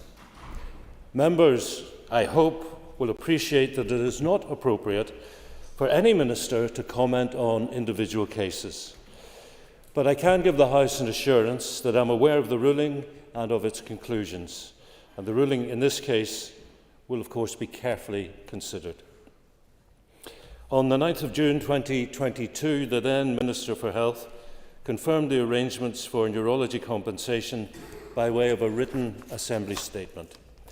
Each neurology recall case will be considered on its own merit to ensure a just outcome for those affected and to assure that claimants receive the compensation that they deserve. All claimants against Belfast Trust are managed by the Business Services Organisation's Directorate of Legal Services on behalf of the Trust. Recognising the scale of the issue at hand, however, members may also be aware there's already a dedicated neurology recall legal team in place, and that's within the Directorate of Legal Services, and they act on behalf of the Belfast Trust with the aim of progressing claims at pace. In addition, there is potential to instruct a joint expert to provide a joint medical report. Minister, I'm assuming you're asking for an extra minute in answering the question. Oh, I so beg your pardon, Principal Deputy Speaker. If I may, I beg your pardon. This joint expert is available at no expense to eligible patients or families. It's a streamlining approach which is supported by a set of guiding principles to ensure eligible cases are progressed as quickly as possible. Claims in respect of private patients are not within the remit of the Department or of the Belfast Trust. Claims against independent providers will be managed by the provider's legal advisors. I and my department wish to ensure a just outcome for all those affected and to ensure that claimants receive the compensation they deserve. Thank you, Minister. I call Nuala McAllister. Minister, for coming to the Chamber today to answer the question, and you say a just outcome for all affected, but at the minute it is a very slow and painful outcome for just a small number of families who feel that they can access the current processes. That Minister, the Chief Medical Officer, is on the Department Inquiry's Implementation Programme Management Board, and this board is actually supposed to deal with the learnings from scandals. How can families have any faith in this implementation board whenever the chief executive of the Belfast Trust, and we don't need to talk about just one individual case because this is spanned for years, is now the chief medical officer in Northern Ireland, and does he still retain your confidence? Minister. Well, the chief medical officer, Professor Sir Michael McBride, does indeed retain my confidence, because in all my dealings with him, not just as the Minister of Health, but previously as an MLA, and even before that as a contributor to a medical charity, I found him doing nothing but professional, engaged, knowledgeable and dedicated. And I would never answer in the negative to a question about does an individual retain my confidence unless I had an evidence base that would guide me towards saying, no, I do not have confidence in that individual. So if the member has an evidence base that she wants to produce in terms of this individual, I am more than willing to listen to it, but the question as posed has a very definitive and definite answer. Liz Cummins. I thank the Minister for his answer so far. Minister, given that the neurology scandal has seen the biggest patient recall on this island, what lessons have been learned about the lack of oversight and management of Michael Watt, and will the Minister consider bringing forward duty of candour, individual duty of candour for all health and social care staff? Well, I think the inquiry was a very substantive piece of work, and I commend it to you. I think there were 214 oral evidence sessions. It received in excess of 147,000 pages of documentary evidence, and I believe, by the way, that should be the evidence base for reflecting on any individuals. So out of that very detailed inquiry, which goes back to find opportunities wasted or missed as far back as 2006 and 2007, certainly there are lessons to be learned for that. Now, in terms of the duty of candour, I have been examining that, and I think I've said to the House before, I think that there has to be a balance between creating such a chill factor in terms of placing an individual duty on an individual, that it becomes a chill factor and they are not willing to come forward, and creating the circumstances that maximises people's willingness to step forward, particularly where an error or something has been made or something has gone wrong. And I am still looking at that, still consulting, and still open to a final decision. Dan Dodds. Thank you. Minister, could you perhaps tell the House what level of oversight there was of Dr. Watt's practice by medical colleagues and senior management at the Trust? And can the public have confidence in 2024 that things are better at the Trust than they were in 2016? Minister. Yes, I thank the member. I can tell you that the Independent Urology Inquiry report was published in 2022, and it included 76 recommendations for the Department, for healthcare organisations, the independent healthcare sector and the General Medical Council, and this was to improve and ensure patient safety and reduce the risk of similar events occurring. And ensuring that these recommendations are taken forward, implemented and critically delivered. It is a priority for the Department. A programme board chaired by the Permanent Secretary was established to oversee the implementation of the report recommendations. The Department published an overarching implementation plan on the 27th of July of last year. The plan outlines the specific actions required against each recommendation, and that was published on the 7th of March this year.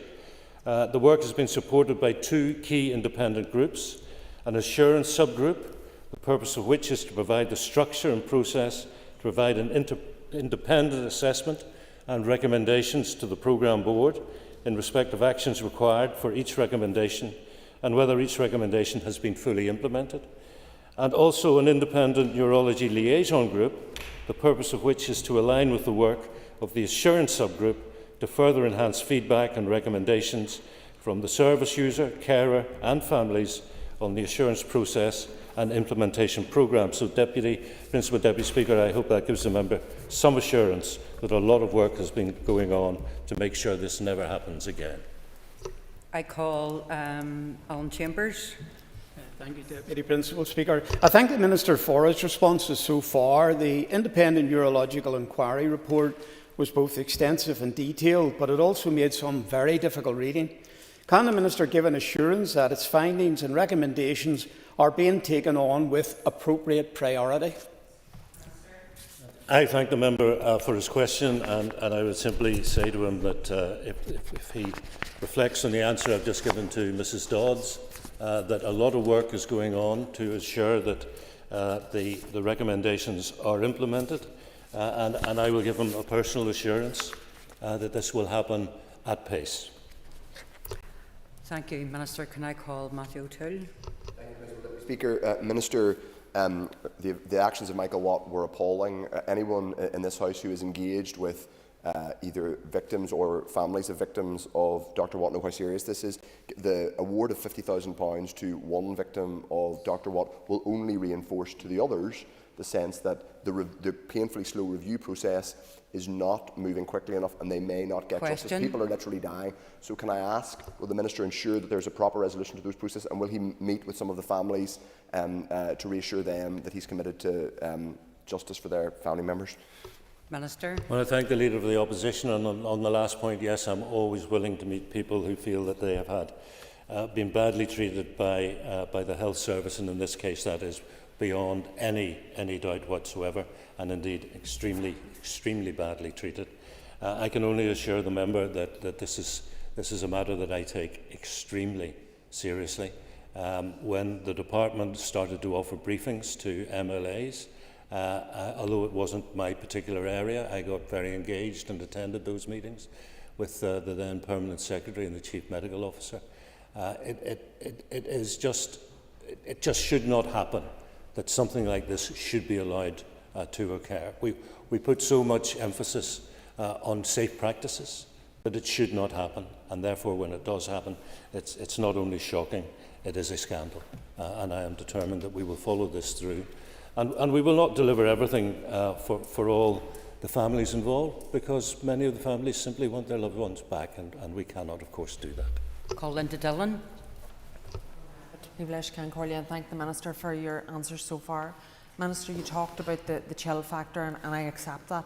But what we need to ensure is that there's not a chill factor for people out there who feel that they have been harmed in some way by the health service, and they need to feel confident in coming forward. So what reassurance can you give to those people out there in the public that when they come forward, they will actually get justice for whatever has happened to them or their loved ones? Minister. Well, I say to the member that you can take actions in terms of introducing some sort of duty of candour, and I know some people would like one, a duty of candour that reflected not just a sort of corporate responsibility but an individual responsibility, and maybe an individual responsibility which had the facility to lead to legal action against somebody who was not being open, honest, transparent and candid. And the question is, does that help or does that hinder the process? And I have to say, I still have an open mind on that, and I'm hearing evidence from some who think it is a good thing, and I'm hearing evidence from some who think it would be a retrograde step and actually would not work in the interests of patients and in the interests of openness, transparency and candour. And so I have to continue to ponder that, to reflect on it. And finally, I will come to the committee and maybe come to the House with my recommendation. Call Paul Free. Principal Deputy Speaker, some in this House, Minister, could accuse you of consulting a duty of candour to death. Is it not nigh time, Minister, that there is an individual statutory duty of candour with criminal sanctions for withholding information or misleading the public? How can having a policy and law on telling the truth have a chill factor on an organisation that should have the interests of the population at its heart? Minister. I thank the member, and I know he has very definitive and well-expressed views on this issue, but one of the questions that I have to ask myself is, would it be right to bring in the sort of legislation that the member obviously would prefer and favours, simply for people working in health and social care? Should it not be something that would be brought in for the entire public sector, is a question. And I accept that some people may be frustrated that I'm taking too long, in their opinion, to come to this conclusion. But the member will be aware he only needs to look at the number of debates on health in this chamber. There are a huge number of issues that people want prioritised, and they can't all be done at one time, not with the available staffing, resource and budget that is available to the Department of Health. I call Peter McReynolds. Minister, the families of the victims of Dr. Watt have low confidence in the Trust as it stands. As someone who lives with multiple sclerosis, I'm reminded of an all-party group on MS and neurology in 2022, during which senior Trust officials attended the all-party group and families of the wronged patients, but then apologised for their inaccuracies by email the next day. That's another example of where patients feel that inaccuracies, mistakes and delays have compounded the hurt and damage already caused. What steps will you take today to ensure that individuals and families can have faith in the process moving forward? Minister. Well, I thank the member, and I absolutely apologise to him or through him to anybody who feels they have not been well served by what has happened since the revelations about Dr. Watt.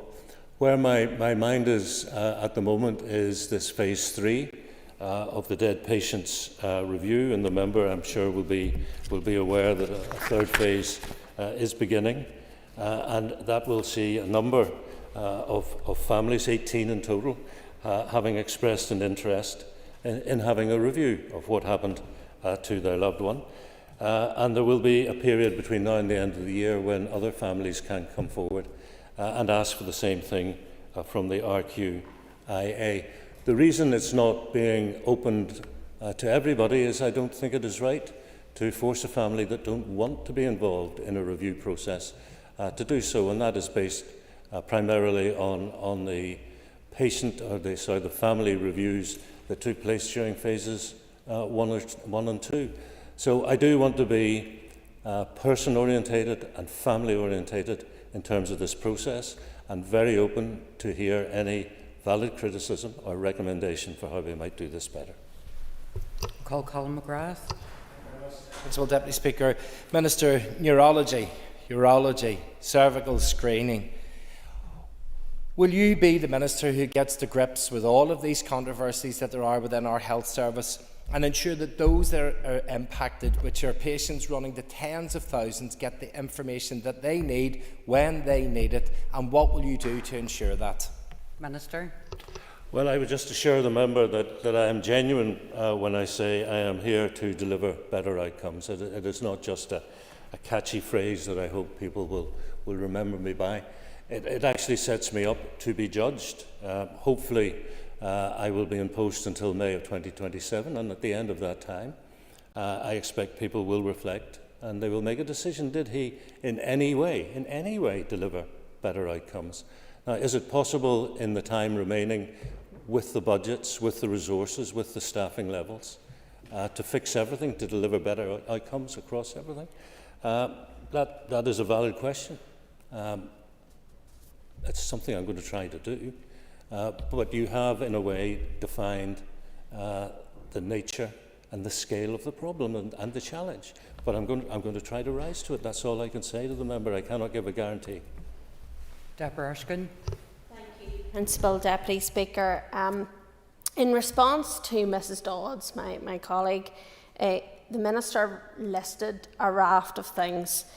This is something to take very, very seriously, and has been mentioned in this chamber today. Public confidence is key, and I don't feel that question has really been answered today.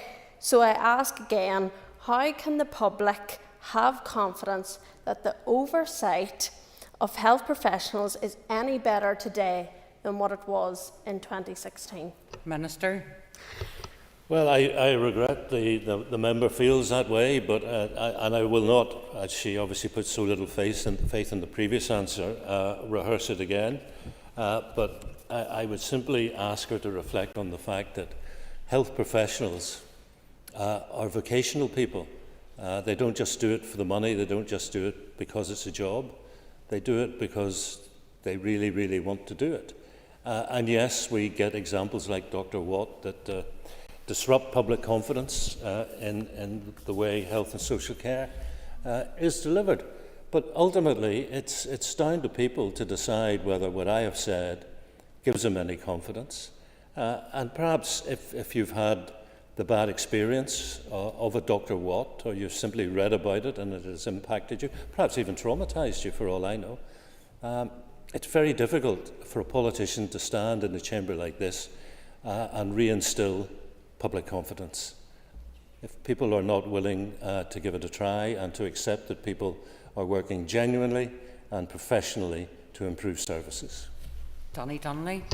Thank you, Principal Deputy Speaker. The Minister has talked a lot about raising public confidence. I would like to ask the Minister if he'd review the composition of the inquiry's implementation programme to ensure that there can be a level of confidence from the public and from the families affected. Quite simply, it could be perceived in this case that we are asking people to mark their own homework. Minister.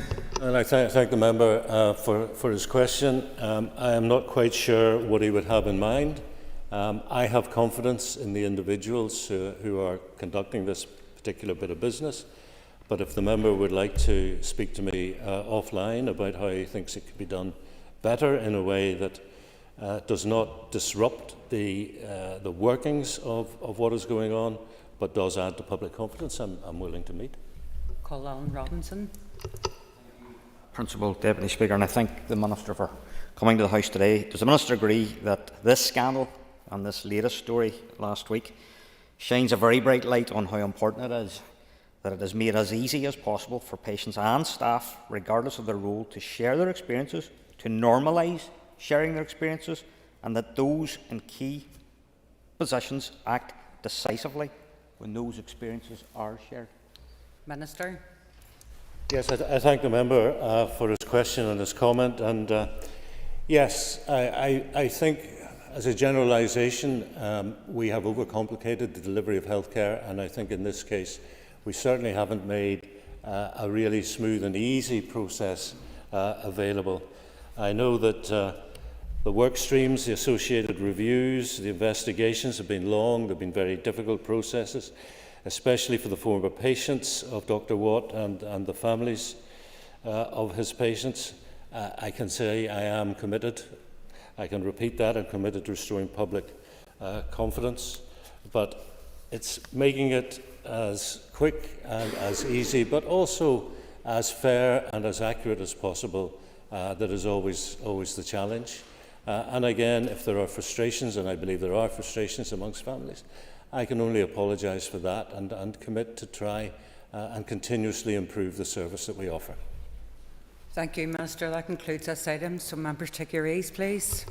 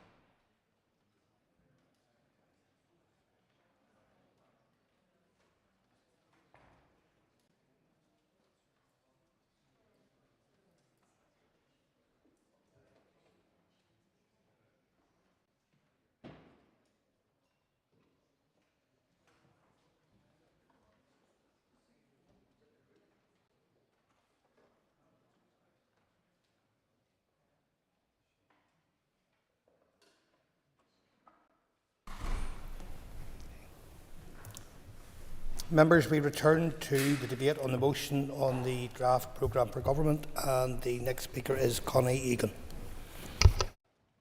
Thank you, Deputy Speaker. I rise today, and my party will be supporting the motion and this amendment. Northern Ireland has not had a programme for government since 2016. The publishing of the draft programme for government is a notable step in the right direction and something that indicates positivity for the future of Northern Ireland. I and my colleagues are engaging in this debate in good faith, and yes, there are things that we believe can be improved upon this draft programme for government. I only hope we can approach this debate constructively and keeping in mind the document that has been published is in its draft form and is being consulted upon. That being said, I and my Alliance Party colleagues agree that there does need to be more done to put in place clear, measurable objectives rooted in accountability. This should be done after the consultation period, when groups in our society and committees have had a chance to input and further shape the draft programme for government. This would create clear visibility for the public on what the Executive wishes to lead and support delivery on. This programme for government is not just for the Executive use, it's for everyone across our society to see the direction for this place that we call home. It creates pillars and goalposts for businesses, delivery partners, campaigners and community organisations to work within, to hold us accountable and to shape their work plans and priorities against them for the coming years. Personally, I really welcome the inclusion of the Ending Violence Against Women and Girls as a priority for this programme for government. The launch of the strategic framework by the Executive Office recently really complements the work that my own Minister Naomi Long is doing alongside the Department of Health in the strategy for ending domestic and sexual abuse. Alliance have also never been strangers to the fight for transformation of public services. It's also welcome to see that this is in the draft programme for government. However, for us as legislators to adequately deliver and work to the programme for government, we must strengthen the underlying missions and focus on which we build our objectives on first. Our society, whilst progressing, is still one that remains divided in many ways. And this new programme for government must find a path forward to forge the benefits of a truly shared society. That is what the everyday person not just wants, but expects to see from us. And peace provides that path.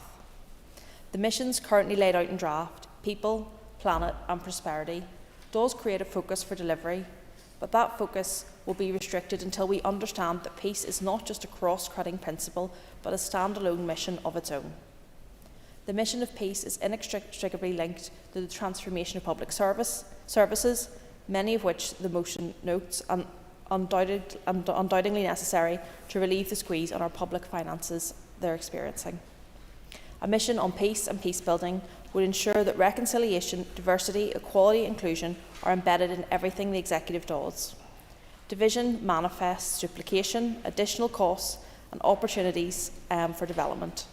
Peace provides a solution for that. The burden of not progressing with peace is something we simply cannot afford. Research recently developed by Ulster University highlighted the cost of division in education in Northern Ireland could be up to £226 million per year. Paramilitaries have been estimated to cost the public purse up to £750 million per year, as noted in the very draft programme under Safer Communities. A peace pillar would ensure to put a focus of reconciliation, diversity and inclusion throughout the entire programme for government. It's simple. We need a programme for government. We haven't had one in far too long. We need buy-in from Assembly colleagues and wider society to make delivery actually possible.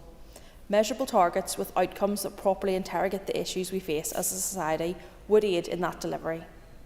Whether it's growing the economy, creating safer communities, or improving public services, tackling poverty or supporting the vulnerable, none of the goals in the draft PFG will become reality without including peace and peace building at the heart of the Executive's agenda. Alliance will continue making the case for this mission in the time ahead and hope that we will be supported in that effort to put peace at heart of the delivery of everything we do. Claire Sugden. Thank you, Deputy Speaker. I rise today to address an issue that will not surprise the Deputy First Minister, in that I believe it is quickly becoming one of the defining challenges of our time, and that is the rapid ageing of Northern Ireland's population and the urgent need for public services to adapt to that reality. Northern Ireland is ageing than any other part of the UK. By 2040, nearly 25% of our population will be over 65.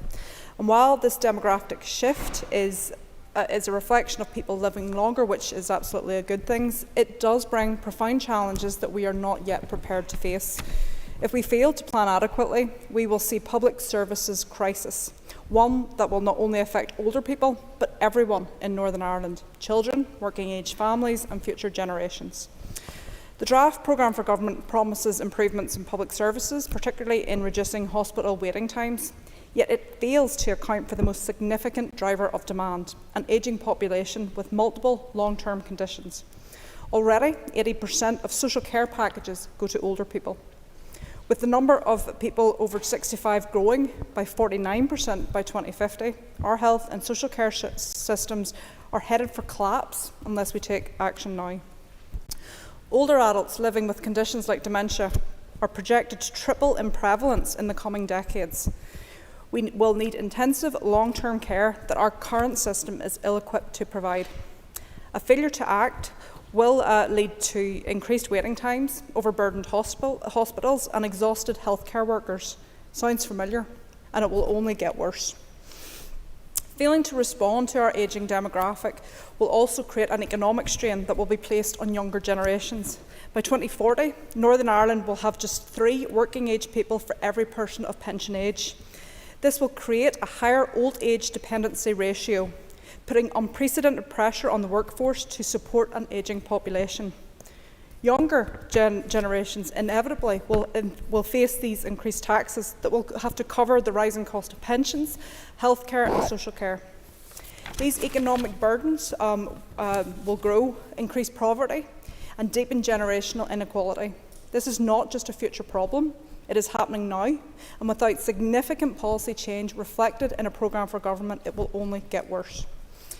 The current draft programme mentions the need for social housing, but it overlooks the fact that we have an acute shortage of age-appropriate housing in Northern Ireland, with older people requiring homes that are accessible and safe.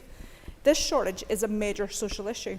The percentage of older people waiting for social housing is growing, and without urgent action, many will be forced into unsuitable living conditions, which will further exacerbate health issues.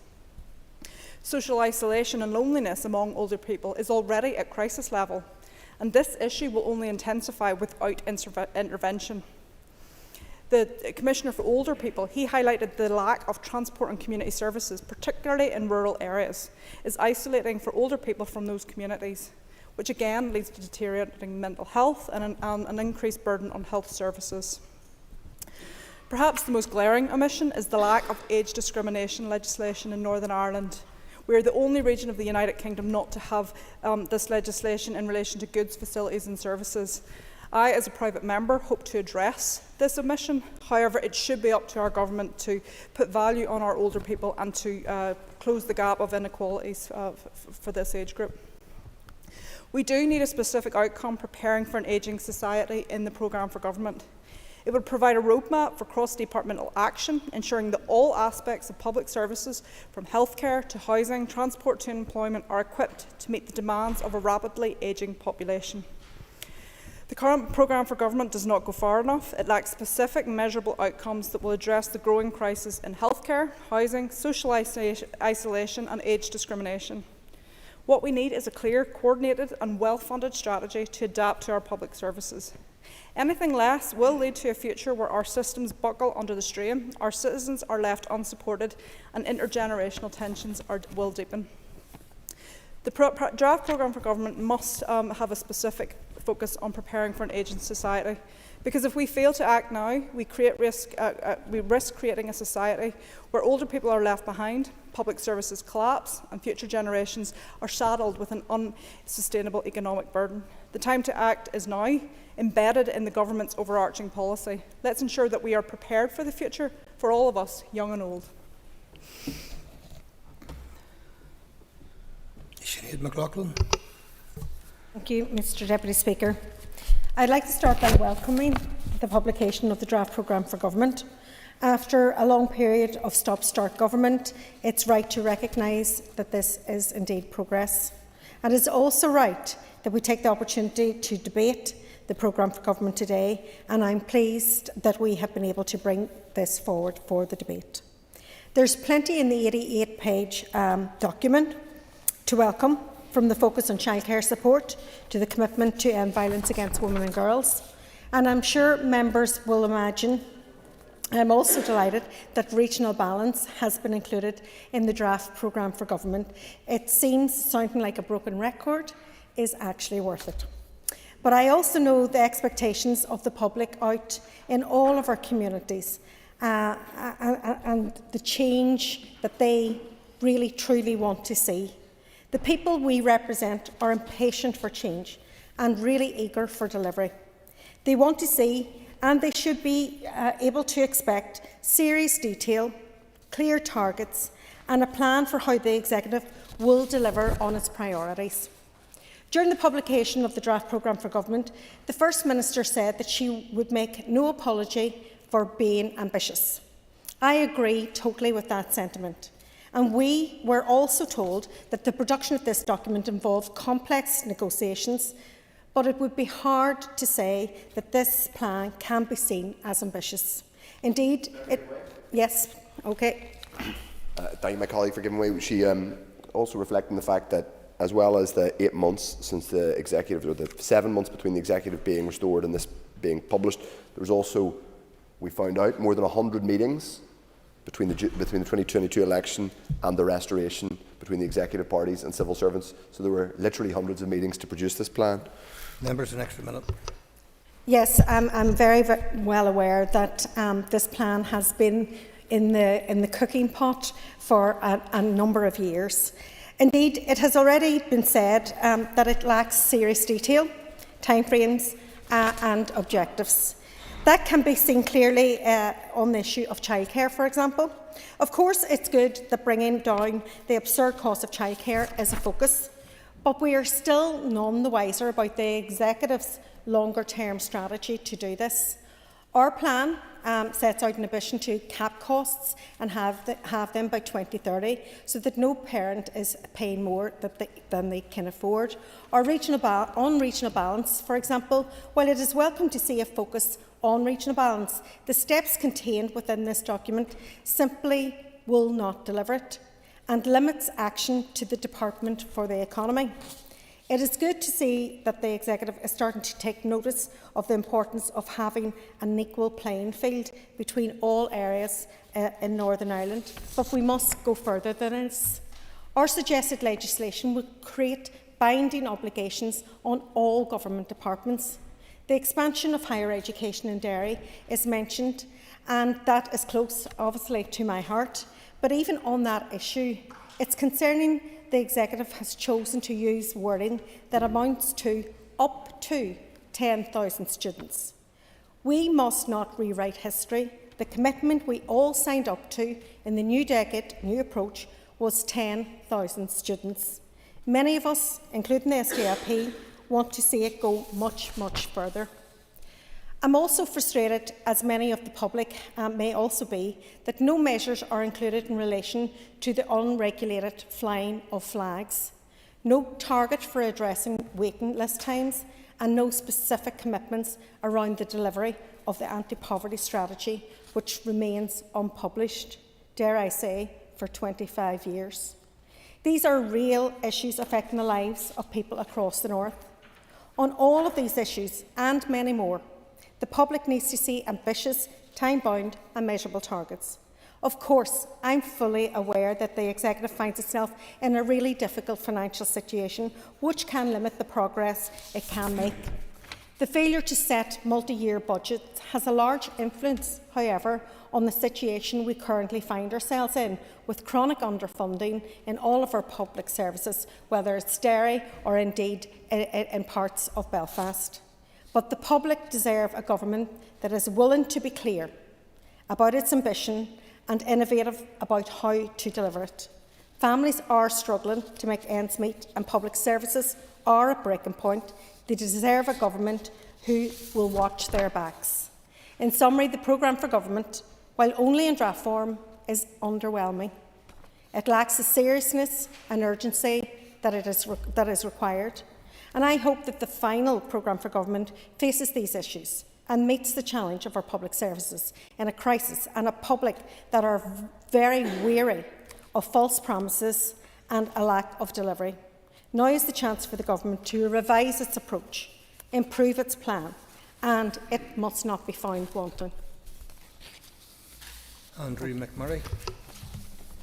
Thank you, Deputy Speaker, and I welcome the publication of the draft programme for government, and was pleased to see many important areas covered in it. However, an effective programme for government must be supported by clear, measurable and time-bound targets. Without these, it is impossible to measure and scrutinise success. Targets are currently missing from the draft programme, and I want to comment on two areas referenced in this motion where clear targets are urgently needed. The first area is biodiversity, and the second is water and wastewater infrastructure. Biodiversity loss is a global problem and one of the most pressing challenges of our times. The global erosion of biodiversity is threatening the ecosystems that all life depends on. Last year's State of Nature report provided some shocking statistics for Northern Ireland, and it showed that Northern Ireland is now one of the most nature-depleted countries in the world. For example, an estimated 1 in 9 Northern Irish species are threatened with extinction. Numbers of farmland birds and wintering water birds have decreased substantially over the past 2 decades. Many species of flowering plants are also in decline. Unsurprisingly, the main reason for this biodiversity loss is as a result of how we interact with our environment, whether it be our marine, lowland or upland environments. But it's possible to halt and reverse this decline if we put in the effort. Encouraging work is going in my own constituency, which shows that if scaled up and implemented with pace, the right solutions could put nature on a path to recovery. South Down, there are schemes which have proved that our biodiversity can be protected and be successful and thrive. The Mourne Heritage Trust have piloted healthy heathlands in which natural materials have been used to reprofile peat hags in order to retain water and sediment and prevent them from washing out. The National Trust, with their DAERA-funded wildlife recovery projects and path building on the side of Steve Donard, and landowners in South Down have seen the benefit of tree planting on both small parcels of land through the whole hillsides, all of which increase the biodiversity of an area. Outside of South Down, of particular note as well is the pair of white-tailed eagles in Fermanagh, which have become the first to breed in the NI for more than 150 years. I'm sure former South Down MLA, Mr Jim Wells, will be glad of that news. I was pleased to see the Environmental Improvement Plan for Northern Ireland published last week. The plan contains several measurable time-bound targets which will help us reverse this biodiversity loss. Many of those targets extend well beyond 2027. This is a good thing. We need ambitious long-term targets. But it's equally important to have clear interim targets to ensure we stay on track and make steady progress. I want to see interim targets for biodiversity included for the programme for government. We also need ambitious, measurable and time-bound targets to tackle huge challenges in our water and wastewater infrastructure. It is becoming increasingly clear that our failing wastewater system is making Northern Ireland grind to a halt. The impact on DAERA and Department for Infrastructure is obvious to see. DAERA will not be able to tackle the water quality environmental crisis in Lough Neagh without significant improvements to wastewater infrastructure. The Department for Infrastructure is facing an ever-growing burden on its budget with every single day that NI Water remains paralysed by lack of funding. But this is no longer just about DAERA and DFI. The inadequate water infrastructure is now threatening to constrain every activity in every single government department. The communities, department bans in parts of Northern Ireland, development bans in parts of Northern Ireland mean that we cannot build the homes we so urgently need. These bans will only spread if wastewater capacity isn't tackled. Building bans are affecting the delivery of the department's home supply strategy, which promises the development of 100,000 new homes. Economy and finance, economic growth will be reduced and fewer jobs will be created. Representatives of the Construction Employers Federation told me that jobs in the construction sector are at peril as investors are building new factories elsewhere. Skilled labour in the sector is also leaving the country as work is drying up. Education, health and justice will also eventually feel the impact when they face barriers to building new facilities. The issue is of such wide-ranging consequence that we need the whole executive to be committed to tackling it, including clear, measurable and time-bound targets for water and wastewater infrastructure in the programme for government. For government would send a strong signal that this is understood and the Executive Office is committed to tackling it. Thank you, Speaker. Call Timothy Gaston. Thank you, Mr Deputy Speaker. Members, whatever way you want to spin it, the draft programme for government is a distinctly underwhelming document. If anyone went to the public with this as their manifesto, they would be soundly rejected by the electorate. Even some of the things in here trumpeted as achievements don't stand up to the most superficial of scrutiny. Let's look at something specific and measurable. Take, for example, childcare. I have heard several times ministers cite this as a huge win for the Executive. On page 24 of this document, it is presented in the following glowing terms. The Executive will develop an early learning and childcare strategy which improves provision and includes 2 high-profile targets: supporting the development of our children to give every child the best start in life while supporting more affordable childcare. Yet the other week I pressed the Finance Minister on what the bonnet consequential for these childcare schemes in Northern Ireland is compared to Great Britain, when I discovered that families in Northern Ireland are being shortchanged to the tune of 32 million. This executive got 57.2 million from London for this scheme, but is spending less than half on that. A mere 25 million on childcare. That's not something to trumpet. That's a disgrace for this executive. And then I look at the other things the executive has found more money for. I have discovered one measurable fact will be of interest to unionists. Some sought to tell the unionist people that they only returned to Stormont because our place within the union had been restored. 0 checks, 0 paperwork was the boast. Not only that, but they claimed they had abolished the idea of an all-Ireland economy. Oh yes, there is a reference to Intertrade UK on page 78 of this document, yet when I asked about its budget, I am told that there is certainly no money coming from this place. What a contrast with the other body reference on the same page, Intertrade Ireland.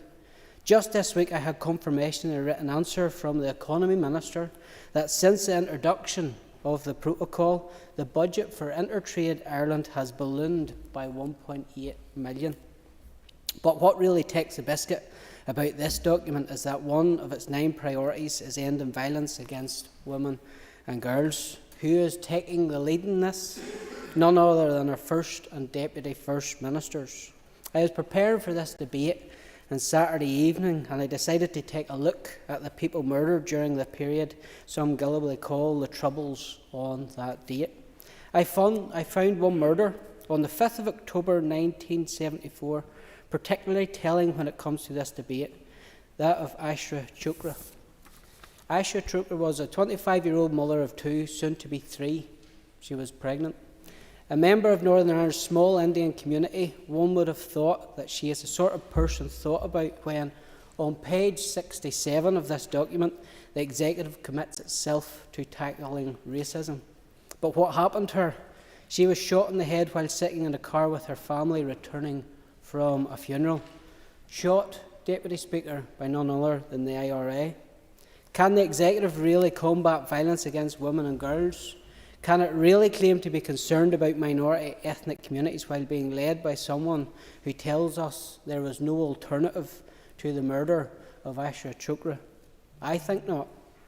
What business has this executive claiming, as it does on page 8 of this document, that is committed to ensuring that all children are happy, learning and succeeding when the lead party in the executive is engulfed in a paedophile scandal? What business has the party to my left in claiming that when one of their number didn't even revoke the pass of Michael McMonagle?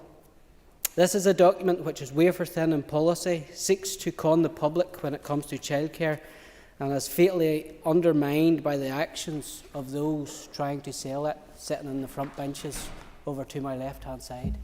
Thank you, Deputy Speaker. That concludes the list of speakers for the debate. I now call the Deputy First Minister to respond. The Deputy First Minister, up to 15 minutes. Thank you, Mr Deputy Speaker. I thank members for bringing this motion to the Chamber. On taking office, we pledge to work with all parties across the Executive in this Assembly to confront the challenges we face and to capitalise on the many opportunities on offer to deliver a better future for Northern Ireland. That is exactly what we and our colleagues in the Executive have done with the draft programme for government, which is now out for consultation. In the draft programme, we have set out 9 priorities. They are growing a globally competitive economy, delivering more affordable childcare, cutting health waiting lists, ending violence against women and girls, providing better support for our children and young people with special educational needs, providing more social, sustainable and affordable housing, having safer communities, protecting Lough Neagh and the environment, and reform and transformation of our public services. We have also made proposals to invest in our infrastructure, including water management, and have identified a set of long-term missions that the Executive will pursue.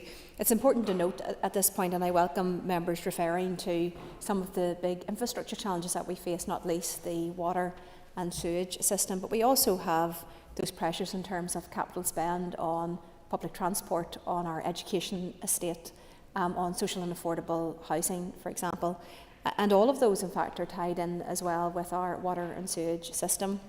It is fair to say that the proposals and the plan for that will be set out on ISNI, the investment strategy for Northern Ireland, as opposed to being the primary focus of the programme for government, although these documents are, of course, inextricably together and linked in terms of that ambition. It is for the public and the Assembly and all of our partners to tell us if these are the priorities which matter most to people here, and which is why we are encouraging everyone to get involved in the consultation. You will be aware that the consultation is still open. It is open until the 4th of November, and we very much encourage you to share the information with groups and organisations and with constituents across your own constituencies. I'm really pleased to say that we've had a very good response to the programme for government thus far. We're now up to 366 responses online, which is a very healthy number already, or just the midpoint. We do know that many people often wait to the later stages in a consultation before responding. But we also committed that because of the timeframes involved in this, that we would also take a look at those consultation responses as they come in. And I'm really pleased to say that the early indications are that there are a very significant level of support for the 9 priorities in terms of those online responses. Once the consultation period has concluded and the Executive has properly considered responses and the input of the Assembly committees, we will work collectively to agree a final programme. That programme will then be brought to the Assembly for cross-community approval. I also want to thank the committee, although I think the committee chair has not in her place, but to thank the committee for the work that they will be undertaking and have undertaken thus far. As a coordinating committee across the other committees on the programme for government, this is invaluable work, and very often gathering in that very specific departmental and sectoral interests from across the range of committees. There is, of course, more work to be done before a final programme is agreed, and we will work with the Executive to carefully consider how best to include targets in that programme.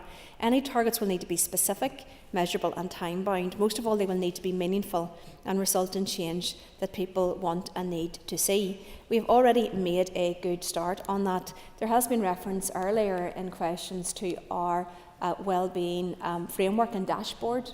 That will be a critical aspect of measuring this in terms of the 40 indicators. Those 40 indicators will be key measurements against the 9 priorities, and that those will be updated, as indicated earlier, in real time in order to measure progress. It'll also give us an indication in real time if there are problems. Very often ministers refer to targets going the wrong way, or targets being red as opposed to green or amber, and going in the right direction. So that wellbeing dashboard should be able to give us those indications, which will facilitate ministers and the Executive taking mitigating actions against those. The challenge for all of us will be the difficult budget and fiscal environment that we're trying to deliver within. We do have a determination to deliver against all 9 priorities. The scale of that delivery, the realisation of our ambition will be in part dependent on the budget that is available. It is unlikely, as indicated to the committee just last week, that we will have a multi-year budget before next year. And the lack of a multi-year budget does prevent us from being able to make those types of plan decisions that we would want to make. However, we also anticipate that the fiscal environment will be difficult for the next 12 to 18 months at least. So therefore, in terms of the targets, in terms of the priorities, all of these will be scalable. So therefore, if we secure additional revenue, we will of course scale those up. Yeah, of course. The Deputy First Minister giving way. Was she disappointed? She talked about the multi-year budget, and we want to see that too. Was she disappointed that the budget sustainability plan, which was produced last week, didn't have a huge amount of detail or ambition in terms of long-term measures to reform and improve how we manage the public finances here? It seemed to be mostly a placeholder exercise, but perhaps you can correct me on that viewpoint. Thank you. Well, I think the sustainability plan was to set out the framework for managing regardless of what situation that you are in, but it also made clear that our preference is for a multi-year budget. This is a point that we made directly to the Prime Minister. We made it directly and strongly and robustly to the Chancellor when we met with the Chancellor. The Chancellor indicated to us that she was in agreement that the multi-year budget was the preference, but of course also highlighted the difficulty in terms of the new government coming in and being able to take a look at those longer term measures. I also expect that some of that challenges because the fiscal environment is particularly challenging at the moment. And in terms of a multi-year budget, that will want to be, and the government will want to align that with some ambition in what they want to achieve over the remaining 3 to 4 years of their term beyond next year. But we will have to work. We work with the conditions in which we find ourselves. Ultimately, we are dictated to by whether or not there is a multi-year budget coming out of Treasury. But we also made the point that longer-term funding supports us, particularly on the capital side, and indeed that more needs to be done in terms of that coordination piece. I have no doubt it is a point that we will raise again on Friday at the Council of Nations and Regions. We will also be looking at how to link projects in the programme for government to that wellbeing dashboard, and the indicators of that dashboard will be updated automatically when the latest data is published. So again, I advise all members to look at that at the moment and to bring forward any views they have on that. This will aid work across the executive and help us to identify and bring forward solutions when issues are found. We will also look to identify gaps in data by strengthening our suite of indicators. I think the aim is that these are dynamic. So if some of them are not working in the right way or doing what it is that we want to do in terms of that progressive realisation against our overall target and outcome, then we should be able to change that if needs be, and we will of course take that feedback from the particular committees as well. We also know that to continuously improve the indicators on mental health, the number of people in housing stress, the percentage of people who see our towns and city centres safe and welcoming, that these are indicators that are currently not moving in the right direction. And that's why it is important to have prioritised healthcare and the provision of more social and affordable and sustainable housing and safer communities. We will, as we've said in the Assembly, be working with executive colleagues to carefully consider and introduce specific, measurable and time-bound objectives where it makes sense to do so. But to agree this motion would, however, mean that we are agreeing changes to the process I have outlined and to the programme itself without letting that consultation run its course fully. It is also important that we as an executive give that opportunity to reach a collective decision based on the rounded view which the consultation exercise will provide. The process, while it may be not the most exciting part of this, is of course critically important. And as much as we are keen to see timely progress, we are not willing to do either of these things. The First Minister and I do agree with members that it is important to clearly set out what we are working to achieve through this programme and that we should be transparent when it comes to reporting our progress. Like the programme for government sets out a prioritisation. We've said it before and I will say it again, it is not the totality of our ambition. But quite frankly, despite some reflections across the Chamber that they find the programme for government underwhelming, the reality is if we are in a position in 2.5 years' time where we've made significant progress against all of those 9 priorities, I believe it will be a job well done. We are realistic, and I think the public expect us to be realistic about that. There have been some very valid issues that have been raised here in terms of older people and making sure that is fully integrated, in terms of the underpinning of our infrastructure and the importance of our investment strategy, the importance of all kinds of different issues, should that be in terms of mental health to young people, to our wildlife, to peace as a core objective that underlines the work that we do. All of those issues are essential, but ultimately the programme for government is about prioritisation. It is up for individual ministers working within their departments or working cross-departmentally, cross-agency, to bring forward a huge suite of additional measures to respond to statutory responsibilities, to address the very many other concerns that are out there in society that are not referenced in this prioritised document. But I believe that this will be a very, very positive way forward for the Executive Committee, a clear prioritisation, and that if we fulfil it, if we fulfil the ambition that we have set out, I believe we will make a very real and meaningful difference to people right throughout Northern Ireland on the issues that matter most to them. Thank you, Deputy First Minister, for that response. I now call Brian Kingston to wind up the amendment, and you have up to 5 minutes. Okay. Thank you, Mr Deputy Speaker. And as my party colleague Harry Harvey said in proposing our amendment, the publication of the Executive's Programme for Government last month is a significant milestone, setting out what the Executive's priority for this mandate will be and are. As members know, it is the first published Programme for Government since the 2011 to 2015 version. The 9 priorities are cross-cutting across departments and provide a means for the public to judge progress made during this Assembly term.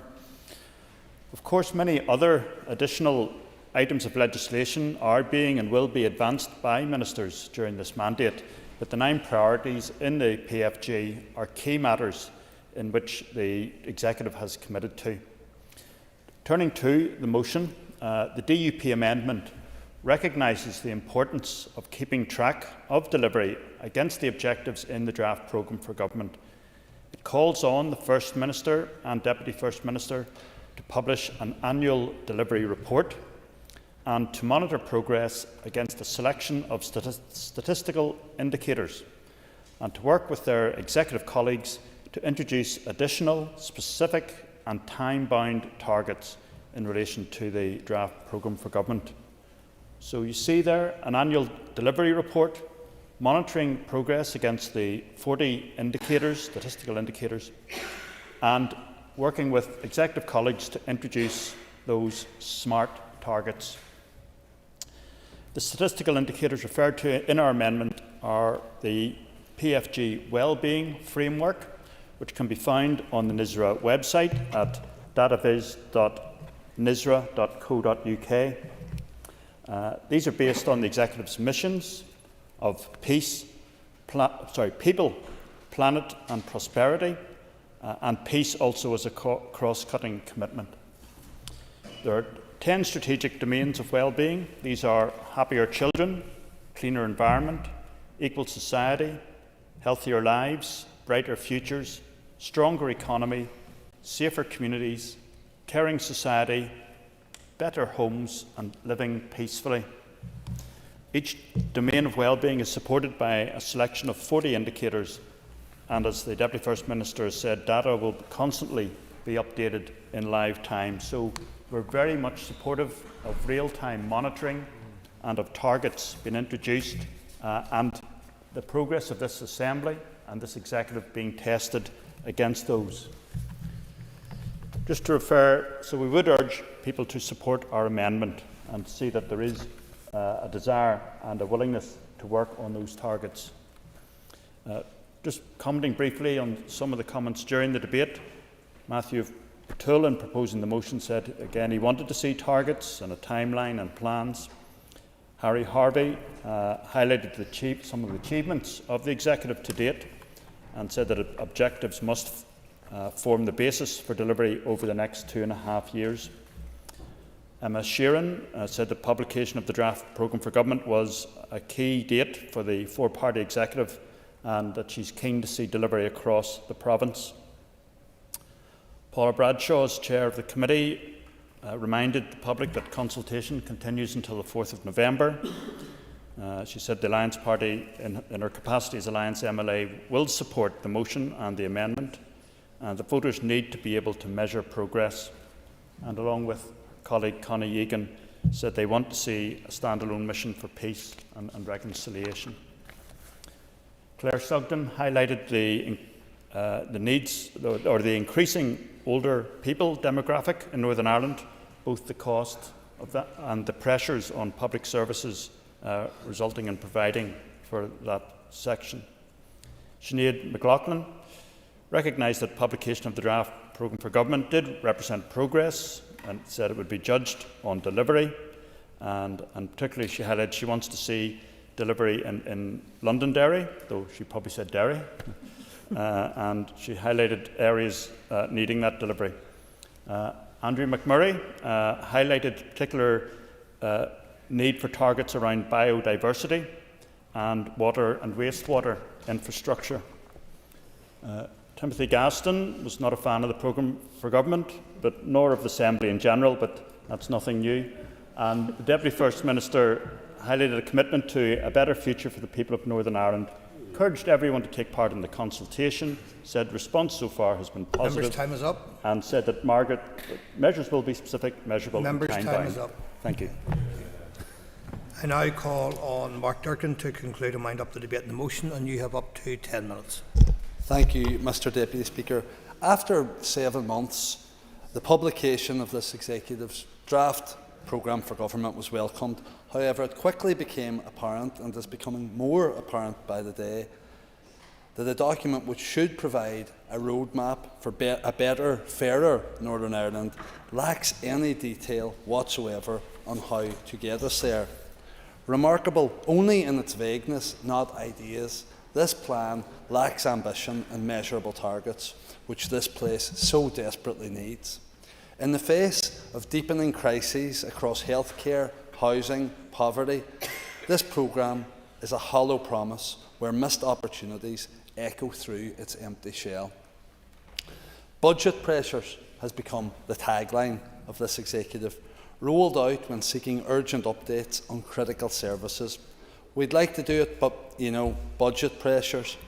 It's akin to that dreaded phrase that no child wants to hear from a parent when asking for something, and my children hear it frequently enough. We'll see.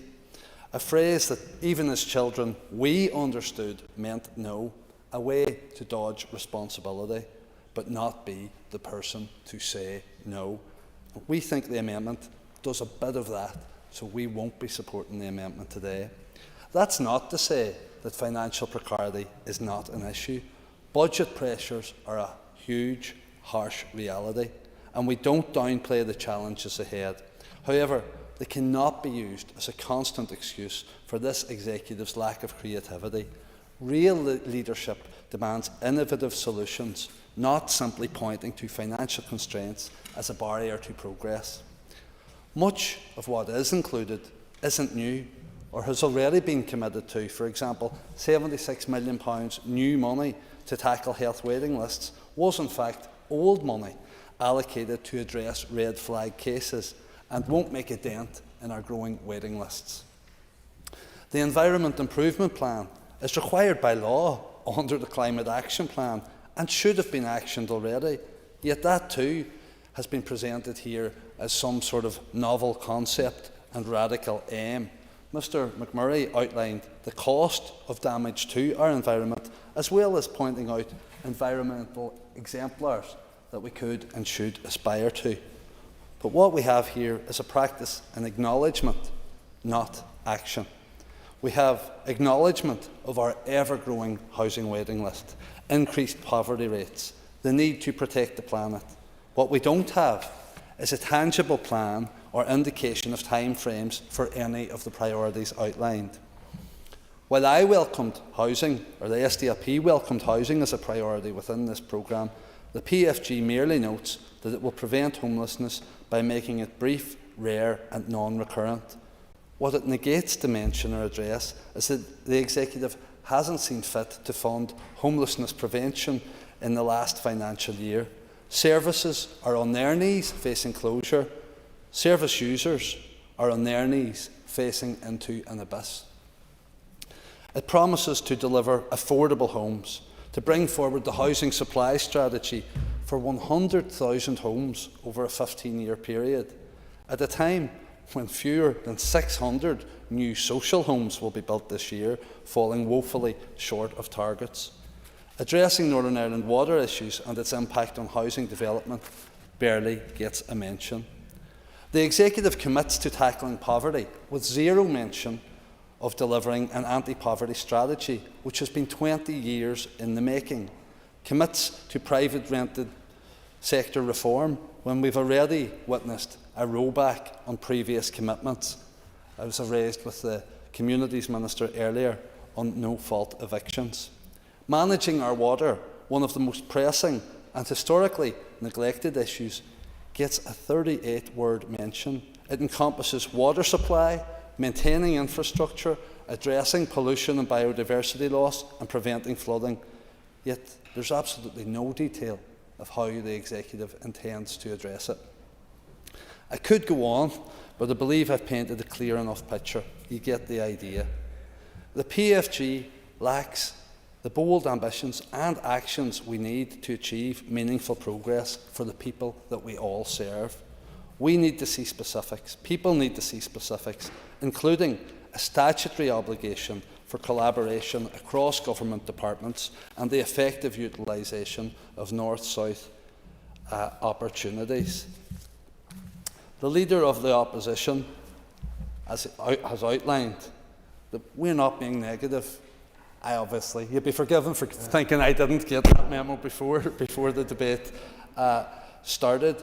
But it's true, and it is, of course, worth noting that this is a draft programme for government, now out for consultation. But it's so important that that consultation is widespread, that it's thorough, and that it is meaningful, and that more than lip service is paid to responses.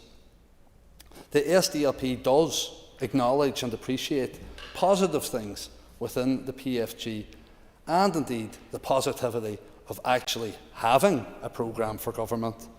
We have been without one for more than a decade, but of course we've been without a government for half a decade. None of this will be achieved if we go down that road again. Mr O'Toole focused, or was beginning to hone his focus on the importance of targets and timelines, and he was in full flow before he was interrupted by the chair of the Executive Office Committee, not her only well-timed intervention in the last week. But in doing so, she did actually highlight my party's consistency in approach. We will always seek to do better, whether inside or outside an executive.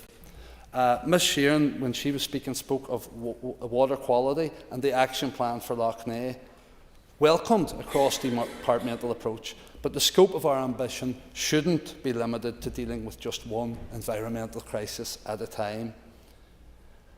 People want to see a similar commitment to tackling the issues at Maboy, which pose a threat not only to the environment, but also to human health, and is also a barrier to the completion of the A6 and the economic development of Derry. Ms Bradshaw did make important points about tackling division that has cost lives, cost money, and continues to cost so many opportunities for us to do better. Ms McLaughlin made a salient point about tackling the flying of flags, a practical aim and outworking of tackling that division. I've said people need more than words, but words are important, and my colleague also correctly identified the wording around the expansion of the university in Derry. The document says up to 10,000 students. We need at least 10,000 students. The Deputy First Minister spoke of the infrastructural challenges that we face. We all know of the huge challenges of delivering major infrastructural improvements and projects and the cost. The biggest driver of cost is delay. We clearly need to improve our delivery, and an Infrastructure Commission could have, and undoubtedly would have, a role to play in improving that and reducing the eye-watering overspends that we now just seem to shrug and take as par for the course. But that Infrastructure Commission has been sucked into TEO, where so many good ideas go to die. This motion today isn't about pointing fingers. It's about extending an open hand. We want to work constructively to craft a plan that delivers results. What we currently have doesn't cut it. This can't serve as another soulless exercise in political rhetoric and jam tomorrow. Move the motion.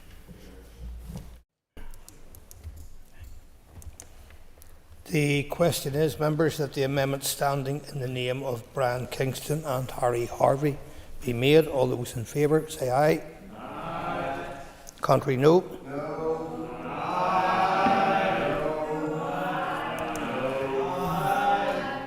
I think the ayes have it. Aye. Okay, clear the lobbies. The question will be put in 3 minutes.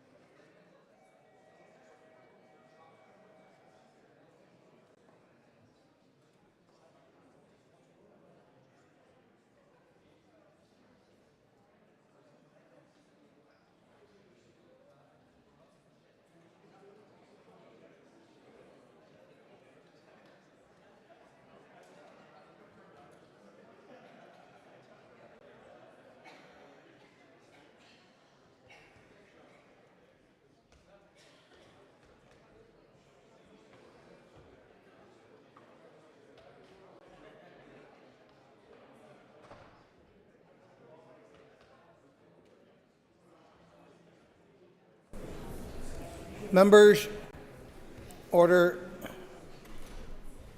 Members, the question is that the amendment standing in the name of Brian Kingston. Order, members. The amendment standing in the name of Brian Kingston and Harry Harvey be made. All those in favour say aye. Aye. Contrary of any, no.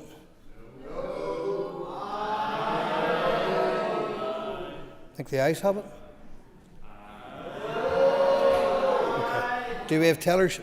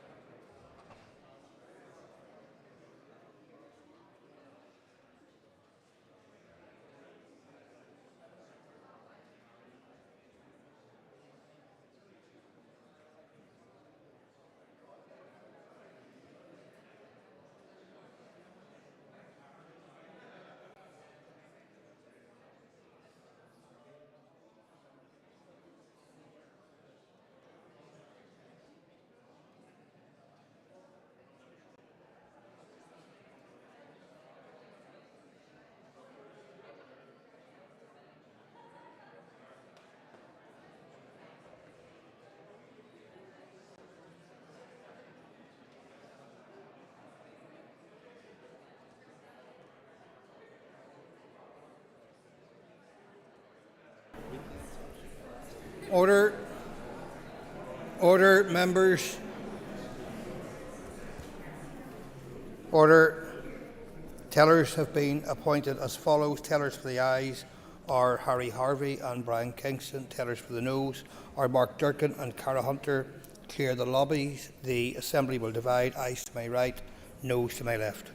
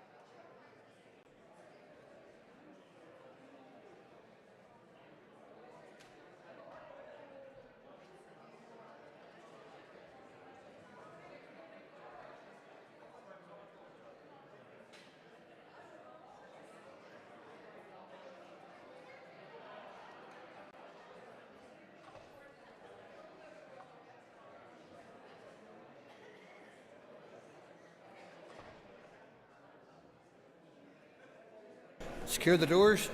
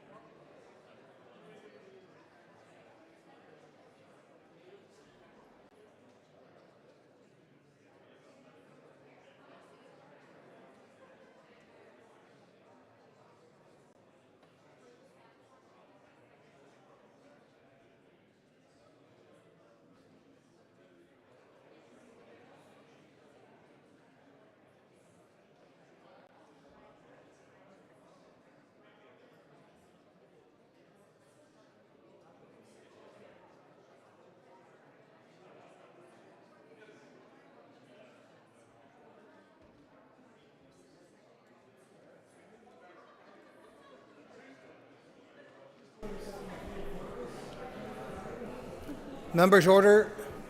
Members will resume their seats. Members, order. Clerk, please read the result. 75 members voted, 66 members voted aye, 9 members voted no. The amendment is therefore agreed. The amendment is made. Unfasten the doors.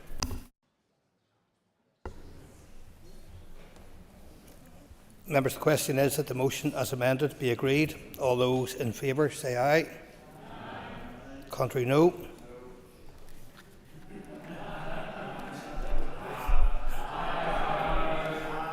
Contrary, no. The ayes have it. The ayes have it.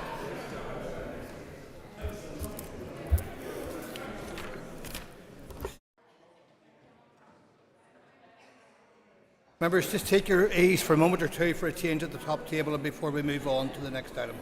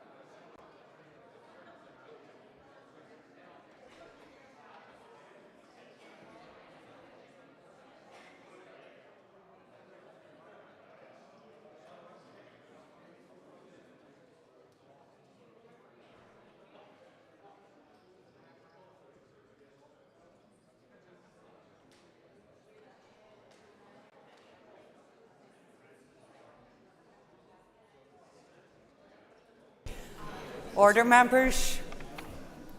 Order. So I've received notification from the Business Committee of a motion to extend the sitting past 7 o'clock this evening under Standing Order 10(3A). Clerk, please read the motion. That in accordance with Standing Order 10(3A), the sitting on Monday the 7th of October 2024 be extended to no later than 8 p.m.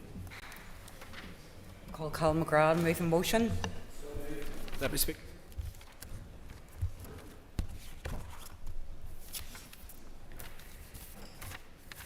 Sorry, Colin, give us 2 minutes.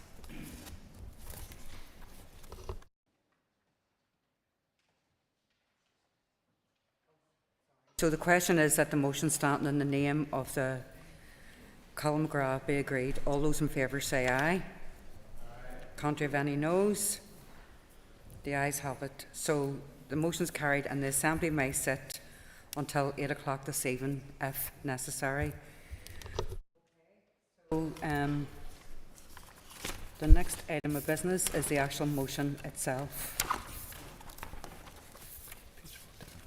Yeah. So the next item of business is a motion on Farmers' Basic Pay Scheme. Clerk, please read the motion.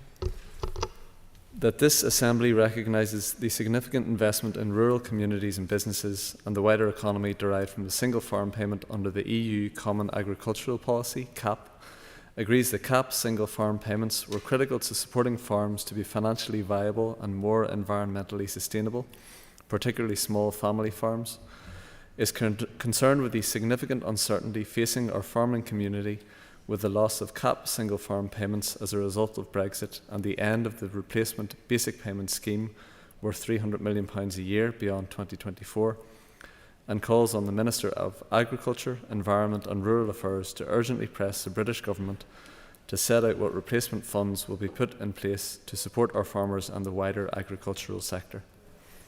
Thank you. I call on Declan McAleer to move the motion.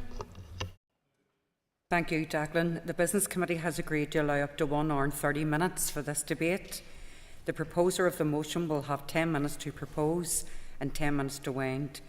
2 amendments have been selected and are published on the Marshall list, so the Business Committee has agreed that 30 minutes will be added to the total time for this debate. Declan, please open the debate on the motion. Thank you, and I welcome the opportunity to discuss this motion this evening in relation to the Farmers' Basic Payment Scheme. I Our farmers are grappling with some of the greatest challenges they've ever faced. Among them, Brexit, climate change and animal diseases. On top of this, the rising cost of production and reform to agricultural policy are stretching our farming communities to the limits. Our local farmers play their part in global food security, particularly for countries that are not self-sufficient. In this context, our farmers are not just local producers. They contribute to the wider European and global food chain, as well as being custodians of the countryside. Global food consumption is projected to increase by 1.4% over the next decade, driven by population growth. This is not the time to cut funding or reduce our commitment to agriculture. On the contrary, we need to invest in the future of farming to ensure food security at home and abroad. Thriving rural communities are essential for our wider economy, and agriculture is the backbone of these communities. Over 80% of farms in the north are small scale, but we cannot assume that the end of direct payments would only impact small farmers. It would devastate the entire sector. Research in Queen's University suggests that without direct support, we could see the collapse of 30% of our farms. For the over 25,000 farm businesses here, the loss of direct payments could be catastrophic, threatening both sustainable farming practices and the livelihoods of thousands of people. With approximately 1 million hectares of farmland, primarily grassland, we have the unique ability to convert grass into protein thanks to our ruminant livestock. 75% of land in the north is classified as LFA, less favoured areas, unsuitable for growing crops, but perfectly suited for grazing livestock. This natural resource should be protected and maximised, but current uncertainties threaten the industry. The basic payment scheme, known to many as a single farm payment, is crucial to the rural economy. It provides direct financial support to farmers and has a multiplier effect throughout the local economy. The basic payment scheme stabilises farm incomes, enabling farmers to maintain or increase production, helps them keep the land in good environmental condition, boost demand for agricultural inputs such as machinery, seeds and fuel. This increased spending power supports local businesses, services and jobs in agriculture-related sectors like transport, processing and agri-tech. In addition, the basic payment scheme allows farmers to invest in farm infrastructure, further benefiting industries like construction. Overall, the basic payment scheme is central to sustained growth and economic resilience in both rural and non-rural areas. However, under the guise of austerity and post-Brexit policies, we see a systematic undermining of our agricultural sector. Direct payments from the European Union, which represented over 80% of farm income, provided long-term security, enabled farmers to produce safe, nutritious and affordable food whilst caring for the countryside. The South of Ireland, by contrast, has continued to invest heavily in agriculture, increasing payments for areas of natural constraint, whilst the North, we do not have such vital supports, which puts our farmers at a very distinct disadvantage. With Brexit, we are facing a declining budget, and the British government has yet to provide any clarity on whether there will be a ring-fence commitment to agriculture similar to the EU's Common Agricultural Policy. We eagerly anticipate the Chancellor's budget announcement on the 30th of October, which is expected to shed light on the funding available. It is crucial that the Minister promptly assesses the implications of this funding for our agriculture sector and ensures it aligns with our goal for sustainable development and a just transition. And I should say I welcome the fact that the Minister is with us here in the Assembly this evening. We need a robust, long-term commitment to agriculture, similar to the previous Pillar 1 and Pillar 2 of the Common Agricultural Policy. And it is our duty to fight for this in the upcoming spending review. We must secure the future of farming in the North for the good of our rural communities, our environment and our collective food industry. In terms of the amendments, Sinn Féin supports both of them. And we support the DUP call for a ring-fenced, inflation-proofed, multi-annual farm support and development budget, and this is something that we support. The SDLP amendment, which is number 1, it helpfully includes the need for a separate ring-fenced Pillar 2 scheme. As we know, pre-Brexit, CAP Pillar 2, which is also known as the Rural Development Programme, provided funding for agri-environment schemes, the Farm Business Improvement Scheme, as well as social and economic development programmes through the local action groups. In the current post-Brexit arrangement, there is only one farm budget envelope available, i.e. there is no Pillar 2, but all of the schemes proposed in the new farm policy will be modulated out of the basic payment scheme and hence reduce the value of farmers' entitlements, and all of this in the context of no overall clarity from the British Government around what the actual budget is going forward. Whilst we support both amendments, I understand that the SDLP amendment will be voted on first, and if the amended motion is passed, the DUP amendment will not be voted on, but the Speaker would keep me right on this, and I'm certainly not going to preempt how members in the Chamber will vote here this evening. So in conclusion, the Assembly must ensure that farm support continues so that our farmers, who are the custodians of our countryside, can continue to feed people and contribute to the global food supply, and I look forward to debate. I propose a motion by Margaret. For Margaret Declan, I call on Patsy McGlone to move amendment number 1. So moved. Corra Lahar. Okay, Margaret, you'll have 10 minutes to propose amendment number 1 and 5 minutes to Wayne. Patsy, please open the debate on amendment number 1. I welcome the debate today and the recognition of the significant investment in rural communities and businesses from the single farm payment and the EU Common Agricultural Policy. But while we may agree with the intent behind the original motion, in our view it's incomplete. That's why we believe our amendment is necessary, because there were two pillars to the EU Common Agricultural Policy, and both of those, as we well know, played an important part in supporting rural communities and the rural economy. The motion only mentions the direct payments under Pillar 1, but the Pillar 2 payments for rural development were also crucially important. However, after Brexit, the British Government did not properly replace the Pillar 2 funding stream, as many of us know. As a result, we have lost access to nearly 100 million of funding that should have been invested in our rural communities. Our amendment seeks to acknowledge that loss.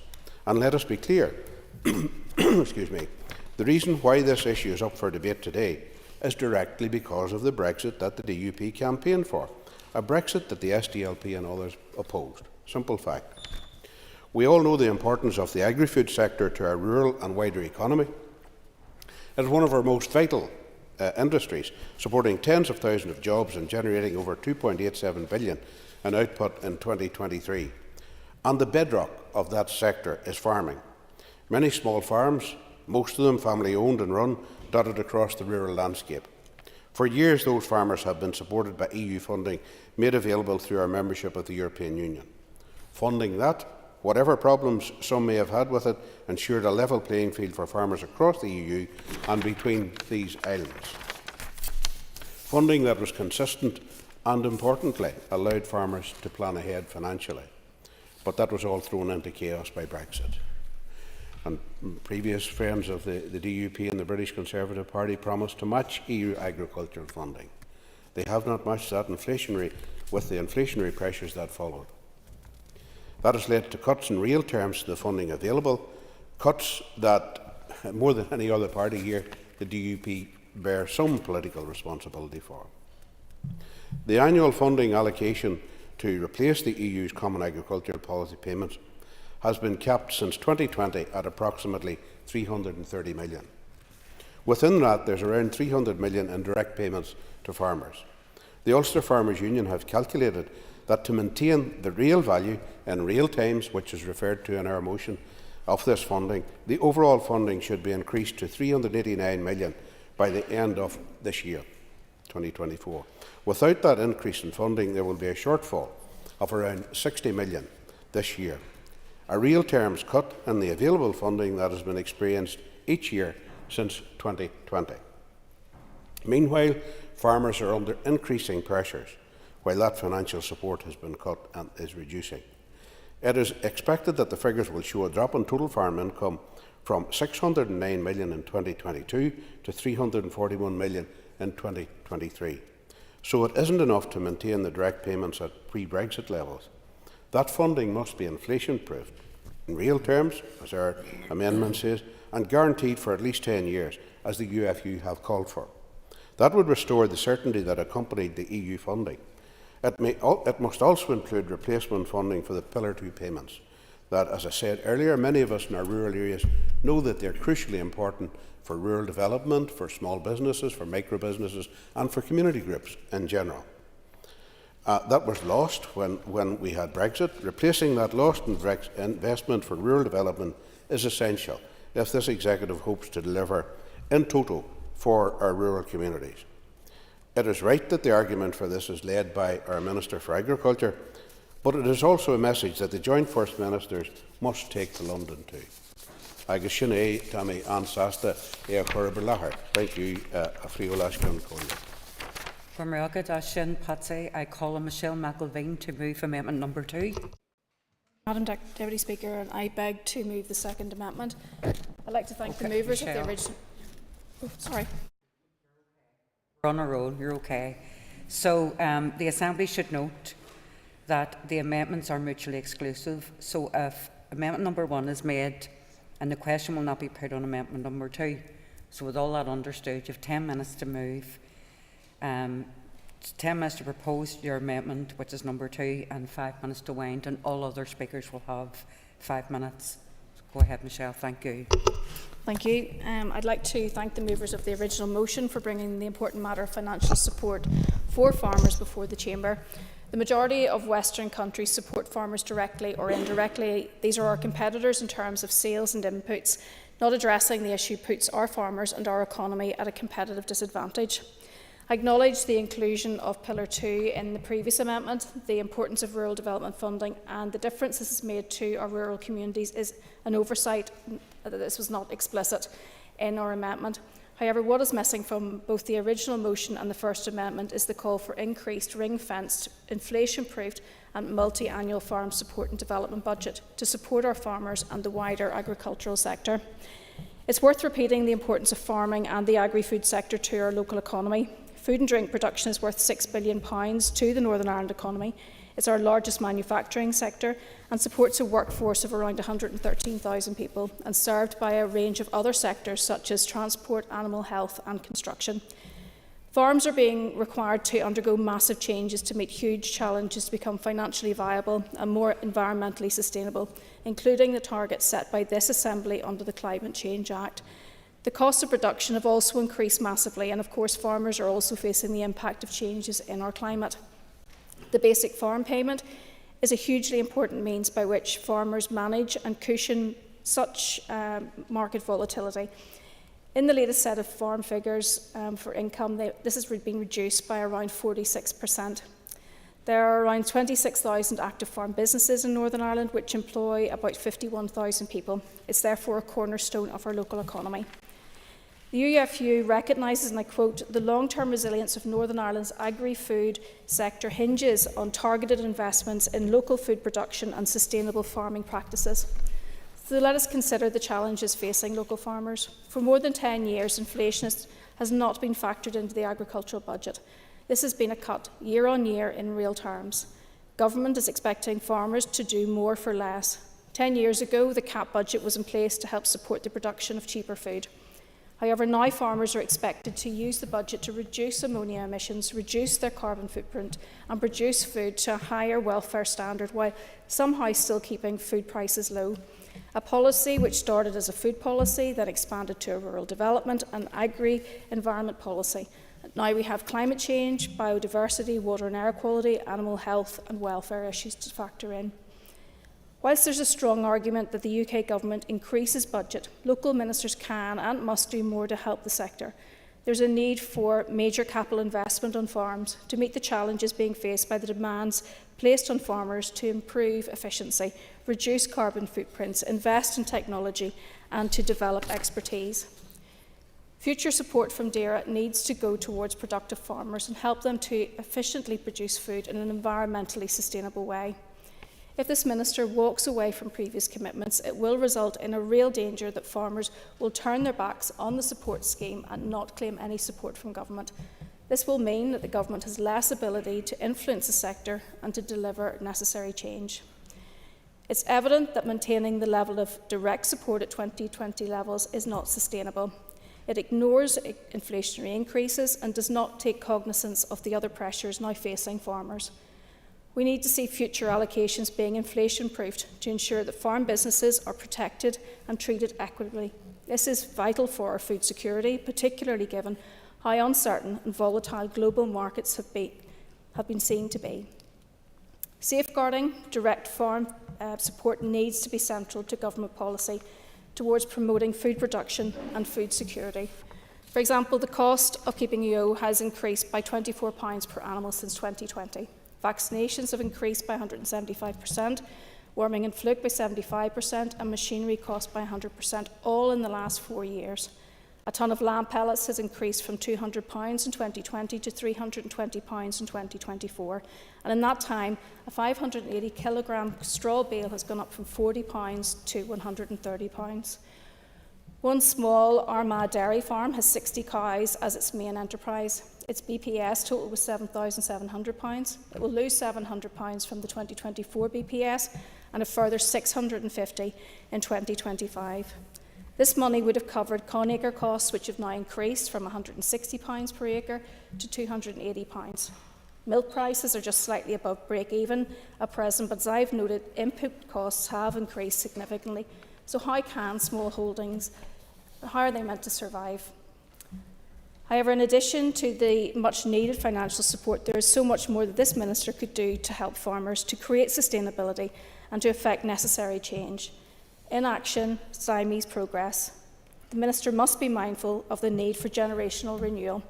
Farmers are getting older and it's getting harder to attract young farmers. Uncertainty, poor policy making and a lack of financial support makes that renewal even harder. I'm delighted that the Deputy First Minister, in her engagement with the Chancellor, made our concerns known regarding Labour's position on a possible change to inheritance tax and the impact that this will also have on our farming community. We've previously raised the issue of planning policy during this term. The current environmental policy has stopped virtually all agricultural development in Northern Ireland. This is fundamentally wrong. Farmers who want to improve their farm buildings in order to improve their businesses and the environment can't do this. For example, a farmer who wishes to install a new milking parlour that will reduce the time the animals are milking and increase the time that animals are outdoors at grass cannot get through the planning system. This is madness. The announcement made last week around the A5 upgrade is welcome progress in terms of improving road safety and connectivity, but there's still a huge amount of uncertainty for farmers along the route. Farmers who will lose farm buildings cannot get planning permission for new buildings because of inaction to address the anomaly in the current ammonia policy. Will the Minister give an undertaking to address this issue for the farms affected? There is a need for the Minister to be an advocate for local farmers affected in this instance. Turning to TB, this disease is estimated to be costing £60 million, money which could be better spent in the agriculture budget. And while I appreciate a review is being undertaken, there is a genuine concern among the farming community that the fundamental issues pertaining to TB are going to be kicked down the road. Despite this large sum of money, the disease is not being controlled compared to our neighbouring jurisdictions. The current TB problems are closely related to the need for an adequate basic payment. If we take a farm with 70 suckler cows with a £20,000 BPS, with 65 suckler calves to be sold in the autumn, if the farm went down with bovine TB before the sale, this would mean that the farmer has to keep 65 extra cattle over the winter until it's TB-free. The BPS, instead of paying annual bills, is needed to cover the costs of these additional cattle. In the absence or lowering of the BPS, farms like this simply could not survive. There's understandable despondency among the farming community. There are reduced margins, increased red tape, heightened risks of blue tongue, MV and bird flu, the unbalanced focus on farmers over Lough Neagh and increasing demands to do more with less. The UFU is telling us that the agricultural sector in Northern Ireland is at tipping point. There's a need for government intervention, both financial and practical. The message the UFU is sending out is very stark. Without increased government support, the sector risks decline in farm incomes, increased job losses in rural areas, and a reduction in the production of high-quality, sustainable food that a country relies on. The basic farm payment is an investment in the future of rural communities. It's an investment in the economy, and it's also an investment in environmental sustainability and social well-being. I urge the Minister to be the advocate and policy maker the sector needs for its long-term survival. There are 670,000 people living in rural Northern Ireland, with thousands of jobs relying on farming and the wider agri-food sector. With increasing policy demands being made of our farmers and spiralling costs from international instability, there is a need for an increased, ring-fenced, inflation-proofed and multi-annual farm support and development budget to support our farmers and the wider agricultural sector. Thank you. Thank you, Michelle. I call John Blair. Thank you, Principal Deputy Speaker. And can I extend that thanks to the proposer of the motion and also those who proposed the amendments. I wish to speak today in my capacity as a member of the Agriculture, Environment and Rural Affairs Committee. Members of this committee are often reminded of the difficult financial situation faced by many in the agricultural sector, but also of the difficult budgetary situation of the department. Before I proceed, I want to express my gratitude to members for introducing the motion again in the Chamber today. It's one that the Alliance Party supports in principle. I'm sure the Minister for Agriculture, Environment and Rural Affairs, when he speaks later, will clarify his position and that of the department. It is my hope there will be some positive news in that regard. I know, for example, that the Minister has repeatedly corresponded with the Secretary of State for Environment, Food and Rural Affairs and GB, as well as the Northern Ireland Office, to strongly express his profound concern about the future of the allocated agriculture budget, and the Minister has informed us of that in this chamber on a number of occasions. The uncertainty around funding arising from DEFRA's underspend has been widely reported. Indeed, the annual report of the Farming and Countryside Programme has now confirmed a DEFRA underspend of $358 million in the agriculture budget over 3 years. This is a very worrying figure indeed in the context of Northern Ireland, but also, of course, in that of GB. Ultimately, Principal Deputy Speaker, today's discussion centres on a critical implication of Brexit, and we cannot escape from that without rehearsing all of those arguments over again. We're witnessing an increasing number of these issues within the department and also across other departments. As well as Brexit, immense challenges are also being posed by climate change, and so I must take this opportunity to address the issue of a just transition, an issue which is becoming increasingly urgent. It will come as no surprise to those in the Chamber today when I say that the transition to a low-carbon economy will significantly affect the agri-food sector. The Just Transition Fund is crucial because it aims to provide guidance and financial support to the sector as it meets its obligations under the proposals and policy outlined in the climate action plans. This assistance will further enable the sector to improve its economic resilience and also its competitiveness. Principal Deputy Speaker, I was glad to hear the Minister speak in detail on this issue during question time in the Chamber last week. Specifically, he announced plans to establish a Just Transition Fund for agriculture in the coming months. However, he emphasised the need for clarity from the UK Government regarding the level of funding that will be available in the future years.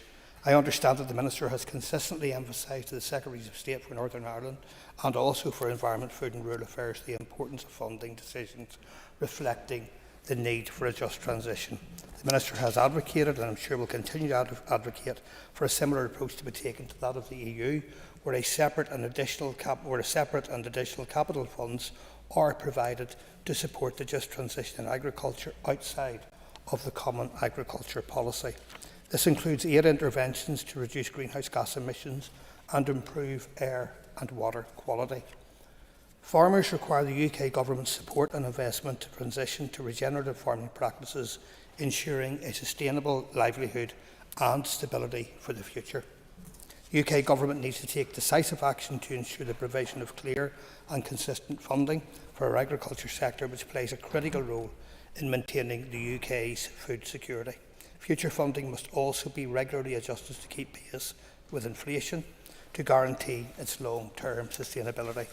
I know that the Minister will continue to press for this and for the sector, as he's told us before, and I look forward to hearing his responses on this when he comes back to respond on the debate. Principal Deputy Speaker, supportive of the motion.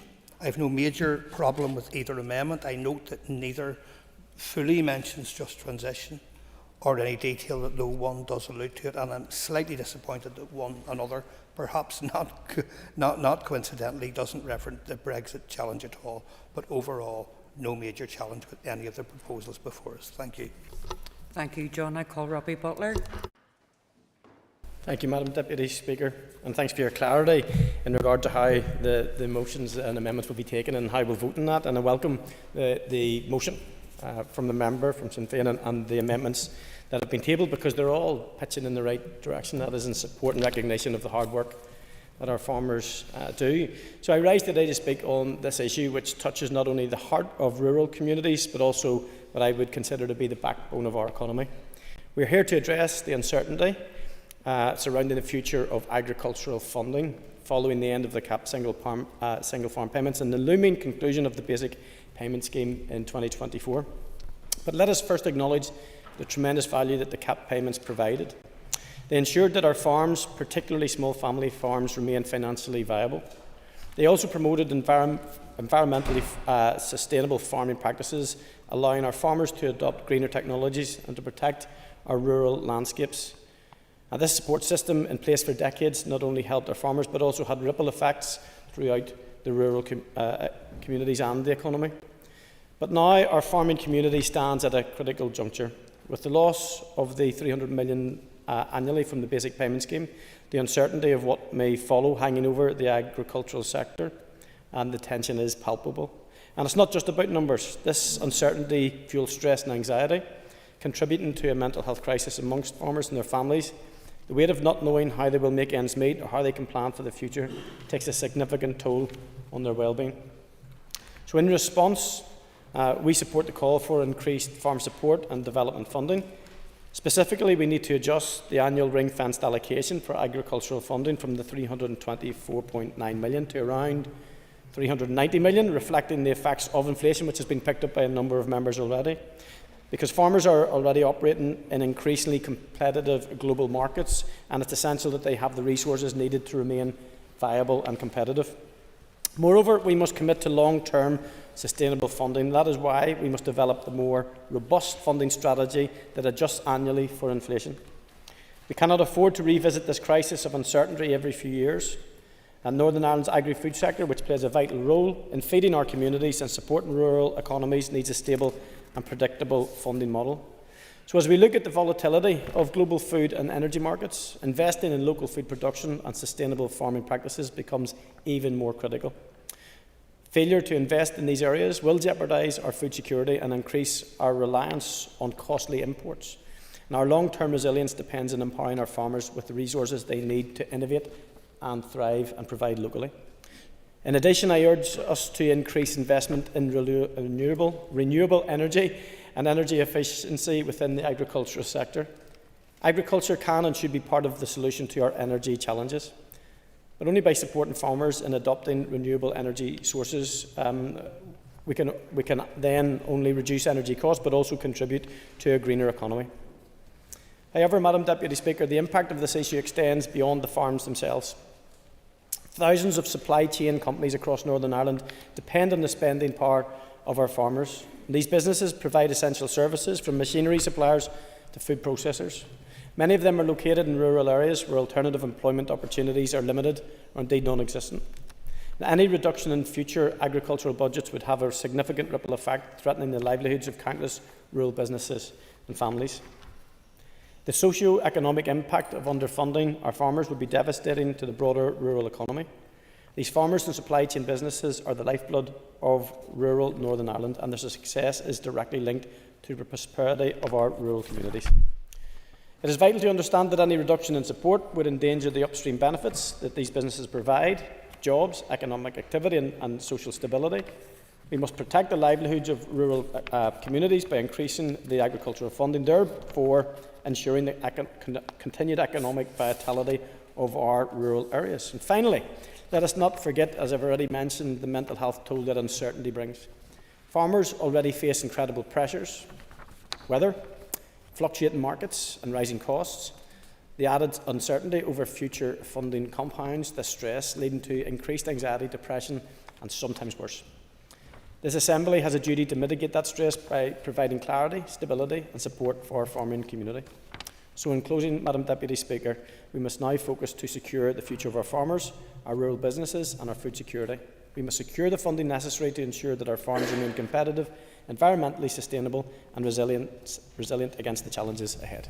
Thank you. Thank you, Robbie. I call Nicola Brogan. I'm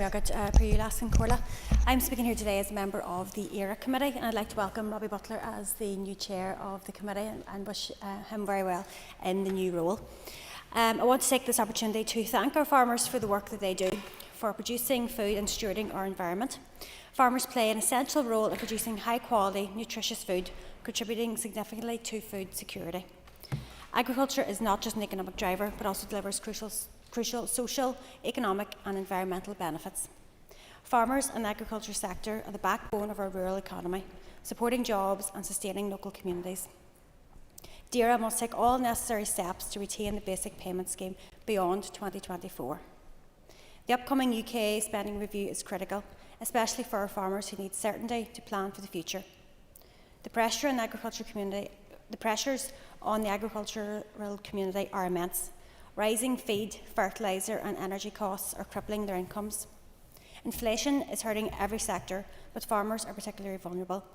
Meanwhile, as Robbie has already alluded to, mental health issues among farmers are rising, as highlighted by Rural Support's recent report. Brexit has only deepened these challenges. Leaving the EU's common agricultural policy has been disastrous for the North, financially and structurally. The EU provided multi-annual funding through CAP, giving farmers long-term security. Now, with Brexit, we have a shrinking agricultural budget, a loss of environmental funding, and post-Brexit trade deals that have left our farmers exposed to cheap imports that undermine their ability to compete. The looming end of the basic payment scheme adds further uncertainty, and we've seen no clear replacement. In my constituency of West Tyrone, the total amount of single farm payment is almost £47 million annually. Sinn Féin has called for impact assessments on the loss of these payments because without them, the livelihoods of over 25,000 farm businesses are at risk. Food security should be treated as a political priority. Our farmers produce safe, nutritious and affordable food while maintaining high animal welfare and environmental standards. Agriculture is a key pillar of our economy, especially in the north, and a shrinking budget threatens the sustainability of rural communities. We must also address the broader challenges impacting farming: climate change, access to labour and global instability, such as the war in Ukraine. The British Government's austerity agenda has done little to alleviate these pressures, and the Government's failure to prioritise agriculture will only deepen the crisis. A strong, secure agriculture budget is essential, not just for our farmers, but for the future of food security. Thriving rural communities depend on it, and so does our economy. We need a government committed to supporting our farmers beyond 2024, with policies that genuinely reflect the importance of local food production and the sustainability of rural life. Thank you, Nicola. I call Sean Mulholland. Thank you, Principal Deputy Speaker. I don't think that there is a single member in this chamber who would deny the vital role that the agricultural sector plays here in Northern Ireland, and the farming and agri sector is the backbone of my own constituency of North Antrim. It sustains families, a wide ripple network of connected sectoral businesses that aren't often thought about when you think of farming, and it adds so much to the local economy. Therefore, there is an onus on us all to ensure that it receives the support it needs in these uncertain times, especially with the end of the basic payment scheme approaching and the ongoing impacts of Brexit. In recent months, concerns have been raised consistently in my constituency office about that impending end of the agricultural funding package, and with it set to expire, it is clear that future allocations must at an absolute minimum maintain current levels and crucially be uplifted for inflation to ensure our farmers can continue their vital work. My colleague, the Minister, Andrew Muir, has been proactive in his engagement with the UK Government on multiple occasions since he came into office, fighting for that clarity and support for our farmers that they so desperately need in this time of uncertainty. I know that there may have been some criticisms, but I believe he has been an unfaltering advocate for our farming community since coming into office, and that is something that I have heard consistently by those who have come into my office indeed. At his September meeting with the UK Government officials, Minister stressed the importance of early decisions on future funding. He underlined that Northern Ireland's role in the UK food security, with 80% of our food production being exported, the majority of it going to Great Britain. Quite simply, Northern Ireland's agri-food sector is absolutely vital to the food security of the UK as a whole.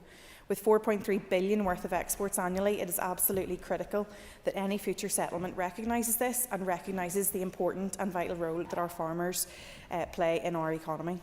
The Ministers also acted swiftly to avoid challenges that we've seen in other parts of the UK, like the disastrous £358 million underspend of the UK's agricultural budget over the last 3 years. Pushing for that early clarity and inflation-proof payments to prevent Northern Ireland farmers from facing the same uncertainty and financial strain is absolutely vital, and that's why schemes like the Farm Sustainability Payment that are being rolled out under the Minister's leadership will hopefully ensure that stability. Whilst we are now 8 years down the road and some have forgotten about Brexit, we can't ignore the ongoing negative impact that that's having, something that continues to affect farmers across North Antrim and Northern Ireland as a whole. And in addressing that impact, we are unlike some parties in this chamber who did support Brexit, but who now shy away from discussing the harm it has directly had and caused to our rural communities. We have been clear, the promises that were made during Brexit have not been fulfilled. Farm incomes in Northern Ireland have dropped by 46% in the last year alone. Post-Brexit, small family farms now face that uncertainty and falling income. So as we move to the basic payment scheme, from the basic payment scheme to the Farm Sustainability Payment in 2025, both the Minister and our party have stressed that clarity is urgently needed. Without proper planning and information, like any other business in any other sector, farmers cannot make informed decisions for their businesses. Future payments must be indexed to inflation. The £330 million allocated in 2020 should have increased by now to £390 million by that 2023 to reflect those rising costs. Farmers in my constituency are facing those rising costs of fuel, food, feed, medications and vaccinations, services and supplies, while their payments remain stagnant. We have heard that without further investment in our farming communities from the government, that they will collapse. However, with a budget that has remained stagnant over the past number of years, there is only so much that the department can actually do. So I want to thank the proposers of this motion and to those who have put forward amendments, and to assert my support for the farmers that make up the community that is so colourful and vibrant in North Antrim, and hopefully in the time ahead there will be more clarity and more support forthcoming. Thank you. Thank you, Sean. As this is Diana Armstrong's first opportunity to speak as a private member, I would remind the House that it is convention that an inaugural speech is made without interruption. However, Diana, if you choose to express views that would provoke an interruption, just saying, you are likely to forfeit this protection. So, Diana Armstrong. Principal Deputy Speaker, I'm very pleased that speaking on the motion before us affords me the opportunity to deliver my maiden speech this afternoon.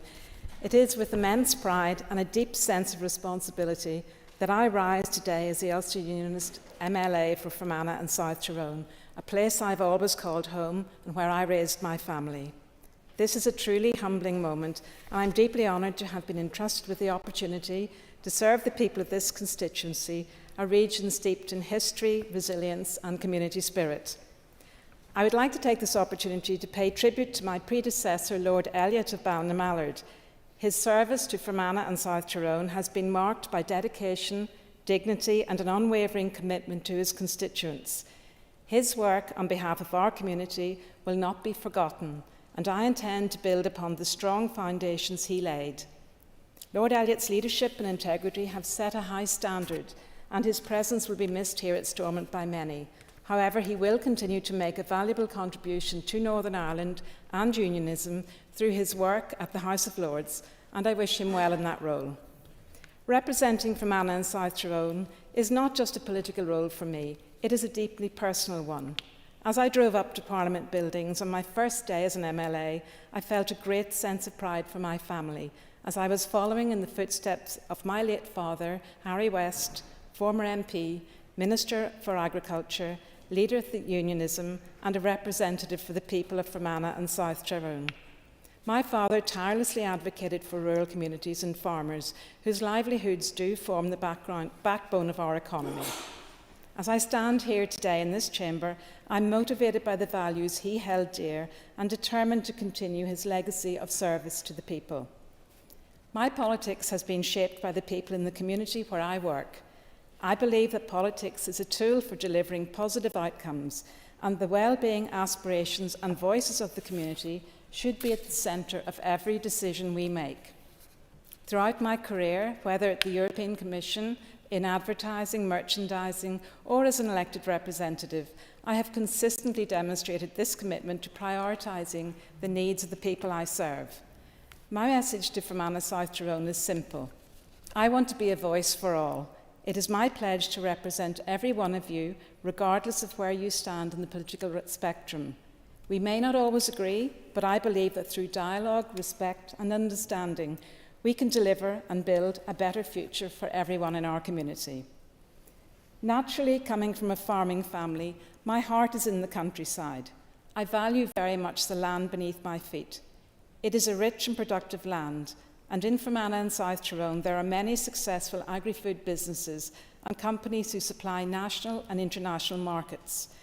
Many of these enterprises have grown from micro-scale to command superiority in the marketplace.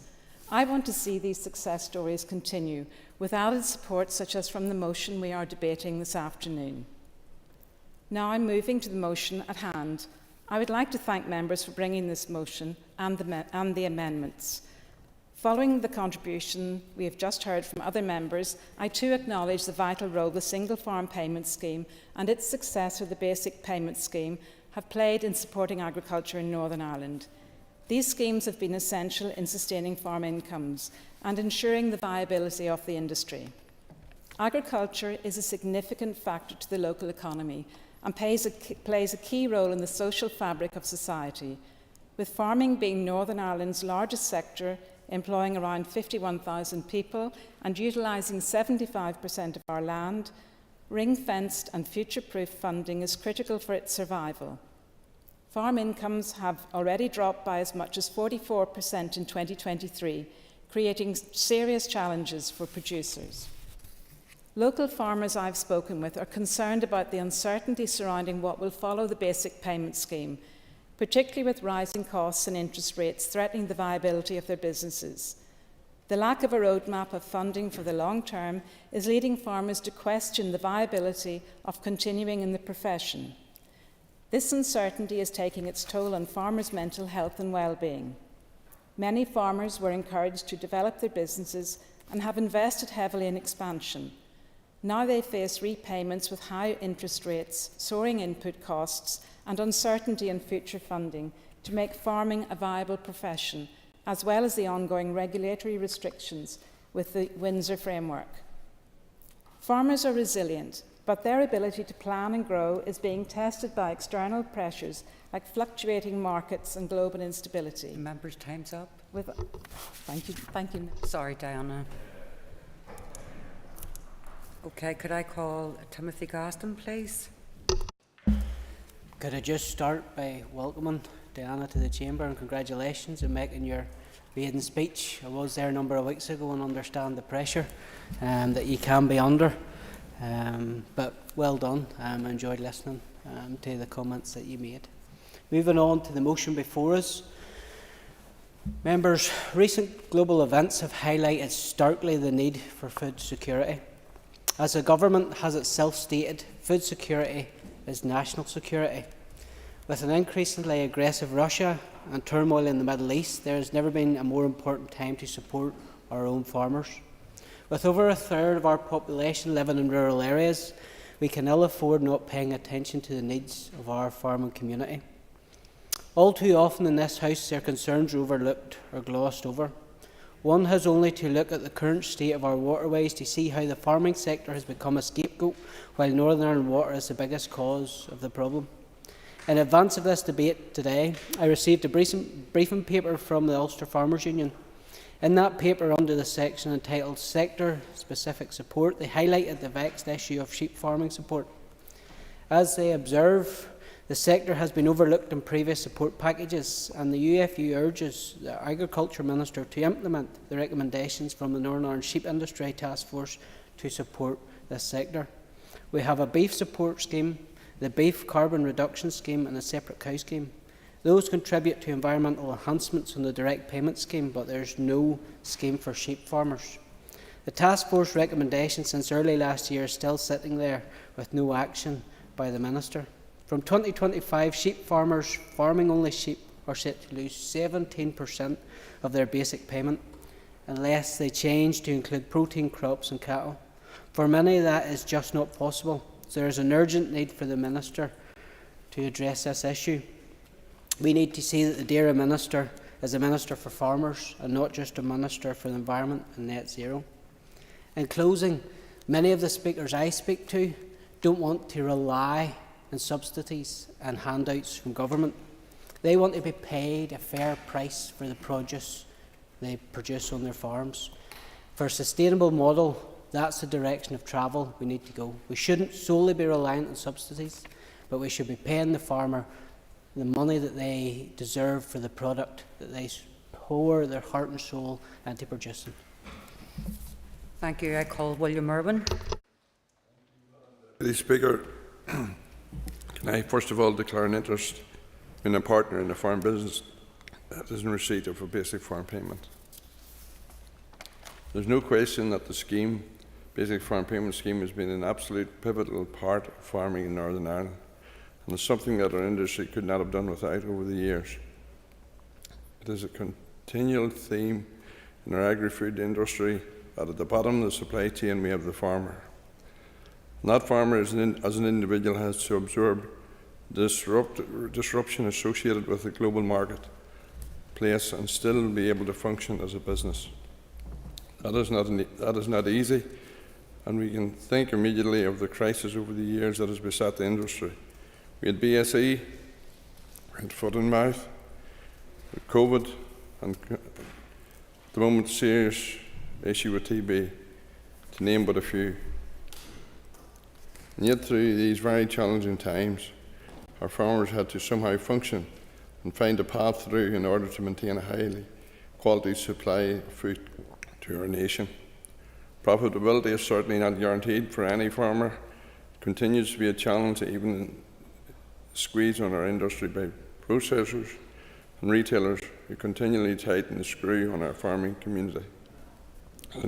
Input costs fluctuate massively in terms of feed, fuel, and energy costs, price of fertilisers, seeds, machinery, and general upkeep costs. Indeed, many of these costs have doubled from 2020. That is why the payment support system has been very much a vital part of farming. That is why this must continue. Indeed, if we look, farm incomes have failed by 46% in the 23-24 year. It was the DUP who lobbied and lent heavily on the previous government to ensure the payments remained at pre-20 levels for the duration of the previous government's tenure.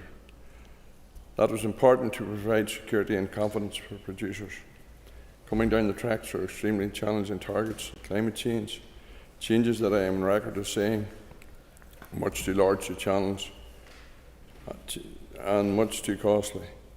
Yet they are in law.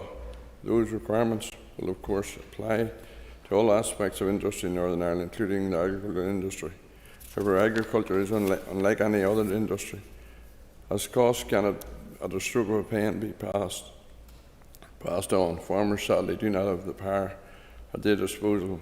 As I have said, processors and retailers have significant authority in regard, unfortunately. There must be urgent action on the issue of farm support payments, and our party's amendment rightly calls for an increased ring-fenced, inflation-proof and multi-annual farm support and development budget to support our farmers and the wider agricultural sector. With 25,900 active farm businesses in Northern Ireland, employing roughly 51,000 people, it is important that the magnitude and seriousness of the issue is fully understood. Let the focus be on dealing with this issue in a manner that sees support delivered to assist our industry and the considerable pressures that are coming down the line. I support the amendment. Thank you, William. I call Claire Sugden. Thank you, Principal Deputy Speaker. As a representative of East Londonderry, a rural constituency where farming is the heart of our community, I welcome the debate to address such a critical issue, which is the imminent end of the basic payment scheme or single farm payment. This scheme has provided essential support to farmers across Northern Ireland for years, and its removal without a realistic replacement threatens the very livelihoods of those who rely on it. The scheme has allowed farmers, particularly small family-run farms, to maintain stability in a volatile and unpredictable sector. For many, it has been a lifeline, keeping them afloat amid rising costs and fluctuating markets. Without this financial support, many farmers are now faced with a future of uncertainty, with no clear path or viability for moving forward. Farm incomes already have fallen drastically. It's a reality for countless families in my constituency and across Northern Ireland. These farmers work tirelessly with slim margins and rely on the single farm payment to bridge the widening gap. The loss of this scheme will leave many unable to continue their work, which will have severe consequences for them as well as rural communities. But this issue goes far beyond individual farmers. If we lose these farms, and that's the risk, we undermine our food security. Northern Ireland farmers produce much of the fresh local produce that we depend on every day, dairy to beef, fruits and vegetables. And if farms can no longer operate, then we will become increasingly relying on imports, which is not good for the environment, is subject to price fluctuations and global market disruptions. Brexit, conflicts have shown us how fragile the global food supply chains can be. And with that comes rising food prices, which is an immediate concern for families across Northern Ireland and not just those in rural communities. Families who are already struggling with the cost of living will face even greater challenges putting food on their table. And as others have said, our farmers are not only vital to our economy and food security, but they also play a crucial role in managing our environment. How often in the climate change debate did we hear how farmers are modernising through environmentally sustainable practices, protecting biodiversity, improving soil health, reducing carbon emissions? If this support is removed, farmers will be limited in what they can do, and this is now a statutory obligation. We must also acknowledge the other challenges that they are facing. Rising costs such as fuels, fertilisers and feeds are squeezing their margins tighter than ever. The price of fertilisers alone has skyrocketed, and it is putting enormous strain on farmers' ability to maintain productivity. Many are being forced to make difficult decisions, and this includes closing their farms. Many farming RHI claimants in good faith applied for a scheme which was intended to support them, but now they find themselves in financial burden because of the outcome of this scheme. Labour shortages are another issue. Post-Brexit have made it difficult for farmers to access seasonal workers, particularly for tasks like harvesting and livestock. Many farmers in Northern Ireland are struggling, as well as other industries, to find the help they need to keep their businesses going. So it's not just a problem for large farms, it's hitting small family-run farms just as hard, as well as businesses across Northern Ireland. The farm sustainability payment is not enough, and it won't come soon enough for farmers who are struggling. And its eligibility criteria could exclude very small farms who are the most in need of help. Farmers in my constituency and across Northern Ireland cannot wait 2 years for support. They need solutions now. The Minister and the Executive must work with the British Government to ensure an immediate replacement for the basic payment scheme. And this replacement must recognise the specific needs of Northern Ireland's farmers and provide them with financial support that they need to manage the costs, to access labour and to invest in sustainable farming practices, again a statutory requirement. We need to do more in terms of our local food markets. We need to strengthen our local food supply chains and promote local produce, and we can ensure farmers receive fair prices whilst enhancing our food security and reducing our reliance on imported food. And as many others have said, we really must address the mental health challenges that are facing farmers. Farming is a tough job at the best of times, but with the increasing pressures that they are facing, financial stress, labour shortages, impacts of climate change, all the extra pressures that many of them didn't expect when they entered this role. Their mental health toll is really significant, and this Assembly must do more to support them, because it's not just farmers who will come under pressure. Northern Ireland in itself, as an agricultural region of the UK, will too. Time's up. Thank you, Claire. The Minister for Agriculture, Environment and Rural Affairs is next to respond to debate, and Minister, you have 15 minutes. Thank you very much, Madam Principal Deputy Speaker. And before I start, I just want to welcome Diane to the House and for her excellent maiden speech, and it's great to have you here. And looking forward to working with you as also the new Chair of the Committee for Agriculture, Environment and Rural Affairs, and probably follows in the footsteps of Tom, who did an excellent job as well. So keep me on my feet. So and I'm looking forward to that. That's your job. A couple of things to say. Firstly, I want to thank members for bringing this issue to the floor of the Assembly for discussion. I think it's an important issue, and hopefully we can have unity and purpose around this. Both the amendments have merit, has been debated. The SDLP amendment references the Pillar 2 and the importance of that, but the DUP amendment also references the importance of earmarked funding and other matters. So I think both have strength around that, and hopefully from today we can all be together as one around what is a really important issue. Because as Minister, I fully recognise the economic and environmental significance of the agriculture industry in Northern Ireland. As custodians of the countryside, our farm families work hard to produce quality food.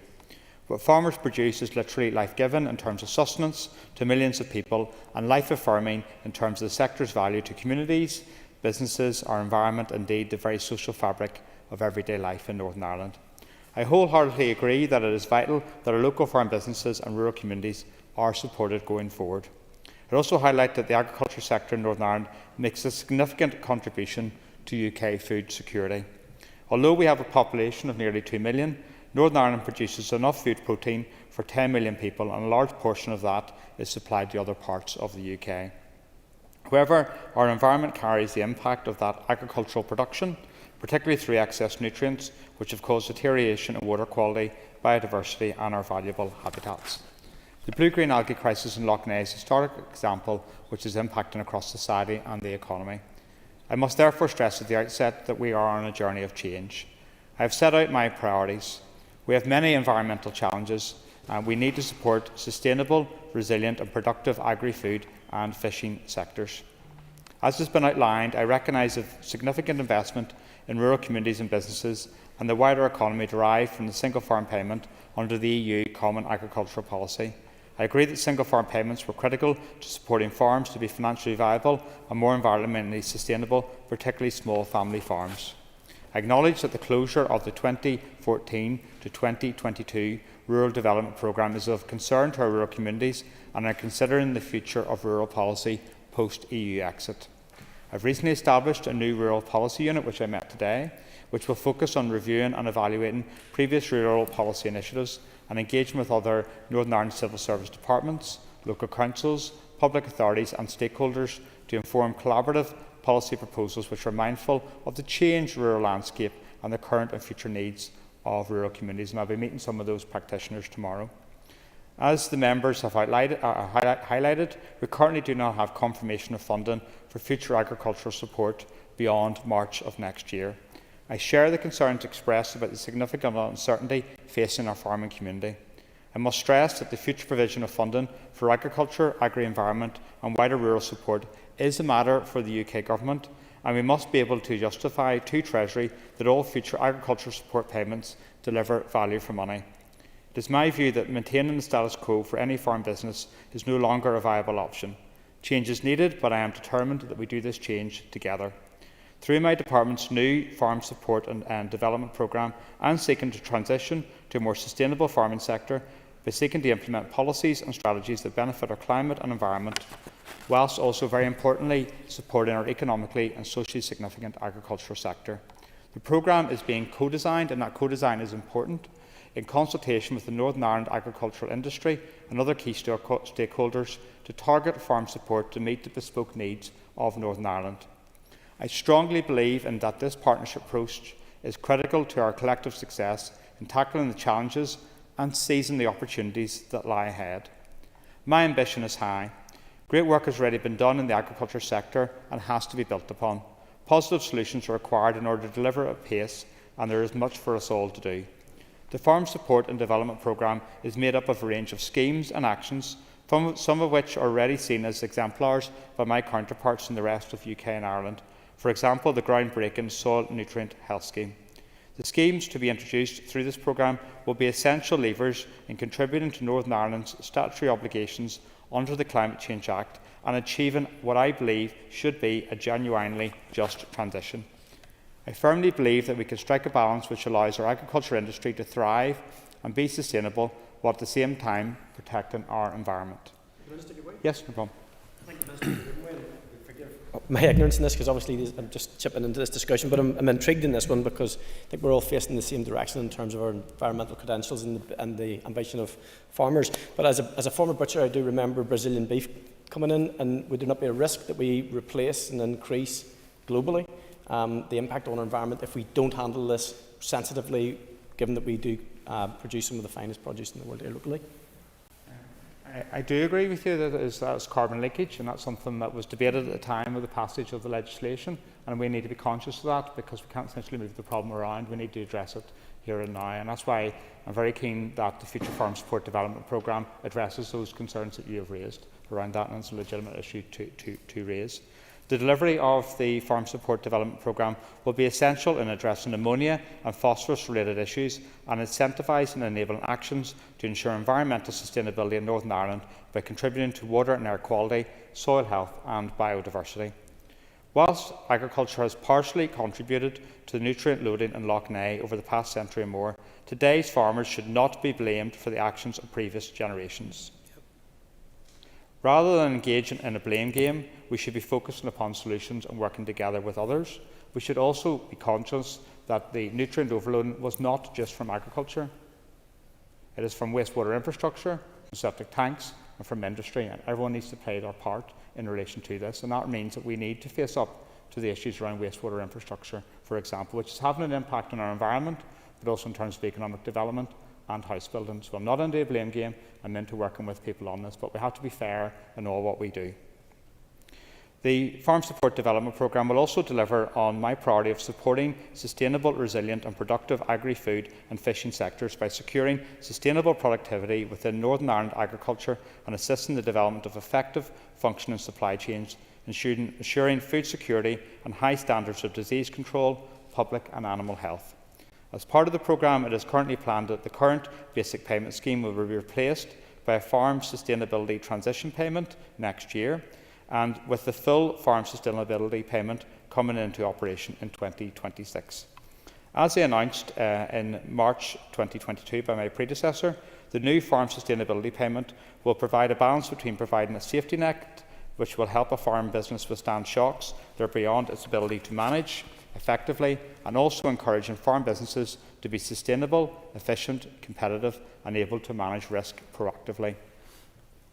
Over time, the funding allocated to the Farm Sustainability Payment will reduce to enable funding to be diverted to other elements of the Farm Support and Development Programme to encourage and support changes in behaviour to deliver better outcomes across a range of defined metrics.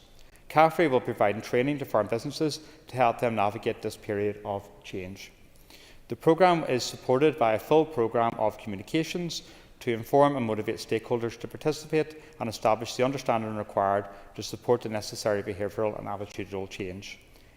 Any reduction in the future earmark budget would have extremely adverse impacts, not only for farm businesses, but also for the successful delivery of this programme.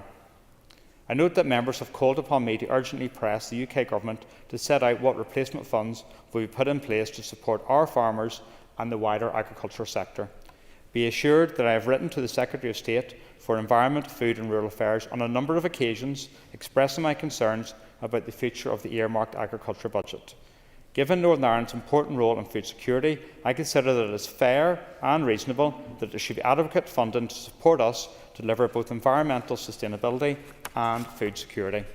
I have stressed to him that any future settlement should, as an absolute minimum, maintain the current budget allocation uplifted for inflation to allow for delivery of my department's policy objectives and ambitions. It is essential that the competitive position of our farmers is at least equivalent to that which was being provided to EU farmers, and most particularly to those elsewhere on the island of Ireland. Consequently, the real value of our allocation must, at the minimum, be maintained in real terms. And I would note the disparity that is starting to appear between North and South around this, and that has only become very, very clear last week in terms of the budget. So our position is clear and strong, and I'm making that abundantly clear to the Secretary of State at DEFRA.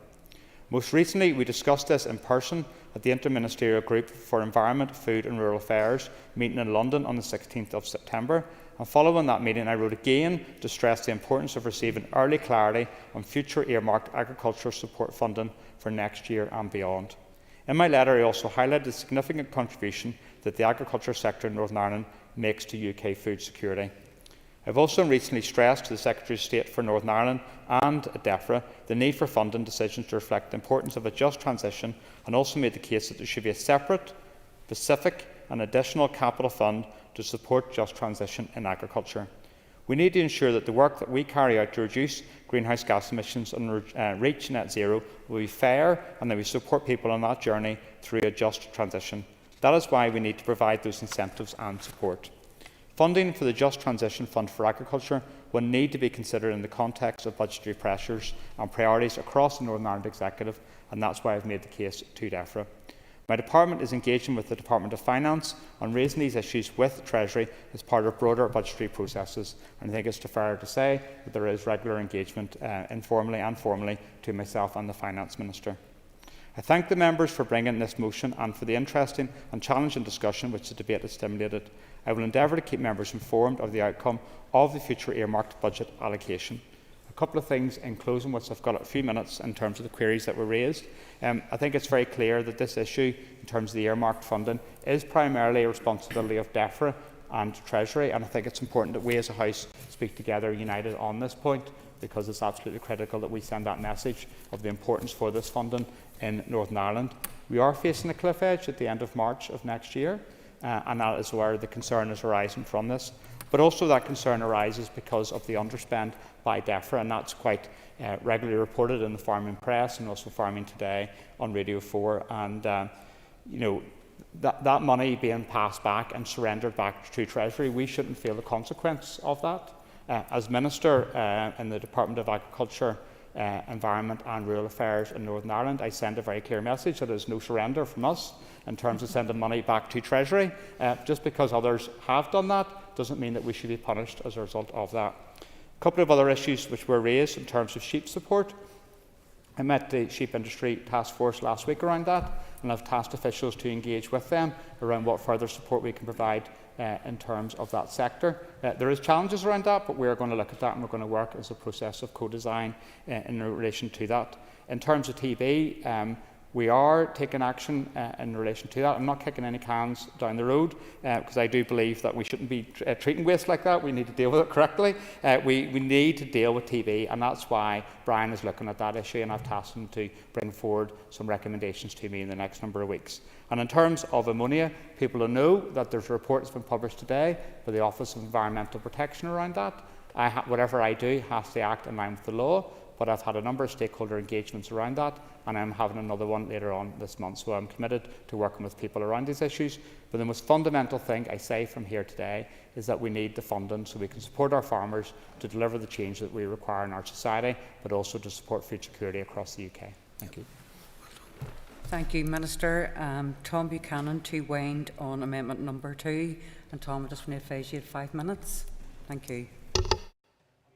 Principal Deputy Speaker, as I rise to wind on the amendment that has been well articulated by my colleague Michelle McElveen, I want to thank all who actually took part in the debate today, and for those who brought the motion, and the SDLP for bringing the other amendment. And it is something that has obviously united everyone around the chamber today. This is an issue that lies at the heart, I believe, of everyone in this House, and therefore it is something that we need to be giving as much support to as we possibly can. Coming from a rural constituency of West Tyrone, which consists largely of agriculture enterprise, with many of the farm businesses being small, family-run farms no one can underestimate the economic benefit that these small farm holdings have been to the rural communities. Of course, there is a little concern at this moment in time with regards to the farms that will be left unsustainable, perhaps, with regards to the new A5 road that's coming through, and that is something we're going to have to look at, maybe with the Minister and some of the other ministers, with regards to the proper funding package for those that are losing their land, to allow them to redevelop and rebuild again their farm holdings whenever they lose the land for the road. Single farm payment has been critical in supporting our agriculture industry, especially our smaller farms, in being financially viable and environmentally sustainable. And that is why that this party, during the last Westminster term, secured a guarantee from the government that the level of annual support provided for direct farm payments would be maintained at the pre-2020 levels for the duration of that Parliament. However, it is clear that to simply maintain the level of direct support available at 2020 levels, ignoring the impact of inflation, is no longer sustainable. And I know others have mentioned this around the Chamber today, and we must therefore ensure that future allocations are future-proofed so that our farm businesses are protected and treated equitably. Labour government must continue to value primary production and make food security a national asset by providing an increased multi-year and ring-fenced farm and development budget. With the increased cost of production, many smaller farm holdings are struggling financially, with some paying off debt accumulated over the past few years due to profit loss of their business. Safeguarding direct farm support should be the central tenet of the government's policy towards promoting food production and food security. However, it should not be the only priority. Creating the proper conditions for on-farm investment in more sustainable and productive technologies and buildings must also be a priority. And as we think and mention some of the comments that were made today, the proposer of the motion did speak about the single farm payment and the multiple effect and increased spending power that had within our rural communities, and it was central to sustaining growth, and how there was a need for a robust long-term commitment to agriculture. And that is exactly what we need, a robust and long-term commitment to our agriculture sector here within Northern Ireland. The proposer of amendment number 1 obviously brought it forward because of the concern that Pillar 2 wasn't mentioned in the original motion, and the importance of the rural development funding to the rural communities.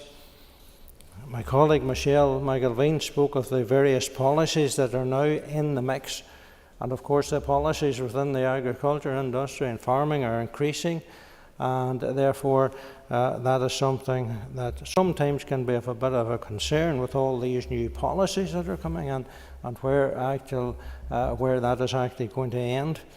She spoke of the more that the Minister could do perhaps within the ammonia issues, the planning, the TB, and we did hear the Minister mention in his remarks today with regards to action that he's planning to take on those issues. Robbie Buckler spoke about the farming being the heart of the rural community, and but it stands now at the critical junction with the anxiety among the farmers and the increasing mental health issues and the long-term sustainable funding that is required. And with that, I'm going to have to leave it as time is gone. Thank you. I appreciate that. I call Colin McGrath to wind on amendment number 1 and advise you, Colin, that you have 5 minutes. Thank you very much, Madam Principal Deputy Speaker. And the SDLP is very clear that our amendment and support for this motion is indeed support for our rural communities. Our rural communities and indeed our agriculture sector are some of the most vital industries that we have here in Northern Ireland. They support tens of thousands of jobs, generating billions of output. Getting the support funding right for this industry then isn't something that we should do, it is something that we must do, and that we must do it right. Our agricultural prosperity in areas such as South Down that are otherwise overlooked by this executive. Recent years have brought significant changes for the industry. There's the impact of climate change requirements, the war in Ukraine impacting prices, the very prices that farmers get at market for their produce, the weird weather patterns that we've had to face, and of course Brexit, and the impact that it has had on our farmers and upon rural communities. So getting this support intervention right is critical. And as with any amendment to a motion, the question has to be, what does this amendment do? Well, we feel that there is a weakness in the motion in that it simply calls for a continuation of the funding scheme as is, but there is no reference to the changes of policy that are taking place and affecting practices. To proceed without acknowledging such policy change would be a major fault of a funding scheme. I want to highlight too that the motion ignores any reference to the rural development funding stream, that Pillar 2, which is in danger. We can't leave that funding to the whim of the British Government and their prosperity or levelling up fund, and whether it will be delivered or not. The former Rural Development Programme offered funding streams which helped agriculture and rural areas become more resilient and sustainable. These opportunities came via a number of schemes, such as the Business Investment Scheme, a basic services scheme, as well as village renewal schemes, all within our rural areas. In my own council area of Newry Morningdown, for example, the Village Renewal Scheme stands out as it delivered over £3 million of rural village improvements to places such as Annalong, Ballyhornan, Dundrum, Hilltown and other villages district-wide. These environmental improvements enhance the physical and social infrastructure within the villages. This funding allowed for widespread consultation, which informed each village's individual renewal design and including a combination of new paving, new street lighting, gateways, railing, shrubbery and landscaping, just to show that whilst we have that absolute support for our farmers, just the impact reaches much beyond that, right down into the rural lives of people living in the rural areas. This funding model allowed that bottom-up approach to community funding and without doubt improved the economic prospects and quality of life for rural dwellers, making those rural communities more attractive and vibrant. Nowhere do we see similar funding opportunities, and that's why it's important that it's referenced and included in our amendment. This is real evidence that we need to support our farming communities with funding, but also give recognition to other streams of funding that our rural communities need. And we have had reference about the lack of reference to a just transition within the amendment, and there is reference because we do actually refer to supporting farms to be financially viable and more environmentally sustainable. And that is what is at the core of a just transition. It's helping those farms, providing them with funding and allow them to move into more environmentally sustainable practices. But the key is providing the support and making sure that it's there. I'm not going to reference any of the other comments were made. We're all in the room as they were made. So in conclusion, Madam Deputy Speaker, our agricultural sector is critical to the facilitation of jobs and economic prosperity in rural communities. Support for them is critical. We must also support rural funding for rural community development, which is critical for the communities to connect, flourish and prosper. The SDLP is steadfast in its support for farmers and our rural communities, and I would urge support for our amendment. Thank you. Thank you, Colin. I call on you, Murphy, to conclude and wind up on the debate on the motion, and on you have 10 minutes. And I'd like to thank all of those who contributed to this debate this evening on what is a very important issue to farmers and indeed rural communities. I would also like to take this opportunity to welcome Diana to the Chamber, and I look forward to working with you over the coming months and years. The success of rural communities is closely tied to the prosperity of farm businesses. The Key Rural Issues report highlights that in areas more than an hour away from Belfast, agriculture, forestry and fishing dominate, with nearly half of all businesses in these sectors. An additional 17% of businesses operate in construction. In my constituency of Fermanagh and South Tyrone, the largest recipient of farm subsidies, agriculture lies at the heart of our rural life. Our farmers, expected to compete in a subsidised global market, rely on these payments to sustain their livelihoods. A recent report commissioned by the Agriculture and Horticulture Board highlighted that farmers in the Red Tractor scheme are compliant with world-leading standards. Our farmers across the north, and indeed the island of Ireland, continue to produce food to the highest standards with exceptional animal welfare and environmental practices, and we are immensely proud of that. Rural communities are the backbone of our society, playing a crucial role in supporting agricultural production, preserving cultural traditions and safeguarding natural landscapes. Farmers make significant contributions to the economy, food security and environmental sustainability, whilst fostering strong social bonds and a sense of identity. Ensuring the vitality of these communities promotes regional development and benefits everyone. We are currently facing a period of reduced public spending, exacerbated by uncertainty around replacement EU funding. During the Brexit referendum, we were assured that the north of Ireland would not be financially disadvantaged. However, as we know, Brexit has led to a significant reduction in financial supports. A survey conducted by the Rural Support Network in Cookstown found that nearly half of farmers cited rising costs, climate change, animal disease and changes to subsidies as their top concerns. Alongside these financial and environmental pressures, mental health issues are growing amongst farmers, and I know that has been referenced by the chairs and others throughout the debate. I just think it's important for me to put on my record, and whether the member agree, that the mental health impact of TB within our farming community is quite significant, and that's why we need to come together in terms of the actions hopefully I'm going to outline in the next few weeks to try to drive this down, but it is having a real impact upon people within the farming community. I would agree with the Minister's remarks. Future policy decisions must consider these impacts, and the Minister must ensure the well-being of our farming and rural communities, as it is at the forefront of decision making. I'd like to commend the Rural Support Network in Cookstown for their tireless work in supporting farmers, and I call on the Department to provide greater backing to such organisations. Supporting rural communities and farmers is essential to ensuring their continued contribution to our economy, culture and environment. As we face uncertain times with reduced public spending and unclear funding, it is vital that the Department and DEFRA prioritise fair and sustainable support for these areas. By doing so, we can ensure the prosperity of both rural businesses and agricultural businesses that are so deeply intertwined with their success. To conclude, Prelas Cancollier, agriculture is just not an industry, it is a way of life. The food on our plates comes from the hard work and dedication of our farmers. Clarity and long-term sustainable funding needs to be delivered as a matter of urgency. The future of our food supply and rural economy depends on it.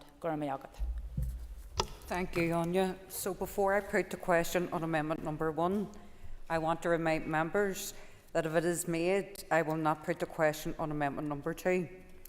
So the question is that amendment number 1, standing in the names of Patsy McLone, Daniel McCrossan, Justin McNulty, Colin McGrath, be made. All those in favour say aye. Contrary of any noes? Clear the lobbies. The question will be put in 3 minutes.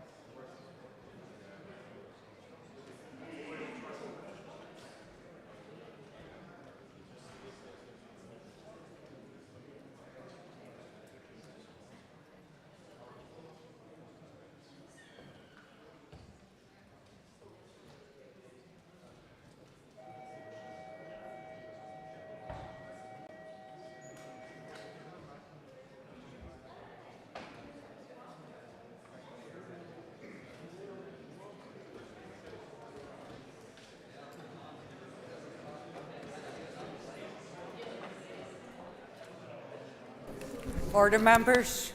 You please resume your seats. So the question is that amendment number 1 be made. All those in favour say aye. Aye. Contrary of any noes? No. Okay. Do we have tellers?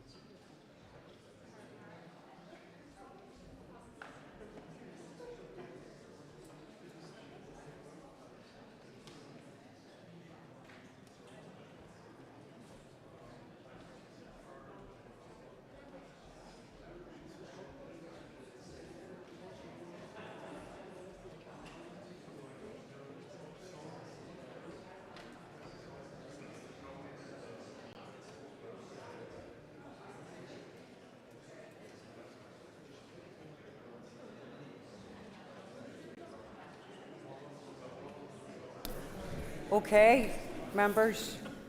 The tellers for the ayes. Order. The tellers for the ayes are Patsy McGlone and Matthew O'Toole.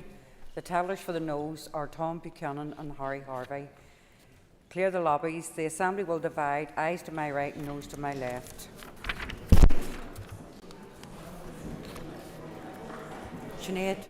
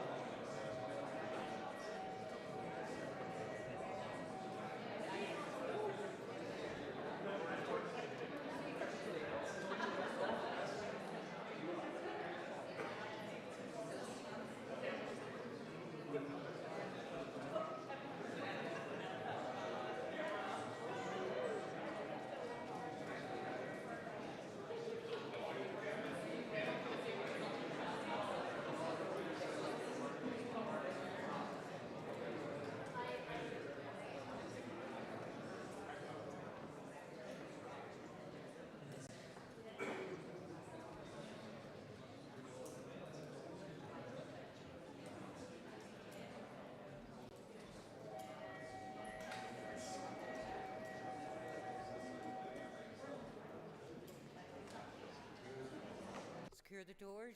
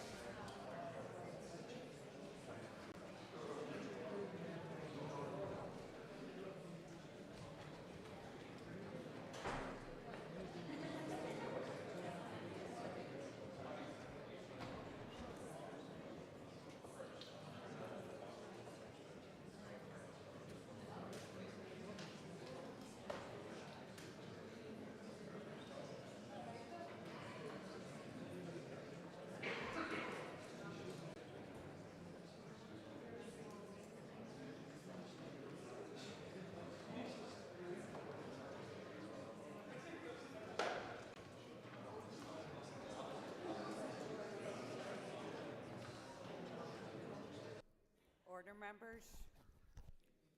Order. So, Clerk, please read the results. 50 members voted, 31 members voted aye, 19 members voted no. The amendment is therefore agreed. Okay, I'll fasten the doors. So the question is that the motion as amended be agreed. All those in favour say aye. Can't we have any noes? The ayes have it. The ayes have it. The question is that the adjournment be made. All those in favour say aye. Can't we have any noes?